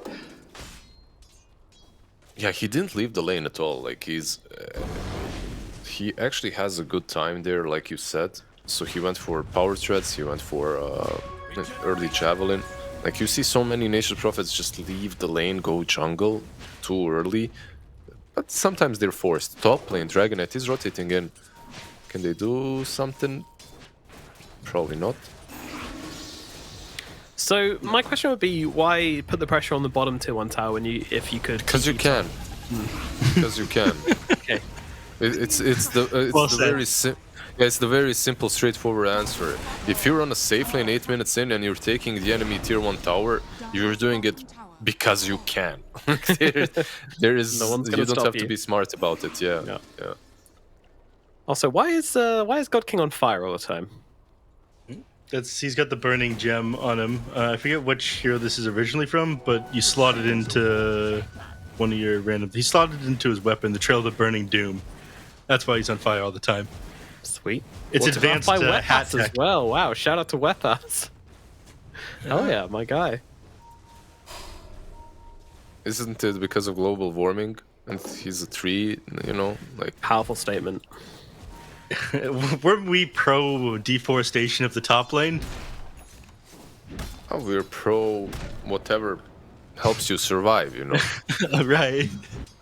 This is true. I've never seen a tree help anyone survive. I can tell you that much. Exactly. They just stand around. Trees never done anything for me. Chop them all down. Bye bye Amazon rainforest. I'll send Smokey the Bear on you, Nomad, if you continue talking like that. Oh no. Bears are scary, to be fair. You know what's scarier? The dragons, as he just pummeled into White Album in the middle lane, forcing him out, just trying to put more and more pressure on this middle tower. But White Album is going to be able to get the bottle refill here and a haste rune, so we'll see if he's able to make some movements, especially with his Sonic Wave early on. You know, we're expecting kills out of White Album, and he hasn't delivered so far. That's because that was literally his first rune that he got. So far, the runes were completely controlled by IG. Plus, he's playing into a Dragonite, so he's kind of always low. He's getting Breed Fire to his face all the time. And he has to defend the tower. Maybe with his haste, he can go top. Want to see something rough? Fly over in the jungle here. He went his first 3 points into Jingu Master, I think at like level 5, and then he moved into the jungle immediately after that, despite going over corrosion. This sucks. Yeah, that really does suck hard. You can't really farm that easily. Yeah, he was in here at level 6 as well, so he only had like 2 points, 3 dance, 1 boundless strike. Like Jingu is just useless for farming up the jungle here. Look so at man this. is not having a good time. This is exactly what both of you were talking about. Like, there is no way we're leaving this tower without taking it. Drop everything on it. Dawnbreaker, mid lane. Middle lane Emo getting very, very low here and will be finished off by the magic damage from White Album. So stepping a bit too far forward whilst everyone's showing up at top. And they pull the old switcheroo on Team Fusion here and now. Hey, look, another tier 1 tower. Do you mind if we, you know? Scooby-Dooby-Doo. Again. This is really strategically important for them because, okay, you don't get this tier 1 tower on mid lane, but you get the top tier 1 tower plus you force JT from TPing from FY here onto White Album. He has ulti still. He could maybe. Boundless? Yes. Oh, I get him. He stopped attacking the cogs. I feel like if you attack the cogs and you move in one direction, cogs push you away. Monkey doesn't have range. Yeah, but it's hard, right? Yeah. Yeah, XCJ now. He's got Shallow Grave. The next target, yeah, as you say, Shallow available, so XCJ, you know, ready to cast that one. This won't be a kill, and Pondler comes across to just make sure that everyone's nice and safe and dandy down here at bottom, as the Monkey King will be forced back to the lane. I have to say, those kind of plays are doing a lot with very little, right? It's like, there's no reason for Queen of Pain to die to a Clock and Monkey like that, but she does. And suddenly, because of it, you lose the tower as well, mid lane. And the game that was completely in your control isn't necessarily any longer. Yeah. Not as much, at least. Alright, they have 13 seconds until wars. They're here a little bit early, but they're setting up to take this mid tower. They want to be able to punish this Treant as much as possible. That's the whole point behind the Shadow Shaman pick, right? Alongside the NP, to be able to take these towers in one go. So they set this up nicely with their cooldowns. Yeah, for sure. They just have to be careful about DK. He has that blink. So maybe he can set things up first. Ooh, they smoke up. This could be a sick movement. Let's see. IG moving across Emo. This is the Blink Dagger reveal they're looking for here, and he's going to go in. He finds a Dazzle, actually. Probably not what he was looking for there. but we'll take it regardless. I don't know, do you think he was looking for the Quap, or do you think he needed the Dazzle? Otherwise, the Grave's just going to come out, right? Yeah, the Grave probably saves her. There is silence though from DP, so if he catches the Quap, maybe the Grave doesn't save her if you time the silence after the stun. But very unlikely. Yeah. Yeah, level 1 silence as well, let's not forget, so to be have to be pretty well timed. It does feel like IG's managed to neutralize here though a little bit. Yep, they've stalled for time. Stopping that specific push was a very big deal. Like, they spent a lot of time grouping up all their heroes behind the tier 1 tower and establishing vision back there, and instantly their play just gets countered by IG. So buying any sort of time like that, especially in this early game when Treant Protector lacks these levels in Nature's Grasp and Living Armor, is a very big deal for them. Despite them being down 2k net worth. Yep. Yeah, I agree completely. I'm just like super late game. It should be heavily favored for IG, unless they get like split pushed all the time and whatnot. The game shouldn't be that hard for them. So they just need to stall for as long as possible. I'm waiting for God King to start joining fights again. XCJ. Yeah, down in the bottom lane. This is looking like it might be a dead Dazzler. That said, the Dawnbreaker coming in as well, offering that heal, and Ollie's in a bit of trouble, but the Sonic Wave comes through from White Album. Fly getting low, trying to finish the job here. Will be able to do so, but goes down to the Dazzle as well. Oh my goodness. Wait, no, jump into the trees. I can't believe they let him go like that. No way, he's gonna live. It's like he moved into the fog and they didn't follow. They waited to finish off that first kill. Yeah. They weren't careful enough. That's a Monkey King. That was such a nice setup from them. Like, still, really well done. Solar Guardian plus MP tipping in. It's what you guys have discussed during the panel as well. It's really nice. While that was happening, they ended up losing the mid tower to God King though. So Fusion ended up coming out on top. Yeah, I didn't even notice that. Nice catch. Another jump, another stun, coming out onto White Album, and they're going to be able to catch him out as well. So IG finding another pick off here, and this one is pretty big. This is the second time White Album's been caught out like this as well. Heavily slows down this Queen of Pain's game. She's actually sitting on bottom of net worth among all the cores now. This is not where you want to be. This hero, is reasonable at farming. She's going a very defensive build, which I kind of think you have to this point. But I think that they're going to have damage problems on Fusion at the rate they're going at. Meanwhile, the God King Nature's Prophet picked up a Mjolnir at 13 minutes and 50 seconds, which was narrowly just behind the fastest of the patch, which was at 13 minutes and 40 seconds, so very, very close. Wait, we talked about this last time, Lizard. What's this first item Mjolnir? I don't like this at all. Yeah, I'm not a big enjoyer as well as he's buying Witchblade next. That's so weird. I think Mjolnir is really strong on Prophet overall. It's good on this position 1, but at the same time I feel that if you're buying a Witchblade, maybe Witchblade Maelstrom into BKB is a bit better. It does give you a ton of damage though, and if you do get the Sages, it does make sense, because you can allow yourself to be this glass cannon, right? You don't have to buy a BKB straight up. So it can get punished really easily. Yeah. Two little things to mention about that Roche fight, by the way, is that FY actually, I think he fled the bottom lane, and because of that, Podlo tipped him, because he was just like, hey, you're not coming to Roche, you're not flaring a pit. I don't know, it gives it a little tip. That's an interesting one. Not sure what that one is about. And another interesting thing to notice about the clockwork is that he's actually going for an Orchid anyway as a POS 4. He's got some 32 last hits, He's been using this battery assault to farm some creeps, to farm some jungle camps, so... It's becoming very common. Yeah. I think right now to see the clock go for Orchid even on 4. Plus he's playing into Dazzle, into Queen of Pain, right? So that silence is big. Shman. Yeah, this is a little bit of a jump from FY here as they will look to finish this off, but Emo jumping in, saving the day, but it's not going to save the Clockwork Slide, but a lot of damage coming down onto Ponlo and White Album, but in comes the Dawnbreaker with the Solar Guardian. Not going to save Ponlo's life though, is still going to fall. Fishman, BKB, TP out, but they've left God King all alone here. He's going to die the first time. Fly, he's in the neighborhood to take down XCJ, and now they're going to turn around, try and deal with the Nature's Prophet. Nature's Prophet go for the TP away and is going to make it out on 300 HP. God King survived. So that was close. Actually made it. I cannot believe that.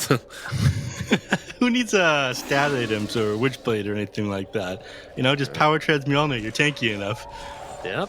Tanky enough to TP out from 4 heroes, but yeah, still, bit of a disaster for Team Fusion there, it feels like.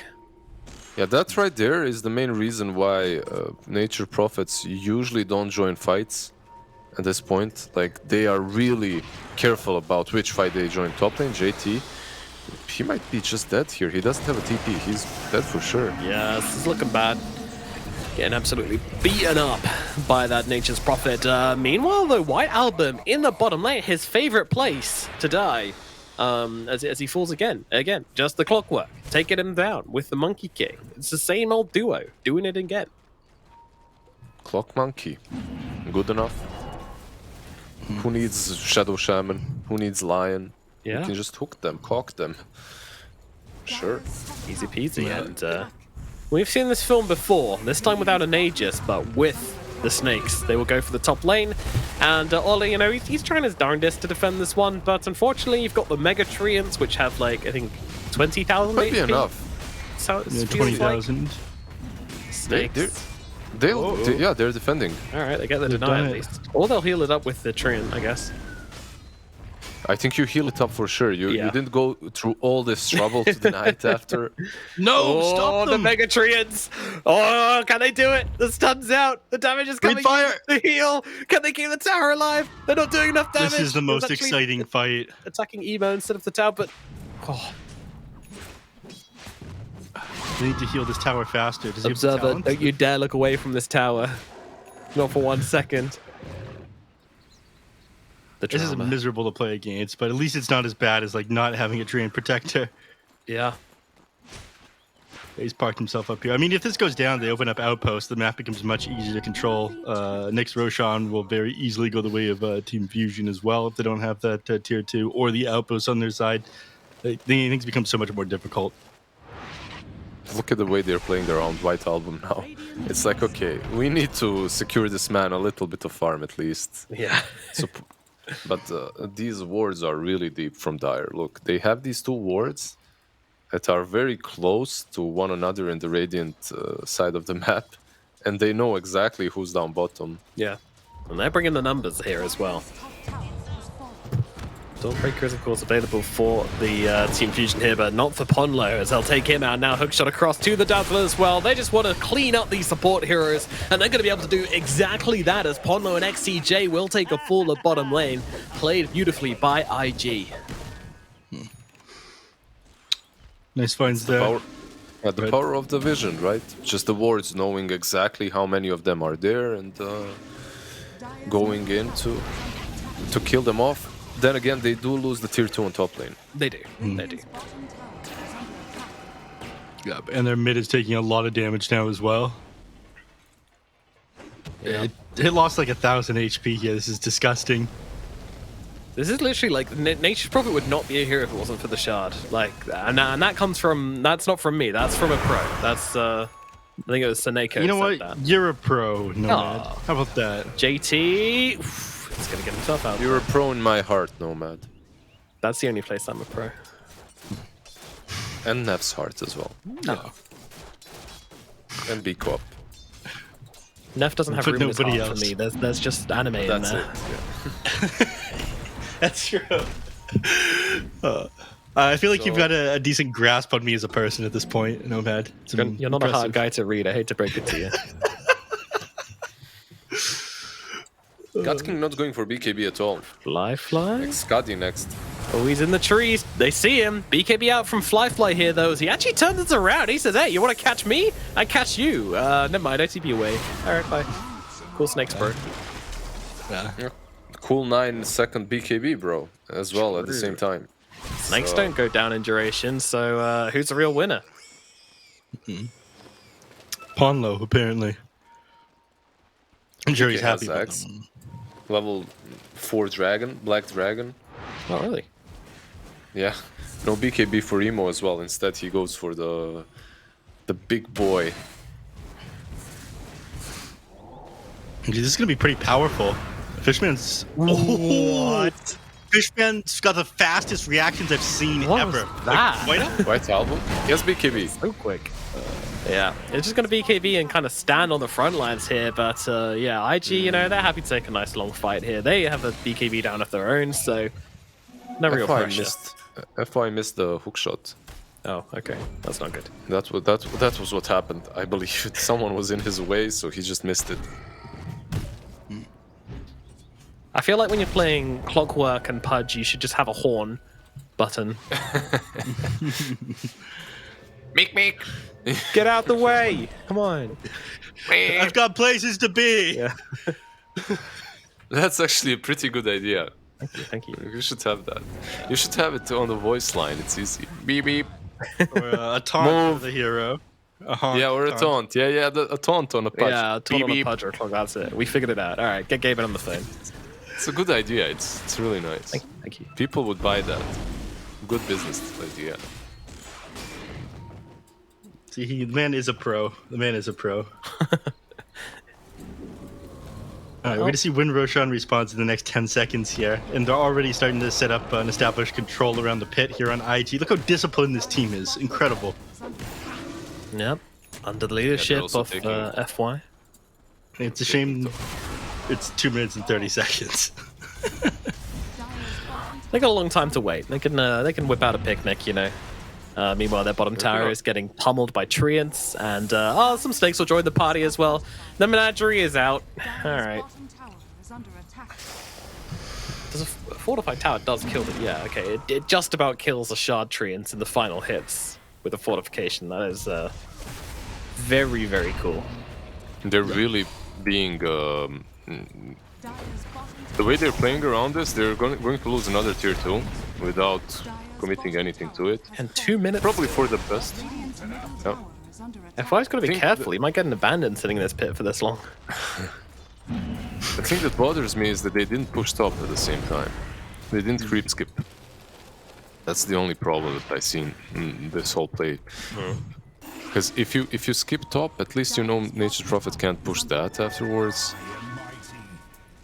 But now you have two sides pushing in.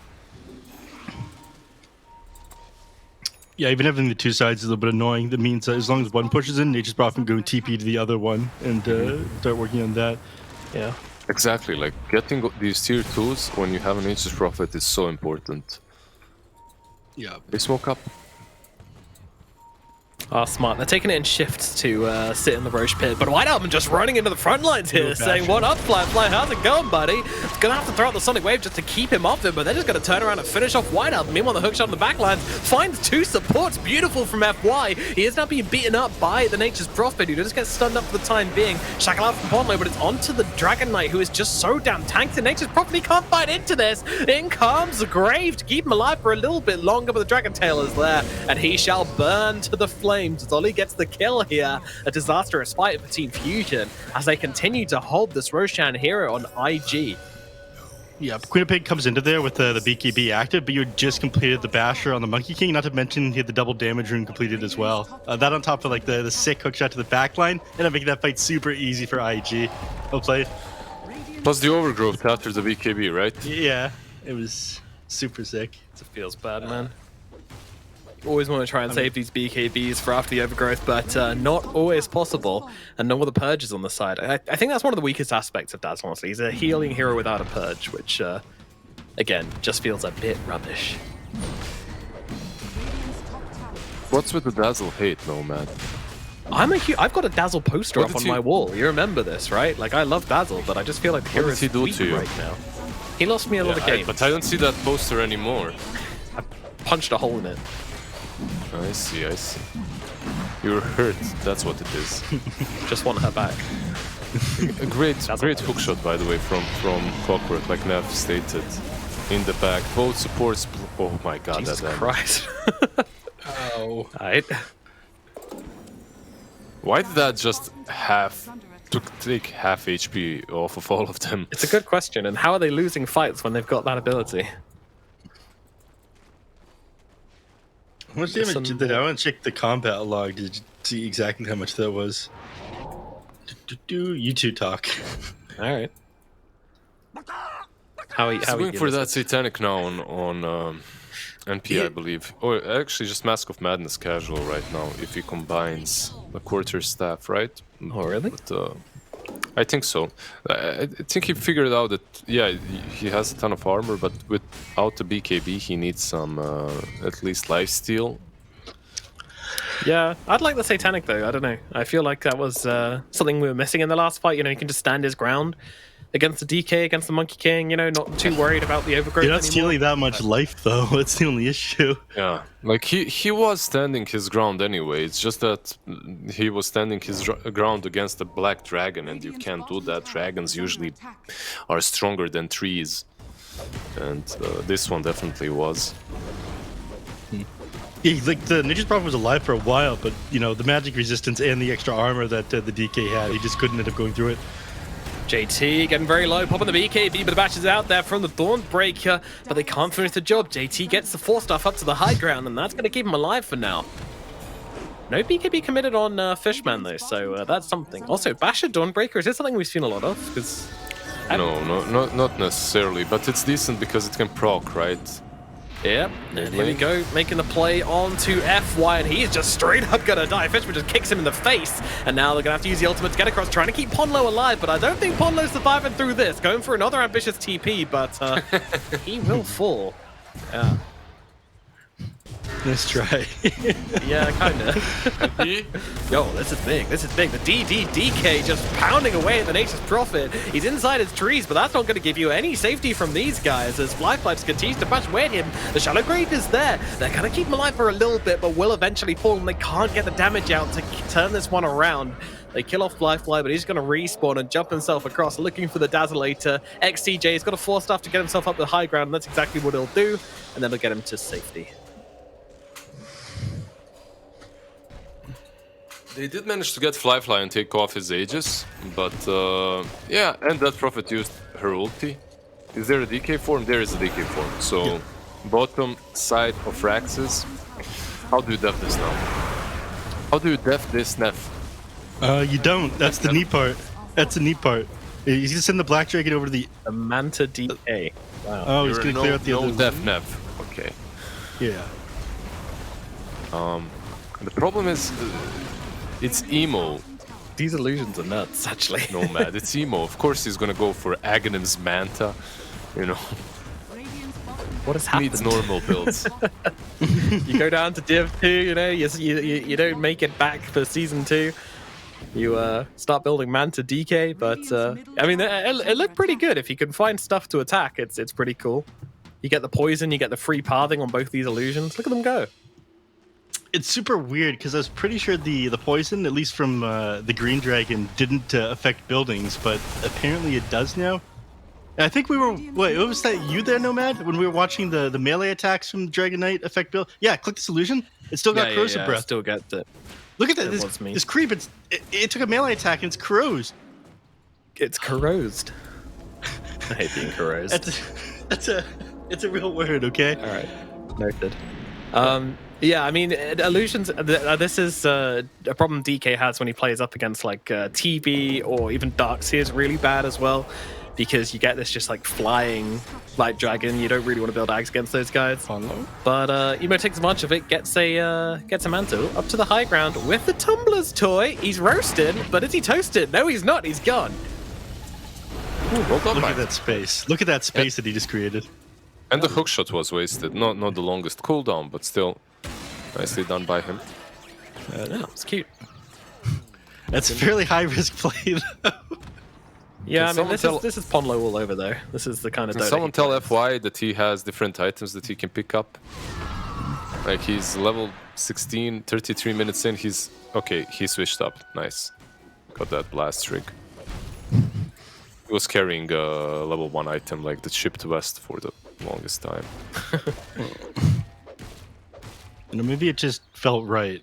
The chipped vest. Wanted that HP regen or something like that. I don't know. I'm grasping at straws here. Yeah. Blast Rig, you jump in, you cog them, and then it pushes them out, right? Away from you. Yeah, that'd be unfortunate.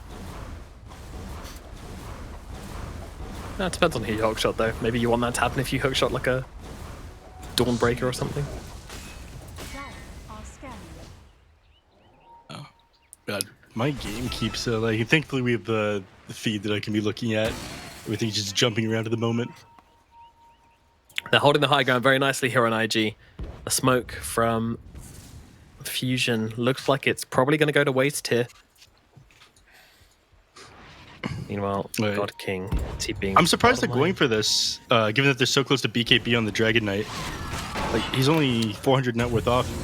Straight into White Album. BKB is out from White Album though, so you know, timing wasted at the very least as XCJ. Oh, couldn't TP out. Gets bashed up. And we'll be dying here. Yeah, instant bash for Fly. Yeah.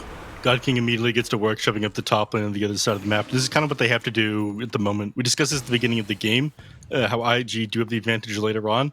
The only thing they can do is rat, but they have decent solutions to ratting. I feel like Monkey King is okay at catching out the NP. Clockwork is as well, especially once he gets himself his Aghanim Scepter. The double hook shot allows him to like cancel BKB TPs coming here from the Nature's Prophet. Then his team is time to come in. The problem is they have mid lane pushing in already. So, and bottom.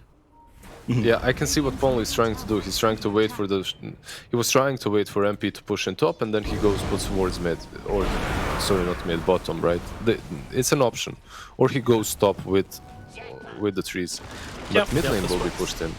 Yeah, this isn't as effective against a Train Protector either. Like, these towers are going to heal up. It's not like you can do 1,000 damage. Dragon Illusion as well, just destroying the treants. Fly catches Ponlo. Yeah. Oh no, didn't get his snakes off. Mission impossible. Well, it really was this time around as they'll finish off the sneaky Shadow Shaman. He almost blinked out as well. Yeah, forcing back. It looked like Ponlo was trying to force staff out of the tree that he was on and then TP out or something like that. Or maybe take the fight into him with the Dawnbreaker and like chain stun him. Dawnbreaker was like, nah, pass. Well, he didn't end up connecting with the tree with the force staff. Okay. Yeah, I'm not sure if that's actually what he's going for though. They're buying themselves a ton of time. God King also is almost 6-slotted. Like, he just needs the Reaver. He's going to have the Butterfly and the Satanic. XCJ, okay.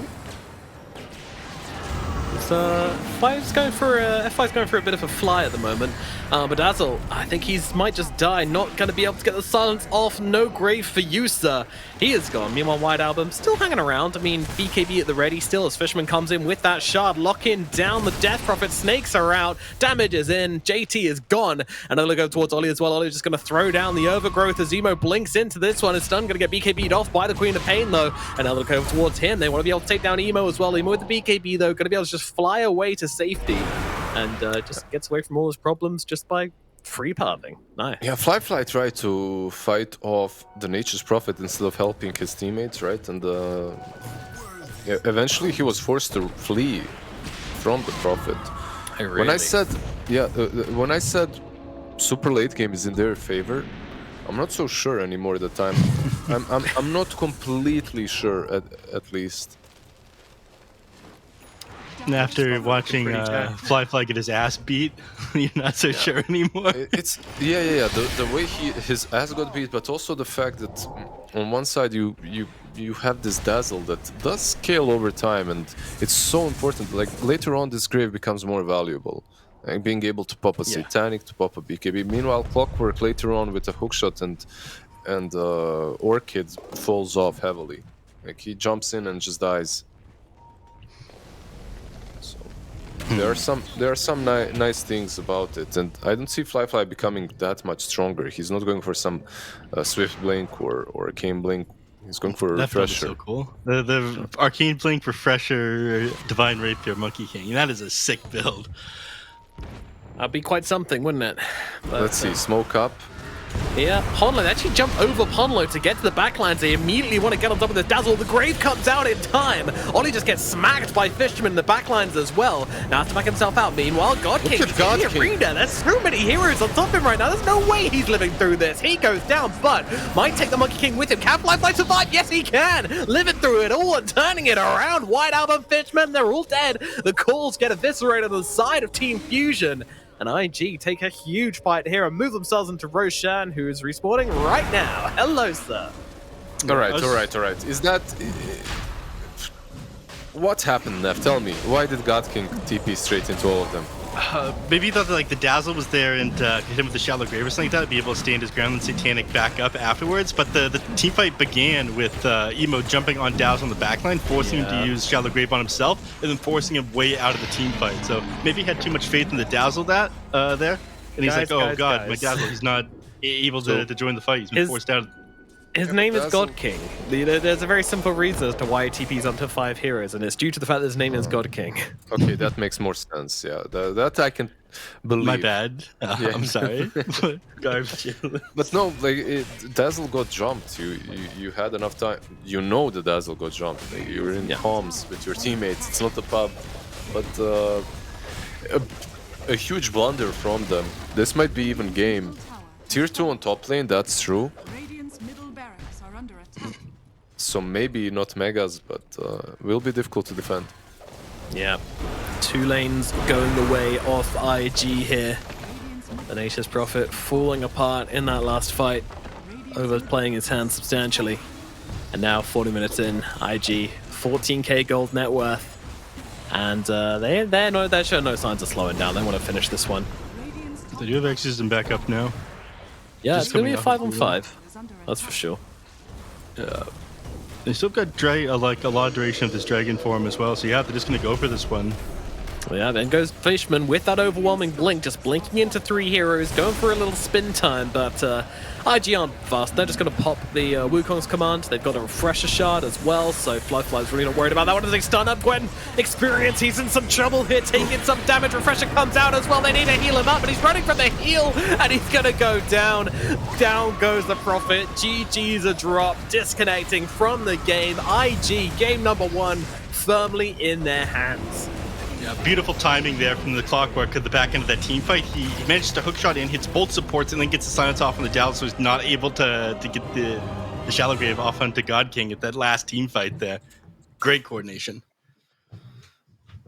Dazzle is one of those heroes that can make your team feel very happy or very sad. And like it can bring trust into between the teammates, right? And at the same time, it can definitely make the team chemistry and just the whole situation kind of awkward, right? Like it can. Yeah. Why didn't you? Did you see how God King left that game? How quickly? Yep. After the double all caps GG, it's like 100%. I'm telling you, there's a little bit of tilt, and there's like, why didn't you grave me? You know? Where graves? I have 6 slots. Yeah, I have 6 slots. I can't get graved. What's happening? Meanwhile, this poor Dazzle is being jumped by Clockwork, by Dragonite, by Monkey King. Everyone pretty much just hunting him. Yeah. Yeah, that's the unfortunate thing. He also can't run into Wukong's command and just throw it down there. Also, a little bit unfortunate that he did walk away from the Dawnbreaker ulti at the very last few seconds there, but let's be honest, it wouldn't have made a difference there. I don't think that would have changed things. He was dead, regardless of the heals or not. Unfortunately, God King couldn't quite survive through that, and he was having a hell of a game as well. I mean, 555 last hit, 721 gold per minute, like... That is some pretty damn good stats, especially considering their team lost. But, it is what it is. That's the Nature's Prophet life. Mm-hmm. It's unfortunate. I don't know if he could have built something to be a little bit more tanky. I mean, he was scary in the 1v1 scenarios. Like when Fly tried to match up against him, he beat Fly's ass there, as me and Lizard were pointing out. But in these 5v5 engagements, once all these chainstones were on top of people, the Treant Protector overgrowth, so the Clockwork being able to jump the back line, IG looked more coordinated and a lot stronger. And they managed to delay this game out long enough thanks to this Treant Protector and whatnot. So I think IG had a decent read on what Fusion wanted to do. They played around it extremely well. Looked like the stronger team here. Much stronger team, in fact. Yeah, I'd partially agree. I mean, I think Team Fusion played the early game much better. They did get themselves a bit of an advantage, and it looked like they were just going to run over the game. But again, the Treant really was the pick. Like, it was able to slow down the push during some key moments. Like, yes, he couldn't save every tower against the Shaman and Nature's Prophet, but slowed it. No hero in the game that can stop that. But there is a hero in the game that can slow it, and that's exactly what the Treant did, and that is what they needed to keep themselves in the game, so they didn't lose every outer tower, like in the first 20 minutes of the game. Like, that was super key to their win, right? Yeah, he definitely delayed it for quite a bit. They were. It's always much harder to play this game than it looks for the 3-4 IG. Like, you're playing into a Shadow Shaman and Nature's Prophet. Like, all these small moves across the map, the way they're moving, the way they're out pushing, the places and the timings at which they fight, they're very well calculated. Like, you can't pick just any fight when you're playing into a Prophet and Shadow Shaman. So props to them for making it look quite easy, really. Yeah, absolutely. Did you have any comments about the YOLO Shaman gameplay we saw in this game, Neff? I mean, that looked like classic Ponlo stuff. Really did, yeah. Yeah, runs straight into the enemies, no fear in his heart. A couple of times he makes it out. Other times he ends up getting shut down. It became harder and harder as the game went on. As they get to these further towers, as the enemies end up building more items, you have to go even more YOLO, so to speak. I think one of the better things they did that kind of threw off the tempo of Team Fusion was that first push they end up stopping, where they grouped up just before wards are off the cooldown, managed to block that tier 1 tower in the mid lane push. I think after that, maybe Ponlo started, maybe the Shadow Shaman started going a little bit crazy, but again, it was kind of just due to circumstance this game. You had to play like that in order to make plays happen because your ability to take team fights had significantly decreased. Yeah. I mean, an interesting fact about Ponlo is that he was the highest death player in the DPC, I think, last season. Definitely top 5. I don't know if he was the top, but he died a lot last season. It's not a fun fact. Not it's for a fact. him. It's not fun. Depends fun for who, Maybe it's fun for Ponlo. He likes it. Oh, he definitely likes playing with the enemies. He likes trying to make space for his death. Like, look at this guy. Just cheeky. Yeah. Blinking away from the boundless strike as well. He's having a good time. He's skating. He's got his skates on. But yeah, this was. You can kind of see it. The fight makes a little bit more sense when you watch it in its entirety. He feels like he's TPing on the high ground behind them. It's a great place to be. Thinks he can just burst through Fly, but just didn't. It's Fishman as well. Fishman abandoned him. Like, he was TPing where Fishman was fighting. But then Fishman went to help out XCJ, the Dazzle. Yeah. And suddenly there's this Prophet there that is 1v4ing. So, yeah, unfortunate for him. I can feel the tilt. I can feel the rage in this GG. But he's a professional. He's gonna just, shrug it off, go next. And FY gets the MVP on the clockwork. I mean, he got a lot of those double hook shots off, grabbing both the supports inside his cogs, making them panic, making the 4-staff around. And also a very nice timing on that Orchid as well. So I think I'd agree with that. Right? Yeah, he's returning, right? We need to get him up on that pedestal, right? Get his face everywhere. Need to build him up a little bit. Let's bring the FY god back into the every single MVP. Yeah, we need it. Who else played very? I mean, I was actually expecting Emo to get the MVP just for that really cool build he went for with the Shard into Aghanims, Blink, and then Manta of all things. And then going for a Bloodthorn and BKB afterwards. I mean, the guy's rich, but his build was very entertaining to me. Super sick build by him. I thought FY was my MVP as well. I'm a sucker for good clockwork play. He did great. He only missed a single hook shot. He built decent items despite not, changing up his neutral until he got this blast rig, like Lizard pointed out. Plus, I've always been a fan of the man, his Rubik and whatnot. I am a massive fan of both Rubik, Clockwork, and last year was Earth Spirit, even though he's not too much of an Earth Spirit player. It's a good selection. There's mobile initiators, a lot of fun to play, and FY's signature on all of them. To be honest with you, what about JT on the Death Prophet? It's definitely look at that sign from him as well. I don't know what that means, but it's a gun, I guess. Yeah, I guess so. But right. JT playing the Death Prophet, it's a signature for him. I did think he struggled early on though. Did he? What was his playing out with early on? Oh yeah, I guess he's at the bottom among all the cores. He was pretty far back. I mean, this year it doesn't matter too much if you struggle early on, as long as you can sort of recover. As long as you survive like a single team fight with like 2 points in your ultimate, you end up doing so much damage that it doesn't really matter if you didn't have a great laning phase. It's kind of like Pango that way. You can play it kind of sacrificial 3 for a little bit, and you'll have a pretty big impact anyways. I think JT understands that. Yeah, the problem is if you're under farmed and you die too quickly in fights, sure, that can be a difficulty. But I agree completely with you. And once he got that level 2 ulti, he was doing a ton of damage. It wasn't as like some games JT when he plays this Death Prophet, he just crushes, right? Like you can see him moving from one lane to another, just dominating. He's like 15-0, and then he loses. Then IG lose. This game around, he wasn't. He left bottom lane fairly early. He didn't even take the tower. He was defending mid lane. He was playing a bit more sacrificial, like Neff said. But eventually it does work out because it's not on him to truly win this game. He has a couple of other heroes for that. Like that Manta Black Dragon. Like he can win the game for him. Mm-hmm. Yeah, definitely. And unfortunately, it just wasn't enough from Team Fusion in the end to round this one off. But did still think that he played very well in the Nature's Prophet for the most part of the game. I feel like Fishman as well on this Dawnbreaker, that was really high impact. He was actually 5-2 by the end of the game. So definitely feels very, very strong in this Dawnbreaker. Wouldn't be surprised to see them first phasing that one again because the Dawnbreaker looked great. Dawnbreaker, wouldn't be surprised about that one. It's been like it's either been Tiny or Dawnbreaker who ends up making it through. And I mentioned that in the first interview. CDEC, they ended up letting the enemy team pick the Dawnbreaker twice in a row so they could first phase Tiny, but Fusion ended up banning that out this game. I think it's just like one or the other. They're not incredibly broken, but you kind of choose one, give the other up to the enemy team. Yeah, and I believe you guys aren't watching maybe, but I mean the chat isn't watching for sure, but IG just chose second pick, so there's that as well. They're going to be picking those the second 2 heroes, not the first broken one. So what do you think Fusion, they want if they're grabbing second pick?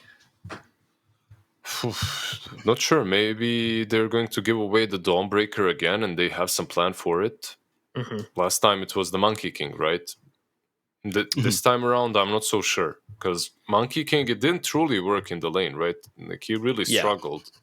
I feel if they didn't have the DK mid lane, if DK was something else and White Album had a game, White Album didn't have a game, by the way. We were talking about JT and how much he sacrificed himself. White Album just not only was he in a bad matchup, he lost that matchup quite convincingly. Plus, they controlled every single rune. The first rune he got was like minute 12 or something, that haste. It was not perfect. So far from it, unfortunately. So yeah, my bottom line is if the game is the same, but mid lane matchup is a bit better for Fusion, this game could have went in a whole different way. Yeah, very possibly. But unfortunately, it was... and also in the bottom lane as well, as you mentioned, the clockwork was just had White Album's number for sure. Like just constantly on top of him, just finding him every situation, especially when he'd already blinked as well. Do you think it was partially on White Album for continuing to go to the bottom lane, or is that something he had to do? Was there anywhere else? You have your top lane pushed in by Dawnbreaker. Nature's Prophet is in the triangle in the jungle, taking a ton of space. That's another problem with Nature's Prophet, right? All the lanes are constantly shoved in the enemy team, so the other cores on your side do lack a little bit of farm space, at least. Yeah. I guess it's like they're pushed back by the treants to go and defend, but at the same time, the lane's always pushed out, so you don't have waves to farm. Yeah, I mean, that's definitely a case for the Prophet for sure. Well, guys, we do have game number 2 on the cards. The draft's already started, so let's jump into it and find out exactly how this one's going to go. Can IG tie things up in a 2-0?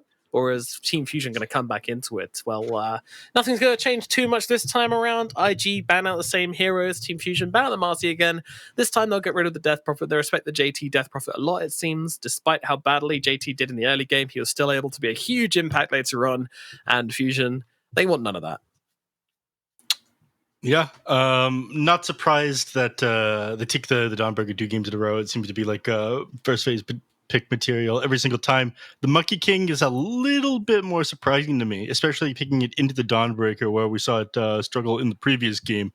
I'm not sure if this means they plan on playing it support, but given how hard it got beat down in the previous game, and you have to open with the first 2 picks, potentially this being your safe lane, it gives Team Fusion the opportunity to counter your safe lane completely. I'm curious your thoughts on this Monkey King opening, because it is very bizarre to me after what I saw last time. Let's see, maybe they have a better idea when it comes to position 4 and 5. I still think they'll pick that Treant. Yeah, they do. I mean, last time they picked this as a response to the Nature's Prophet. This time the NP is an issue. They could be picking it preemptively, but it doesn't make as much sense. You know what? I don't know how this game is played. Look, if MP is in the pool, I think Fusion will pick it. And even if MP isn't picked, Treant is still a great hero. Like, Tree is just amazing. It's not only against the NP. Now comes the question, will they ban out something like a Shadow Shaman? Because this Tree Daddy, the Nature Prophet on his own, he wasn't an issue. The problem was him plus Shadow Shaman taking these early towers. The 2 of them together. They banned out the Dazzle before anything else, though, instead of the Shadow Shaman. Do you think they get rid of the Shadow Shaman here next? Perhaps not. Let's see. That would be using a ton of your bans for these support heroes. So maybe there's something more pressing that they want to ban out of those cores. We'll see. Shadow Shaman was definitely very impactful. Get rid of the puck instead. I think the Train Protector is one decent solution. It's possible they plan on taking the Shadow Shaman themselves, running that in position 4, and let that one through here. I'm not sure how good it would be versus the Prophet, but yeah, it's also possible they take Nyx Assassin here. That's something that we just talked about in the previous interview. But Nyx Assassin was banned out. It's like a great counter to Dawnbreaker. It's pretty good against the Nature's Prophet. But then your support duo in the lanes is Train Protector Nyx, and I think that's a little bit rough. Post-laning phase, it feels okay, though. As long as your cores can do a decent amount of damage. Get rid of the Beastmaster here. So I guess just worried about them running them over with overwhelming strength alongside the Nature's Prophet. Same sort of logic is getting rid of the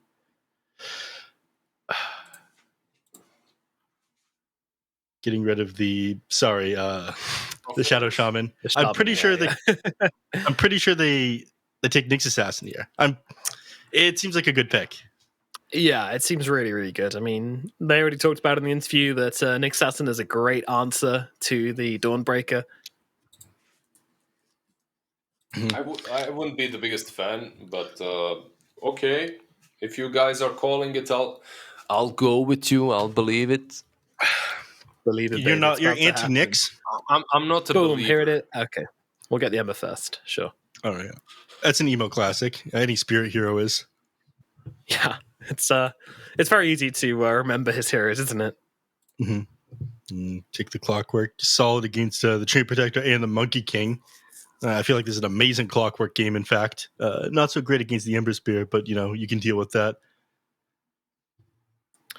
One thing which is very interesting about the drafting in China versus the rest of the world is Beastmaster, because we saw it banned this game, but he's got less than a 50% contest rate here in China, only 46% for the Beastmaster, which is, pretty lower than average. Meanwhile, the rest of the world, the entire DPC together, it's 69% contested. The Nice. second most contested hero, very nice, across all the regions. So Beastmaster is really, really popular elsewhere, but they just don't like it here. I think part of that comes down to how good Wraith Pact is. People seem to be building it every game on all their heroes, and that makes Helmly Overlord, which is like a core item on Beastmaster, a lot more awkward because you don't get that same Vladimir's offering optimization out of it anymore because it's the same build-up for Wraith Pact Totem and Touch Helmly ban. Overlord. Oh, I'm sorry, Lizard. I'm One very day. sad.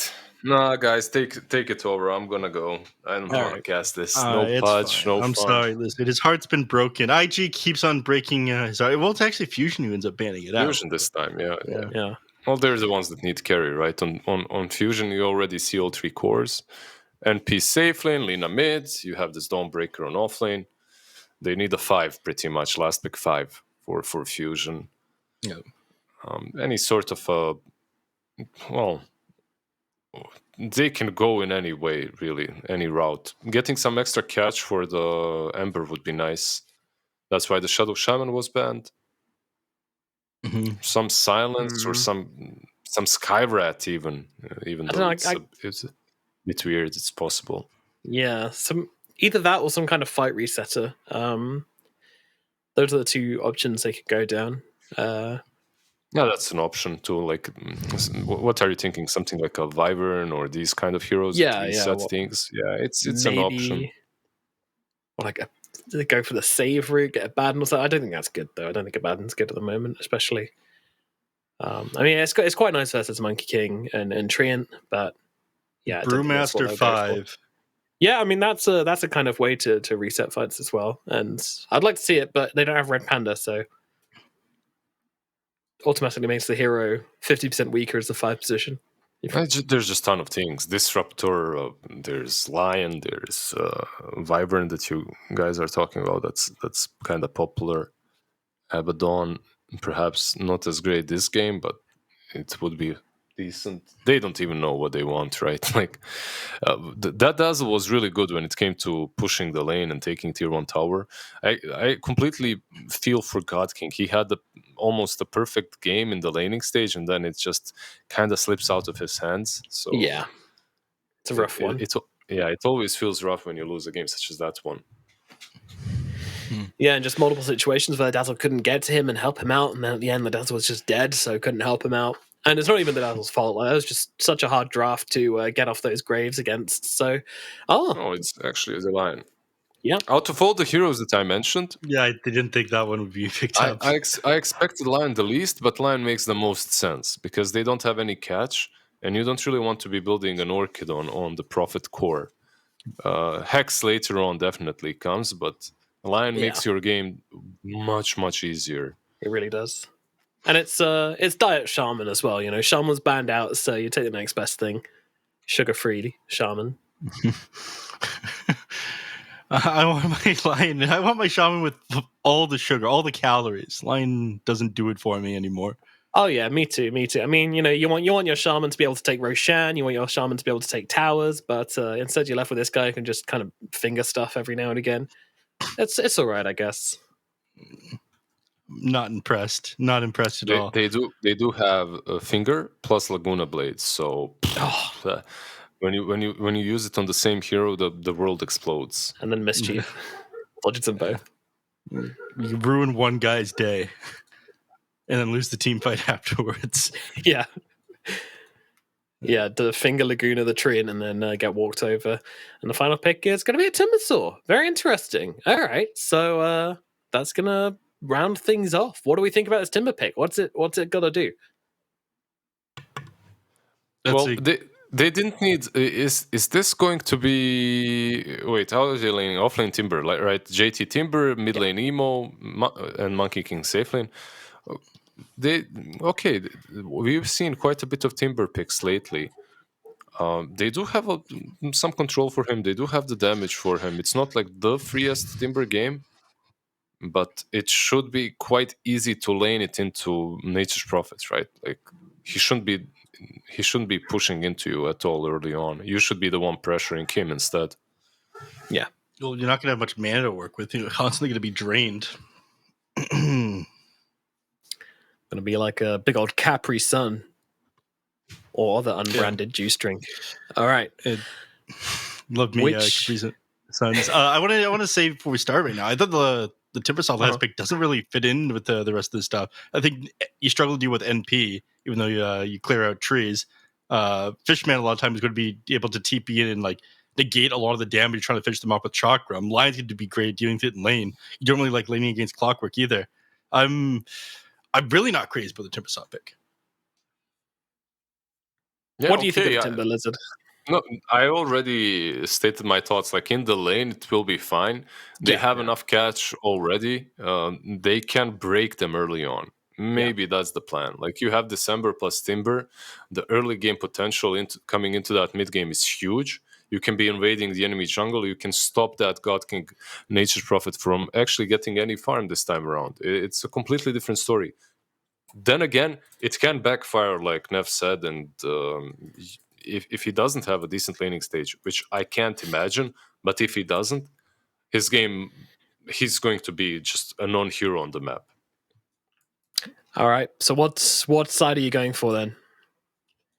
I'm gonna go for game 3 because you know I love Dota. We all do. We want a lot of games, so I want to see Fusion IG game 3. Oh yeah, and this is the title match of Division 2, supposedly. So we'll see if we do get to it. Neff, very quickly from you. I'm gonna have to go with Team Fusion as well. I think IG's the stronger team, but I don't see this Timbersaw going well. I think there's one fatal flaw with the draft. Timber not going well. Doubters? How dare you? What can I say? Huge doubter here. We'll see if I'm correct.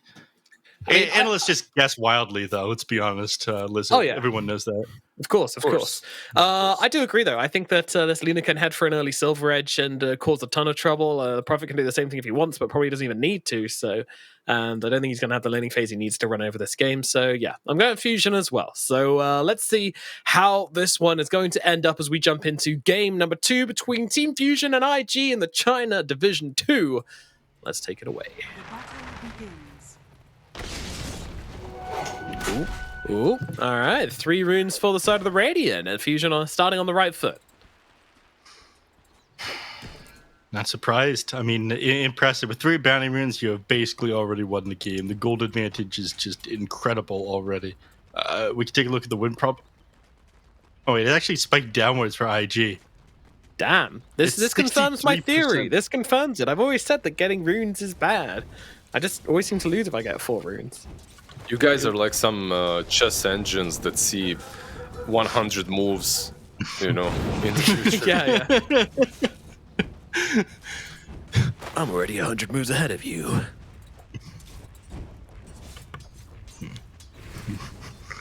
What are we thinking of the Nature's Prophet starting build, by the way? Got some stats, then we've got some stats, then we're going to go for some stats. Is it branches? It's wand and 3 branches, yeah. I mean, he's cosplaying. He's surrounding himself with branches. What does he wants to feel like he's with his fam? But yeah, it's normal. It's actually a very standard build at the moment. It's cosplay. That's what he means to say. It's definitely just cosplay. That's what it is. Don't call it standard. Come on, man. It's like definitely every single, not even Prophets. Like this is becoming more popular on a lot of heroes, but especially on Nature's Prophet. Like a ton of branches. It was Tundra who started doing this first, right? Just stacking stats on every hero. I believe. I think so. They've got the North American coach, right? They're just smarter than everybody else for that reason. God, I hate you. I mean, at this point, do you even have to argue with him? He's praising NA. The moment he starts doing that, I'm already okay. This is some. He's tuned out. I'm tuned out. This is some irrelevant stuff coming out of his mouth. It's fine. Like NA. Come on, we got TSM now. Like, the worst thing is, like, you're doing the actual best region at the same time, and you're talking about NA. I mean, it's a joke, I guess. For comedic relief, everything works. You know, it's good. Legit thinks I'm a joke. This is cool. Good stuff. Good stuff. Okay, it's this actually handle this work. Oh, All right. Wild Wing Hurricane. Ripper doing it in the bottom lane. I love that. Yeah. I love how he just randomly blasts someone in a random direction, and it always works. But XCJ taking some pretty heavy hits here, but he's right. FY wants to cut him off, at least.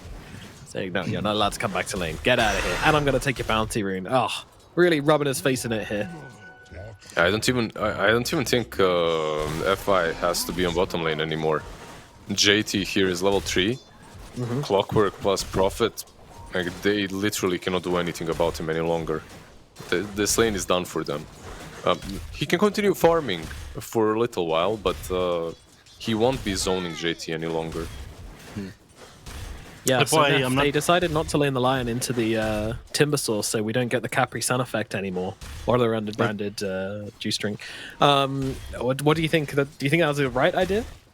Hold on. Lena getting run down right now. Yeah, there is Certainly indeed the Lena tiny gets run down right now. moving in. Emo under the tower, doesn't give a damn. Gonna get the first blood there on FY with the tree. Podlo moving across, trying to follow up here, but I'm not sure I think he has got enough damage, actually. He's got Hex available as well, and he'll even give the kill to... No, wait. No, he won't. Classic Ponlo. It looked. How did he even get that? It looked like it was Nature's Prophet who lasted that. No, stop fighting, sorry. Yeah. Weird. That's the issue, right? When you have this Timber on offlane and you can leave him alone, suddenly you have this position for Tiny that's able to roam across the map and do whatever the hell he wants to. So your mid lane suddenly gets pressured even harder. Their lanes might crumble. They need to be extremely careful on the fusion side. FY didn't set himself out smoke though, so he's gonna struggle a little bit to make a rotation at the 5-minute mark once it turns to night and find a second kill way up, but maybe he thinks he's gonna be able to get away with it a second time. I think it's more important to control the next 6-minute runes. Ember will get like that level 6 by then, as he has some level advantage. Getting that first rune away from him should be your goal. If he gets a good one, all of your lanes are in danger. And look at the bottom lane, like JT is already a bully. He is indeed, yeah, he's having a great time. This Nature's Prophet lane is very beneficial for him. Though doesn't do much damage to XTJ there at all with his spells, and you know, we'll be taking the damage to the battery salt, but that's about it. The Treant's just kind of almost helping him keep up the 18 reactive armor stacks as XCJ slowly getting ran down here by JT, and there comes a Whirling Death to finish the job. Meanwhile, FY goes down in this lane as well, so it's a trade. It's a trade. He can TP back mid, refill the bottle, control the rune. I think it's all right that you die like that. He's doing exactly that, yeah.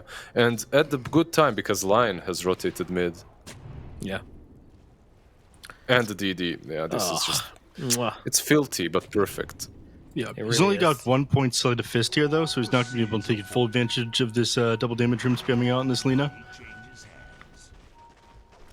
Which is kind of unfortunate. The level 6 on JT down the bottom lane means that Godkin can't be down here anymore, so now you have a free lane on the Timber Saw, and he's probably going to try to shove this one in with the catapult. And the jungle getting beaten down by Fishman and Ponlo. Meanwhile, over towards mid, Lena's been caught out here for sure. Tries to bring down FY, but can't quite do it. Gets down to about 10 HP on FY, but not enough to get the kill.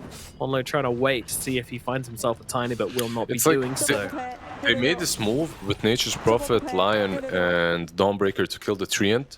Sure, you get him, but you know that you let the rune for Emo. You know that he got that active rune, and then you lose the Lina anyway on mid. I believe they needed to respond to that somehow. They needed to protect her a bit harder. Because you just... who's going to be making plays on the side of... look, he's going for Arcane Boots on White Album. Wow. Is that Radiant's bottom tower is under attack. Let's see, maybe it's a misclick. No, he's actually going for it. He's really going for. I mean, this gets disassembled into either Aether Lens or Aeon Disc eventually. Radiant's bottom tower No, is under for sure, but okay, his game must be really rough then. Which it isn't. He's 3K net worth. He's actually on the same net worth like Ember. A different approach completely. Why does he do this? Radiant's bottom tower. I'm not sure. Like this Aetherlands build on Lina is more popular on a 4 Lina and has fallen out of favor heavily. But he's going for that instead of some travels and BKB. I guess it might allow him to be a bit more active early on, and that's what we just talked about, right? Like, who makes plays on their side? You don't have a hero. Top lane, Fly getting very low, but I'm not sure they're going to be able to finish the job here. Running him into the trees. Fishman is chasing, got a Celestial Hammer. Which way will he throw it? Or will he throw it at all? He won't, because the Monkey King's up in the trees and has escaped. They will leave empty-handed on the side of Fusion. This early game not going nearly as well for them as it did last game for Fusion, which is worrying considering they still managed to lose that last game even with such a good start. FY biting off a bit more than he can chew here and does go down, but if it sets up for the kill onto the Prophet, it will be okay. Going for the TP out on Quite Experience, but in comes Fly with the Boundless Strike, bringing down God Kick. Now, Fishman on the run as well. Bit tankier than his Verdant counterpart. Meanwhile, White Album got run down in the mid lane by the Ember Spirit. Is under attack. That is a shame. Miss Lina's having such a nightmare of a game. All of their lanes are collapsing in, and this is the power of IG's draft. What we warned earlier about, it's all coming true. I love the way FY died on top lane, by the way. Watching it, I'm like, FY, what's happening? Have you not played Dota recently? Is that what it is? Are you a bit rusty? And then you realize, yeah, he's just baiting. This MP is about to die for him, so definitely makes sense. Yeah. They see Ponlo wrapping around here. He's clearing up the board. I don't think he's going to get punished for this one, though. Ember Spirit not quite in position for that. Living life on the edge, as he often does. Risky move, for sure. Emo's got a javelin, so he's going to be going for Miona this game. It's surprising that he doesn't just go first item BKB when he's playing against a Lion on Emo. I'm not sure I like this. Well, he can do it second item as well, right? Like, you can go Maelstrom into the BKB. He does have Orb of Corrosion as well, right? So... Emo? No. He doesn't? No. Just straight Maelstrom, which is, again, why I'm not crazy about this one. Yeah, Fly has the corrosion in this game on the Monkey King, like he always does, and he's going to be moving in towards the Battle Fury by the looks of it. Claymore queued up, ready to be bought. Flying out to him now. But yeah, like, you can have a really good start on this Ember Spirit. Like, he's got a couple kills under his belt. He's decent CS right now. Yeah, and pretty high on the net worth, and then your game can get completely shut down if you get caught out of position a few times, or Ponlo priority targets you in these team fights. Bottom lane. Hex always a big threat as they move onto Ollie here. XCJ and Ponlo, along with God King, will be able to bring down the Treant. That's a nice little freebie for them. Yeah, no finger used, no stacks on that finger. He's being a team player, you know, not stealing any kills, saving that for something more important. Like, I agree with what you're talking about BKB. I think it's safer. Maybe the reasoning is you have JT on this Timber. He's going to be frontlining, jumping in, giving you all the info, and then you can follow up. Guardian. Yep, coming on down onto Fly here. Really big pickoff down in the bottom lane. Wow, that's huge, actually. This global presence just keeps on surprising Fly. Last game as well, same thing happened early on. Prophet ulti, Solar Guardian, he's dead. Yep, simple as. Speaking of his Nature's Prophet, he's going for the... Oh, right, he's changed it. He had the Mjolnir queued up as his first item, but then he switched over to be a Witchblade now. Makes CJ maybe in some trouble down here, though. They toss in the Dawnbreaker as well, so they're looking for 2 kills. Dawnbreaker has got the Starbreaker available. Going to turn around and use that one, but won't be escaping from this situation as she tries to get away. The chains will finish the job. Emo grabs himself a double kill, and JT immediately under that tower saying, what up? I'm ready to play. Meanwhile, the Wrath of Nature just comes through and takes out Ollie on the backlines. Unfortunate. This does give Emo enough money to finish up his Maelstrom. This seems to secure them the mid-tier 1 tower as well. So being able to take this one early does give them a lot more map control. Again, against Clockwork, this is incredibly useful. Are they defending top at the same time? Or will the trees be enough this time around? Fortifies there. The tree has come in as well.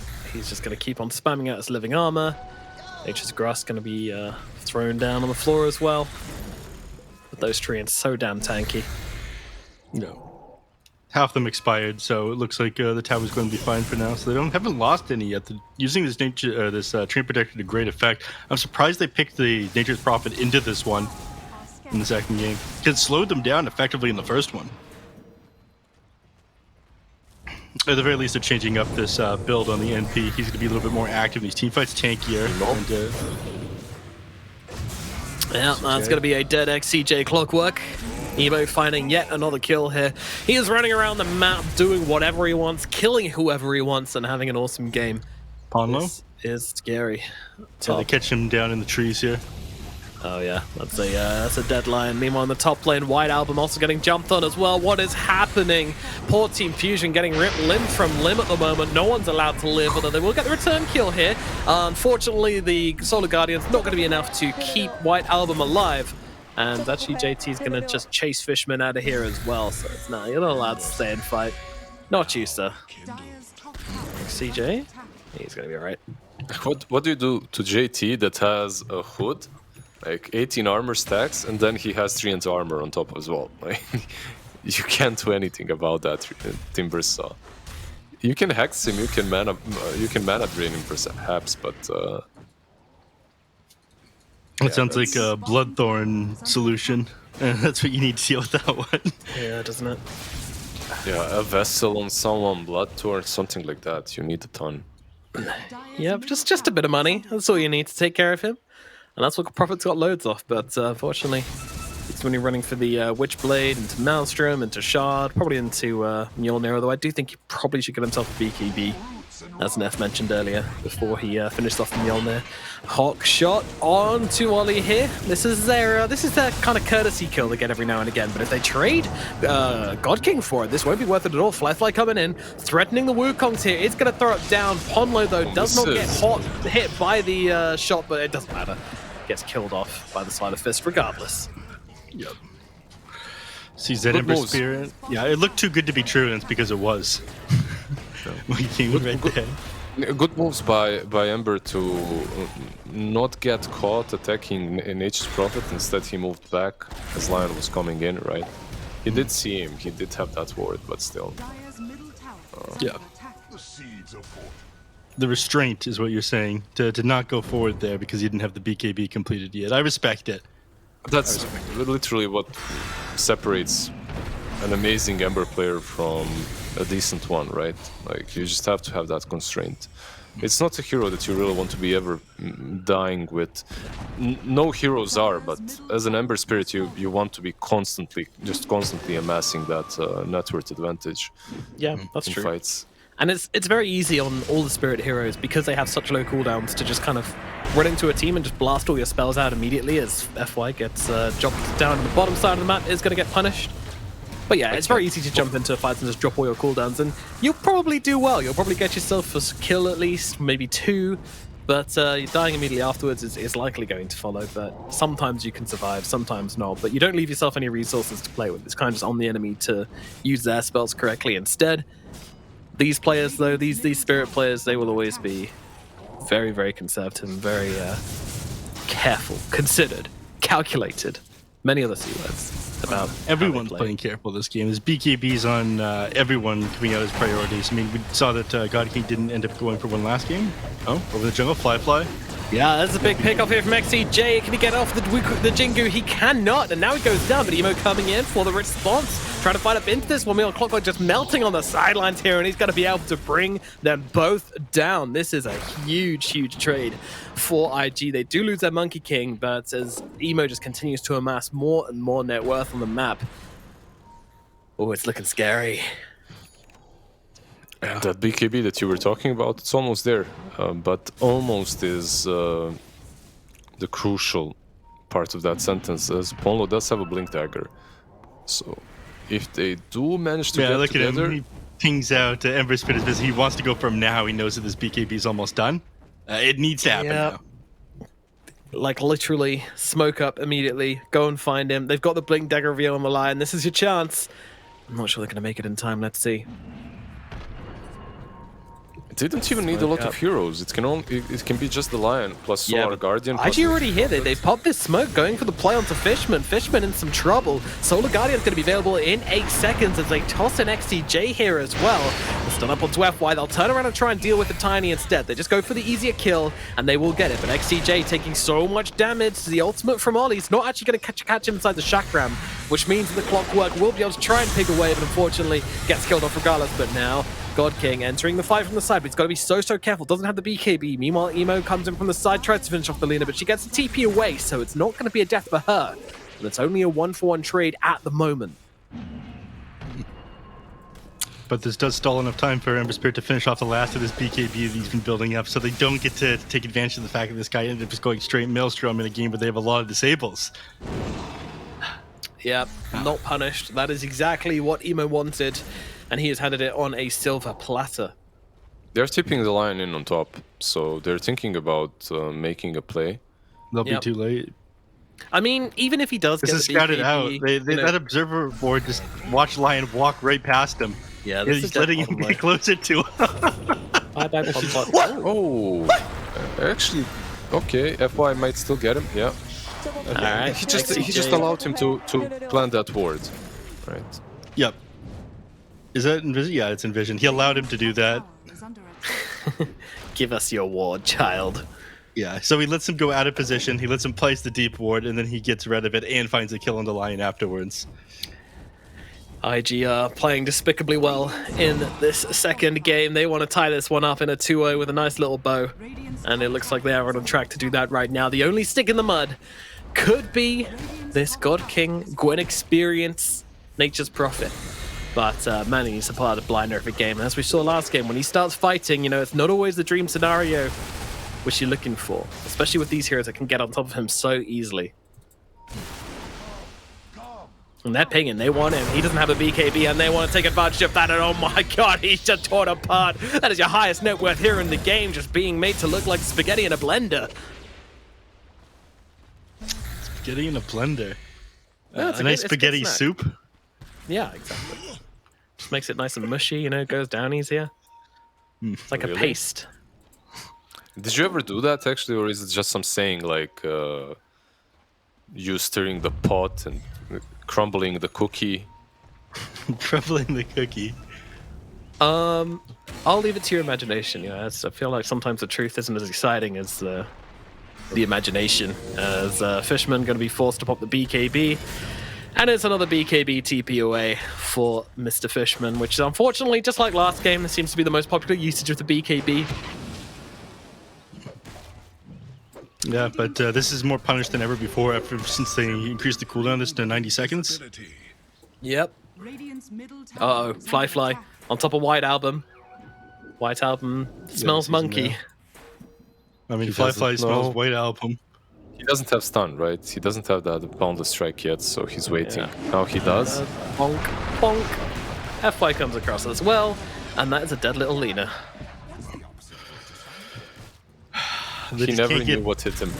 Yeah, they can't get a dub here. Like, nowhere on the map. They're losing all over. This is becoming a little bit too much for them to handle. I don't know how they get back in it either. Like, you had to punish the Ember Spirit before he finished this BKB. Now you have it done on him. Monkey King's gonna have his in another 130 gold. Like, your recovery options are disappearing, and you don't have that same Shadow Shaman that you had last time alongside the Nature's Prophet to be able to take these towers. IG's doing even better this time around. Yeah, Onlo does find Ollie. Oh, the Tiny actually blinks in to save the tree and protect. I'm pretty sure that was deliberate, but he is going to die for this one, and as is the Treant as well. Okay, maybe it wasn't deliberate. I'm not sure. But either way, hook shot blocked, but unfortunately we're just both going down instead. And IG will lose too. All right. There's that dub which they were searching for. Neff, is it enough for them to take back a bit of their map? I mean, 2 support heroes, I don't think so. Probably not. Any control they get, I think, will be cleared out pretty quickly. They do get 1 observer ward with that one, so they get rid of a little bit of position they have on the map here on the side of IG. But, you know, heroes already respawned at this point. They haven't managed to take anything off of that one. They don't even get the lane shoved in past the enemy team side of the river here. Yeah. And this Tumbler's Toy is so nice on the Lion as well. Just allows them to get on cliffs and de-ward and then just bounce down afterwards as well. It's very cute. He's parked himself up there for now. I mean, sometimes you just have to become the ward, you know? We're out of wards? Alright, boys. This is my time. Paulo has pinged them out. He knows that the Ember Spirit is here. Yep. He's going to see everyone here. Let's just hope that there's no wards placed on top of him or anything like that. Any flying vision, any couriers coming past. It's a dangerous place to be. Oh no, oh no. Actually, they're going to go for the play here as they try and get on top of the tree and protect him. They're able to do exactly that, but now they're going to punish this Lion. Of course they will. Getting on that cliff with him and giving him a bit of a cuddle, which he didn't enjoy. And now we're going towards Clockwork, who's also getting similarly beaten up. JT's going to grab that kill, sending him on a monster kill streak at the moment. The Timbersaw currently sitting at a lovely 8-0. My god. I mean, I think surprise factor worked in their favor there. They're expecting a ward up there, not a Lion, because it's fairly clear that they had vision somehow, based on how they were moving around the map. But that indeed was Ponlo. They killed the courier, they killed the tree protector, but... And it's always him, right? Like, it's always Ponlo on these cliffs. Like, he really enjoys being the ward. Let's just get Did that with Shadow Shaman in the last game as well. That's not a ward, that's a person. Yeah. Sorry, Lizard. It's fine. I enjoyed it. Good. Yeah, but how did they kill the Timber, by the way, guys? Oh, hold that thought, BKB. And run away again. 90 seconds cooldown, bye-bye. Like, how do you kill the Timber? Do you need the Silver Edge at some point and maybe hope that he doesn't have armor stacks up, so you hit him first? Maybe Alina Silver Edge or something like that? I thought Bloodthorn was going to be the solution to that one, but no one seems to be building it. And again, he almost has the BKB, so... They didn't build the Bloodthorn, they don't have a Vessel on anyone, so no Shivas. Fly. Why didn't he Boundless Strike there? I was looking at top lane at the same time. Yeah, I thought he had him, but yeah. The XCJ, He just wants his 4 staff. Okay, that's an ambitious attempt here from Fishman. And immediately going to get a bunch of his health shaved off by this Timbersaw. Alright, now you've got Basher done on the Monkey Keys to be able to catch this Nature's Prophet and whatnot, as the Dawnbreaker for that matter, as they try to TP away from you with these BKBs. So your ratting potential has all of a sudden just gone into the ground. There it is. Alright, finally into the Roche Pit we go. 25 minutes. It's very late for a first Roshan, but I guess their lineup's not excellent at doing it, and sometimes you want to save that Roche for when you actually want to go high ground. They're even smoking up. They're not truly. For double now, damage rune. Yeah. Don't fight this fusion.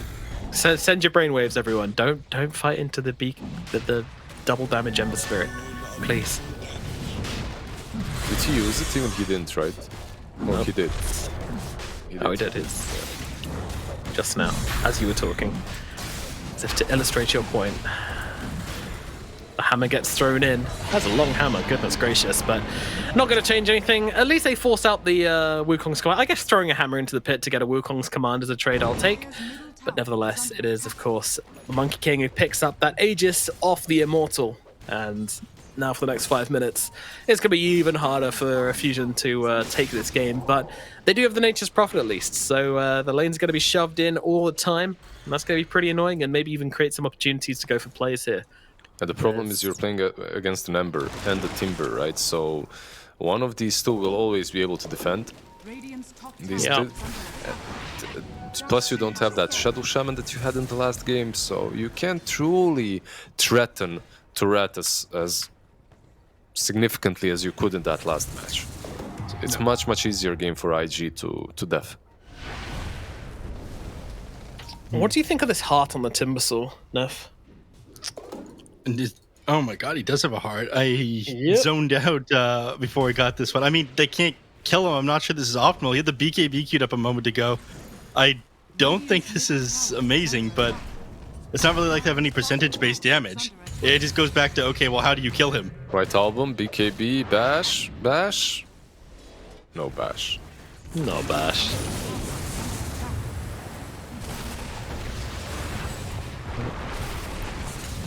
Man, White Album's had such a rough series. He really has. Hasn't got going with this Lina.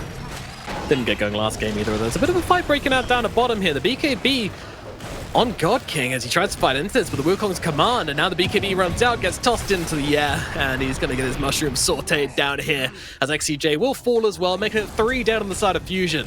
I'm not sure what that play was, but it certainly didn't work. Desperate one. Desperate. I don't know. What would you do from this point in the game, Liz? I feel like all you can try to do is take, numbers advantage fights super deep where the enemies aren't expecting you. The game just... They never did the things that I expected them to do, right? Like these, the control of the Ember early on, and then rotations to perhaps pressure him and the Ember and the Monkey King, because you couldn't do anything about the Timber. And then I expected perhaps a different item build on Lina, which would allow them to kill the Timber as well. But I can see them killing the supports and perhaps the Ember, but I don't see them winning a fight. What can you do? Split push until Nature's Prophet gets some big stuff together with White Album. He does have a crit. Yeah. I guess that's for the Silver Edge, right? Not the Daedalus. We'll see. Yeah, should be. But even then, like it's yeah, even then you're still hitting a guy with a heart and Kaya and Sanj. It's not that easy to take him down, no matter what. Yeah, and this doesn't remove the reactive armor stacks he already has. It just stops him building up more. Yeah, we're definitely at the point in the game where I think they need to stop making plays on the side lanes. Just shove them in and then go somewhere else when people come to defend. Don't try and pick off the person that comes to defend. IG, they're not playing in a way which you're going to get something like that. They're playing way too disciplined. And there goes the 2 more of their outer towers they've lost. They only have a single one left. They only have the Aegis for another minute and 30 seconds, so maybe they'll try to make a play as soon as this expires. Like, that might be the last hurrah here in Team Fusion, but they're not amazing at taking... It's like Lizard said, I don't see them winning a team fight either. Because how do you kill this Timber Saw? Yeah, we're pushing for the super late game here on Team Fusion. I think that's the only chance we're going to get. Either. Fishman has been caught, but they need more here. Whoa. They're actually moving across. They've seen the lion instead. They want to try and get Ponlo.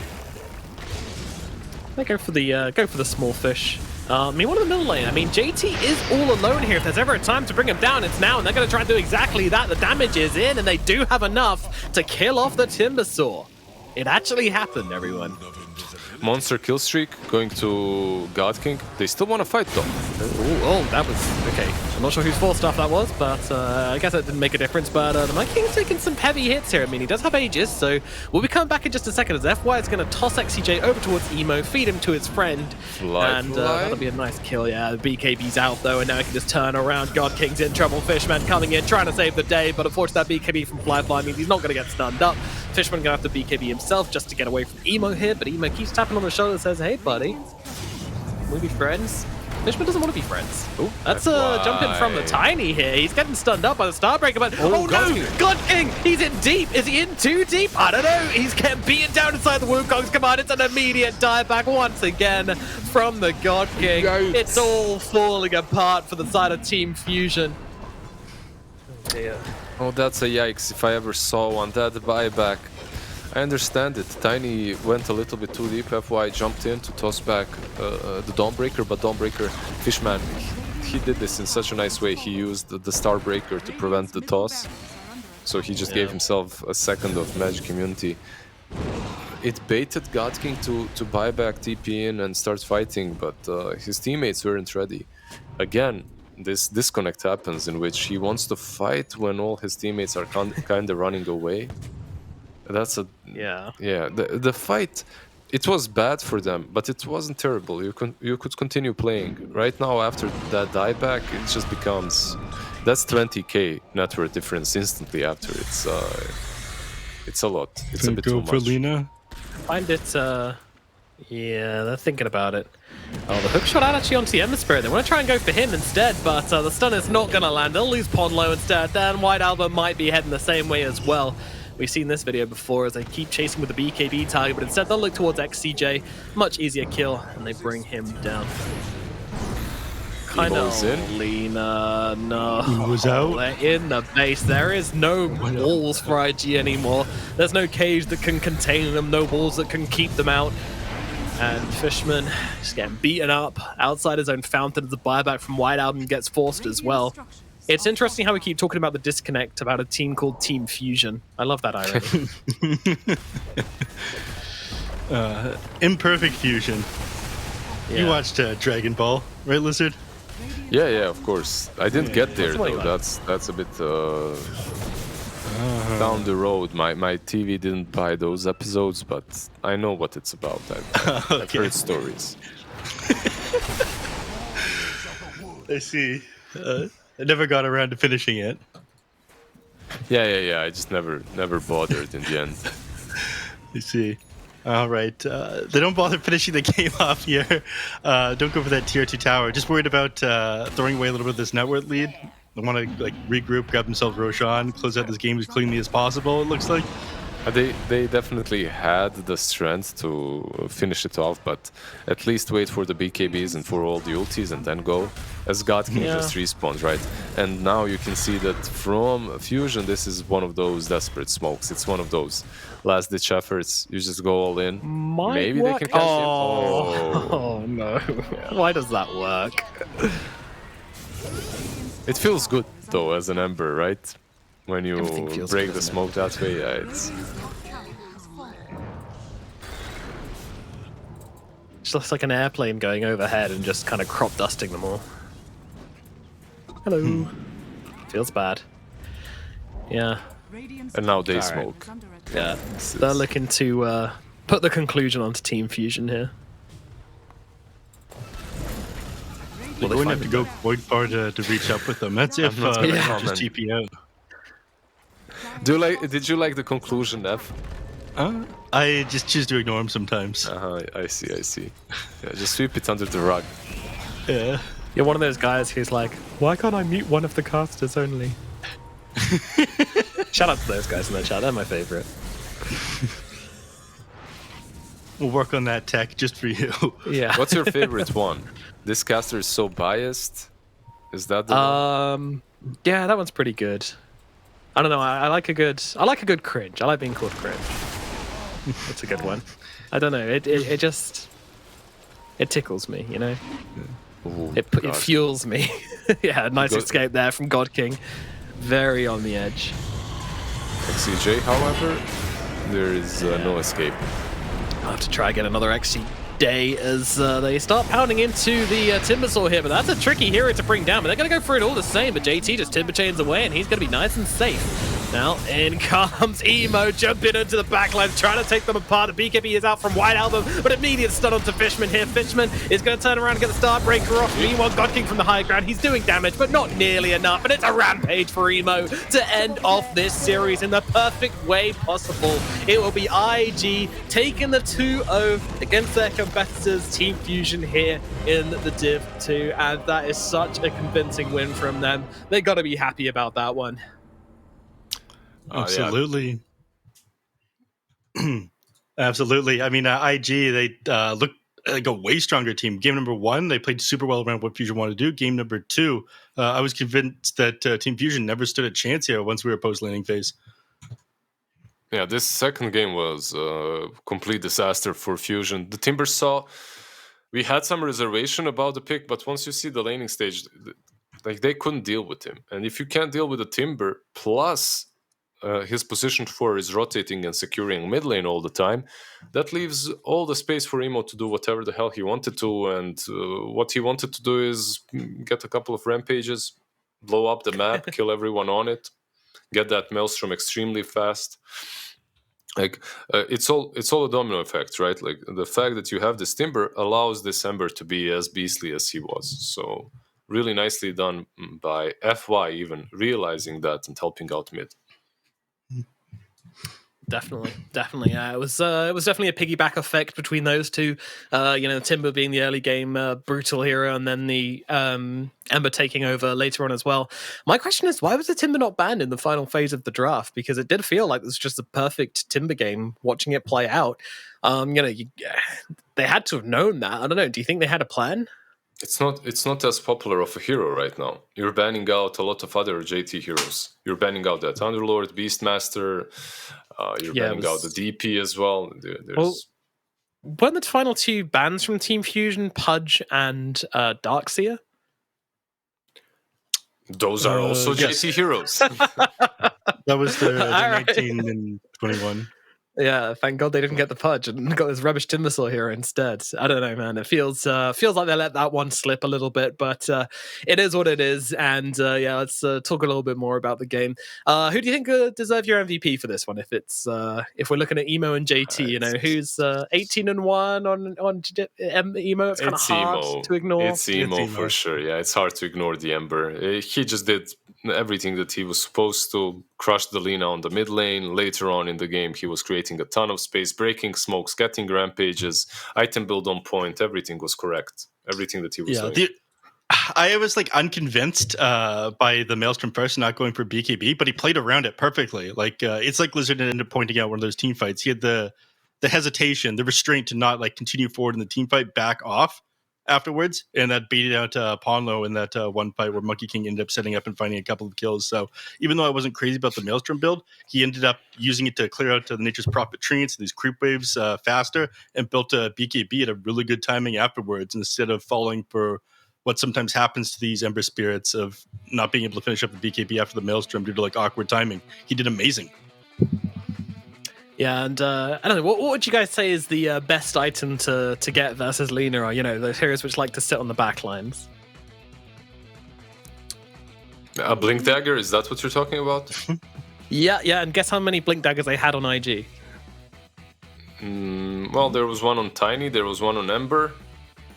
There was 5. There's 5. There was one on Timber. Yeah. One on Tree. One on Monkey King. There we go. Yeah. There you go. Did I get there? Every single hero on the side of IG had a Blink Dagger by the end of the game. That's just ridiculous. But to be fair, 2 of those didn't come out to the end. I don't really remember that last one, but the last one came out the last 2 minutes of the game on the Monkey King. I finished that one off. Didn't want to be left out, didn't want to be the odd one out. He's they're a team on IG. That's what they wanted to show everyone. But yeah, absolutely. And I do have to ask the kind of sticky question, what's going on with White Album? 2 games in a row. Was he shut down by the side of IG? Was he outskilled by Emo? Or is it just a little bit of a rusty performance from him? I'm not sure.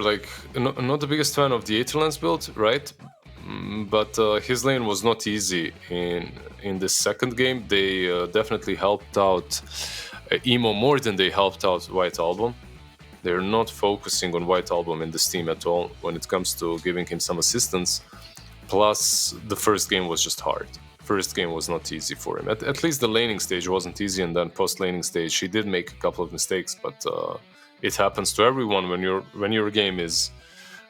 when your game starts slowly, it tends to continue that way, right? Like it's harder to counter trend play than it is to continue snowballing. That's true. That's true. Yeah. Man, he's just chasing them into their base. This is absolutely ridiculous. Emo did not lit up this game. Oh man, Is it a TPing treat to within watch toss this range guy? of a tiny is illegal. I'm sorry. That's an illegal move. Go straight to jail. Yeah. You can feel the frustration by God King towards the end of both game number 1 and game number 2 with some of these aggressive teleports that he ended up making, but it did get more desperate as the game went on. It feels like Team Fusion, they had plans for the early game, but things didn't end up going their way. Game number 1, game number 2, complete disaster like we just talked about. Yeah, both games just not really working out. Even though the Nature's Prophet wasn't the problem, in my opinion. He did have some clumsy deaths, but overall, the hero did what he was supposed to do. He shoved in waves, he took early towers. Less so this game because of the Treant, but definitely still did that. I think I would have liked to see a Treant ban, though, to be perfectly honest. I would like to see a Treant ban. What do you guys think? Yeah, I think that's fair. Banning out a Treant versus Nature Prophet, it just makes it simpler for you, right?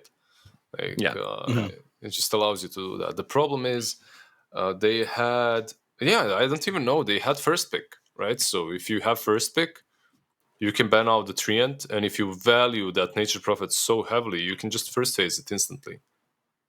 Yeah, Right? they got rid of It was an option. the Death Prophet first, and then they got rid of Marcy afterwards. It seems like everyone's getting rid of Marcy. They just don't want to deal with it, or they aren't familiar with it themselves to pick it up. And then they go for first pick Dawn Breaker, but they picked in game number 2 the Nature's Prophet into the Treant Protector. Treant Protector was 7, and Nature's Prophet was 8. Yeah. They just like it. They like the Prophet, and I don't blame them. The Nature Prophet is in a really good spot right now, so I don't blame them for picking the hero. It's just that you're playing versus IG, who are on paper better than you, right? And then you're putting yourself in this position in which your strongest asset in that mid game is countered a little bit. So you aren't making things easier for yourself. That's all I'm saying. Yeah, that's definitely true. I also think they struggled with their timings in this game as well, to be honest with you. Just as a follow back to the Nature's Prophet point as well, 34.5k damage was dealt by the Nature's Prophet, which is a lot, like the most in his team by over double. And the only one who came close in the entire game was Emo, who did 34.5k as well. So just like 300 damage extra.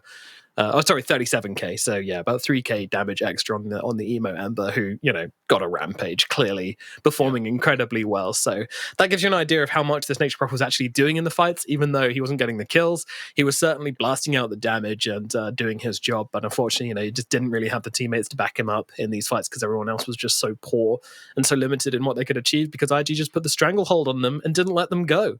And I think part of the reason they're able to do that is because that when Team Fusion hit their timings, they weren't really able to follow through and make plays happen. I mean, that blink reveal on Pondo never really came about. We never really saw a big pickoff from that. Why was that, Neff? I think it was just awkward timing. It came out a little bit late, and they didn't have control of the map when it first came out either. And they were so close to that BKB on Ember Spirit when it did happen.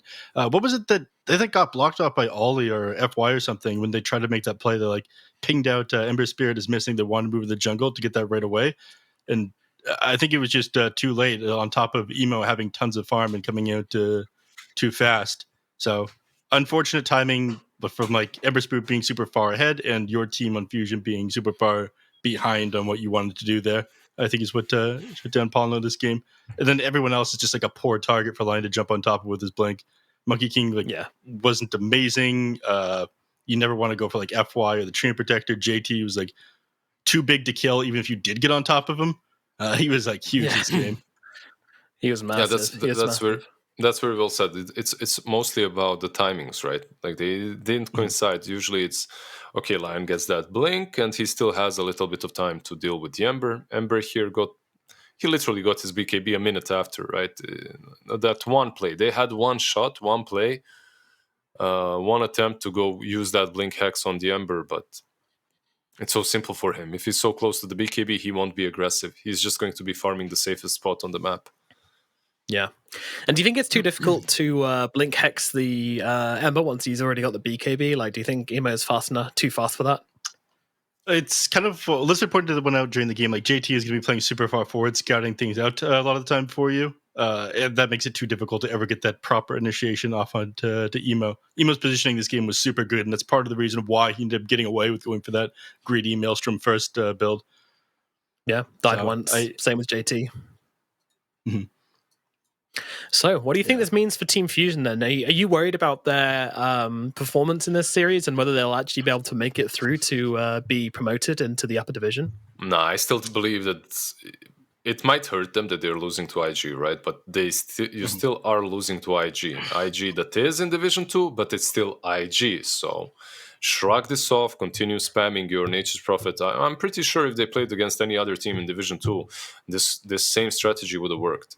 It's just that you're playing versus IG. They're very well prepared for it. And it's also kind of telegraphed. You know that if Nature's Prophet is popular, God King will be picking it. They will be drafting it for him. So this whole... I'm putting a lot of blame here on the Prophet, even though I don't necessarily believe that's the biggest issue. The biggest issue is the draft. Like overall, they got a tiny little bit out drafted. In the first game, mid lane completely countered. In the second game, perhaps not as big of an out draft, but the main point and focus wasn't there for the whole team. Like usually, when you draft, you know what needs to be done. Like one of your players can tell you, yo guys,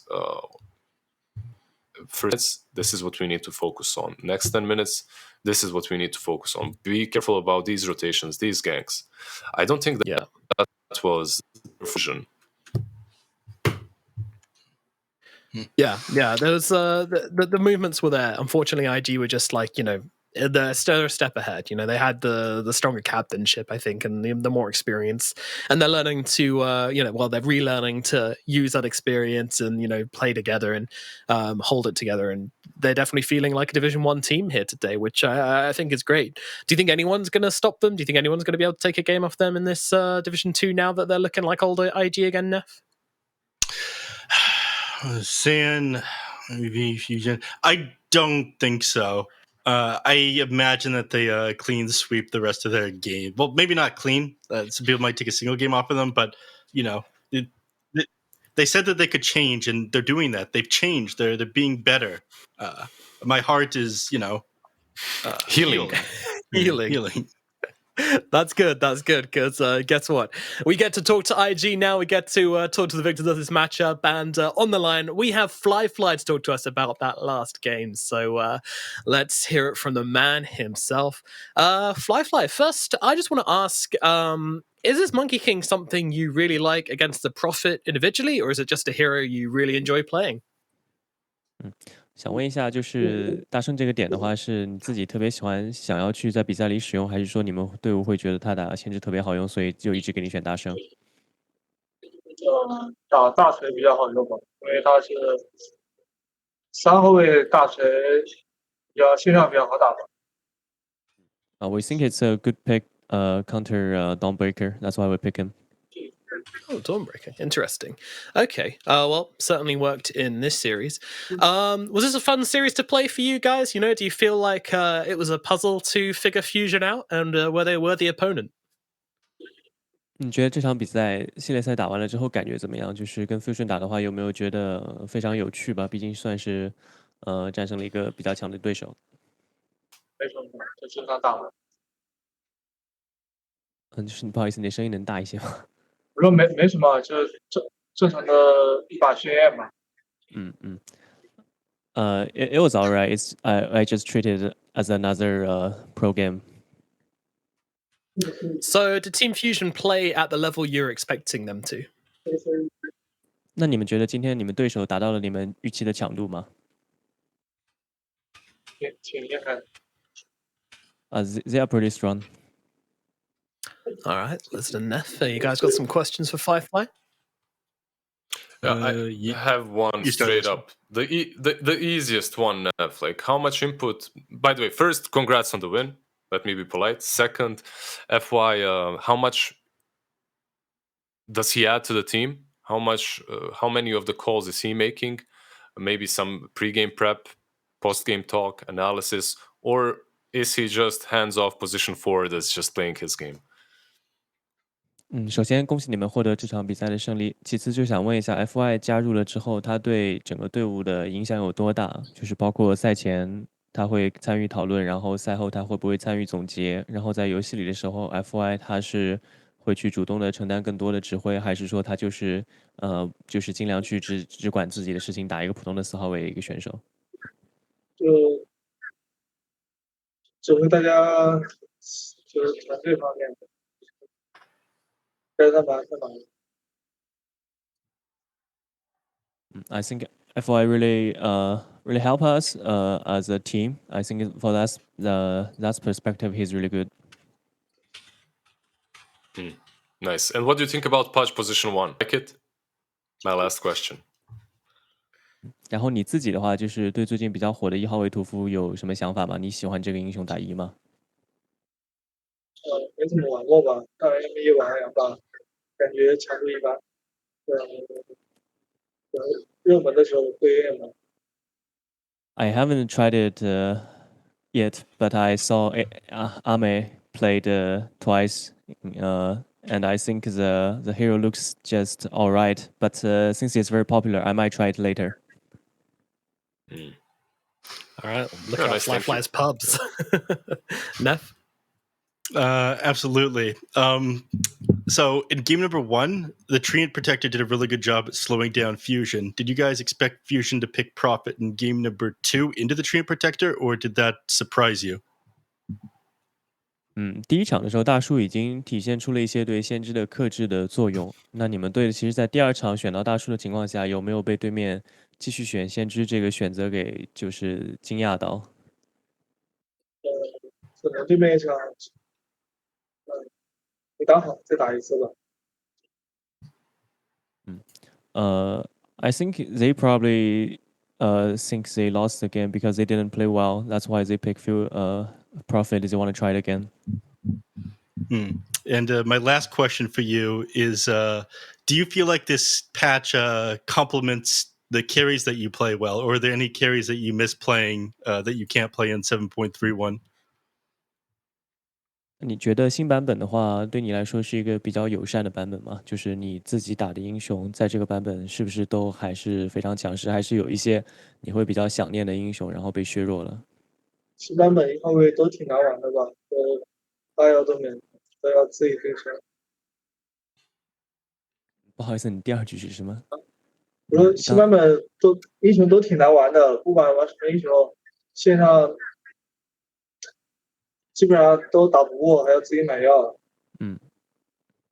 Okay. I think it's kind of hard to play position 1 this patch. For every hero, every carry hero, because you're always gonna have a tough lane, and you have to purchase Soul by yourself. Yeah, probably not the same as it used to be. Fair enough. Hard times indeed. All right, final questions. What is a cat's name? Is it Lucky? And who cuddles the cat the most in the team? 然后就是想问一下，队里的猫猫叫什么名字？然后谁平时跟猫猫互动的最多？咪咪吧，那只好像叫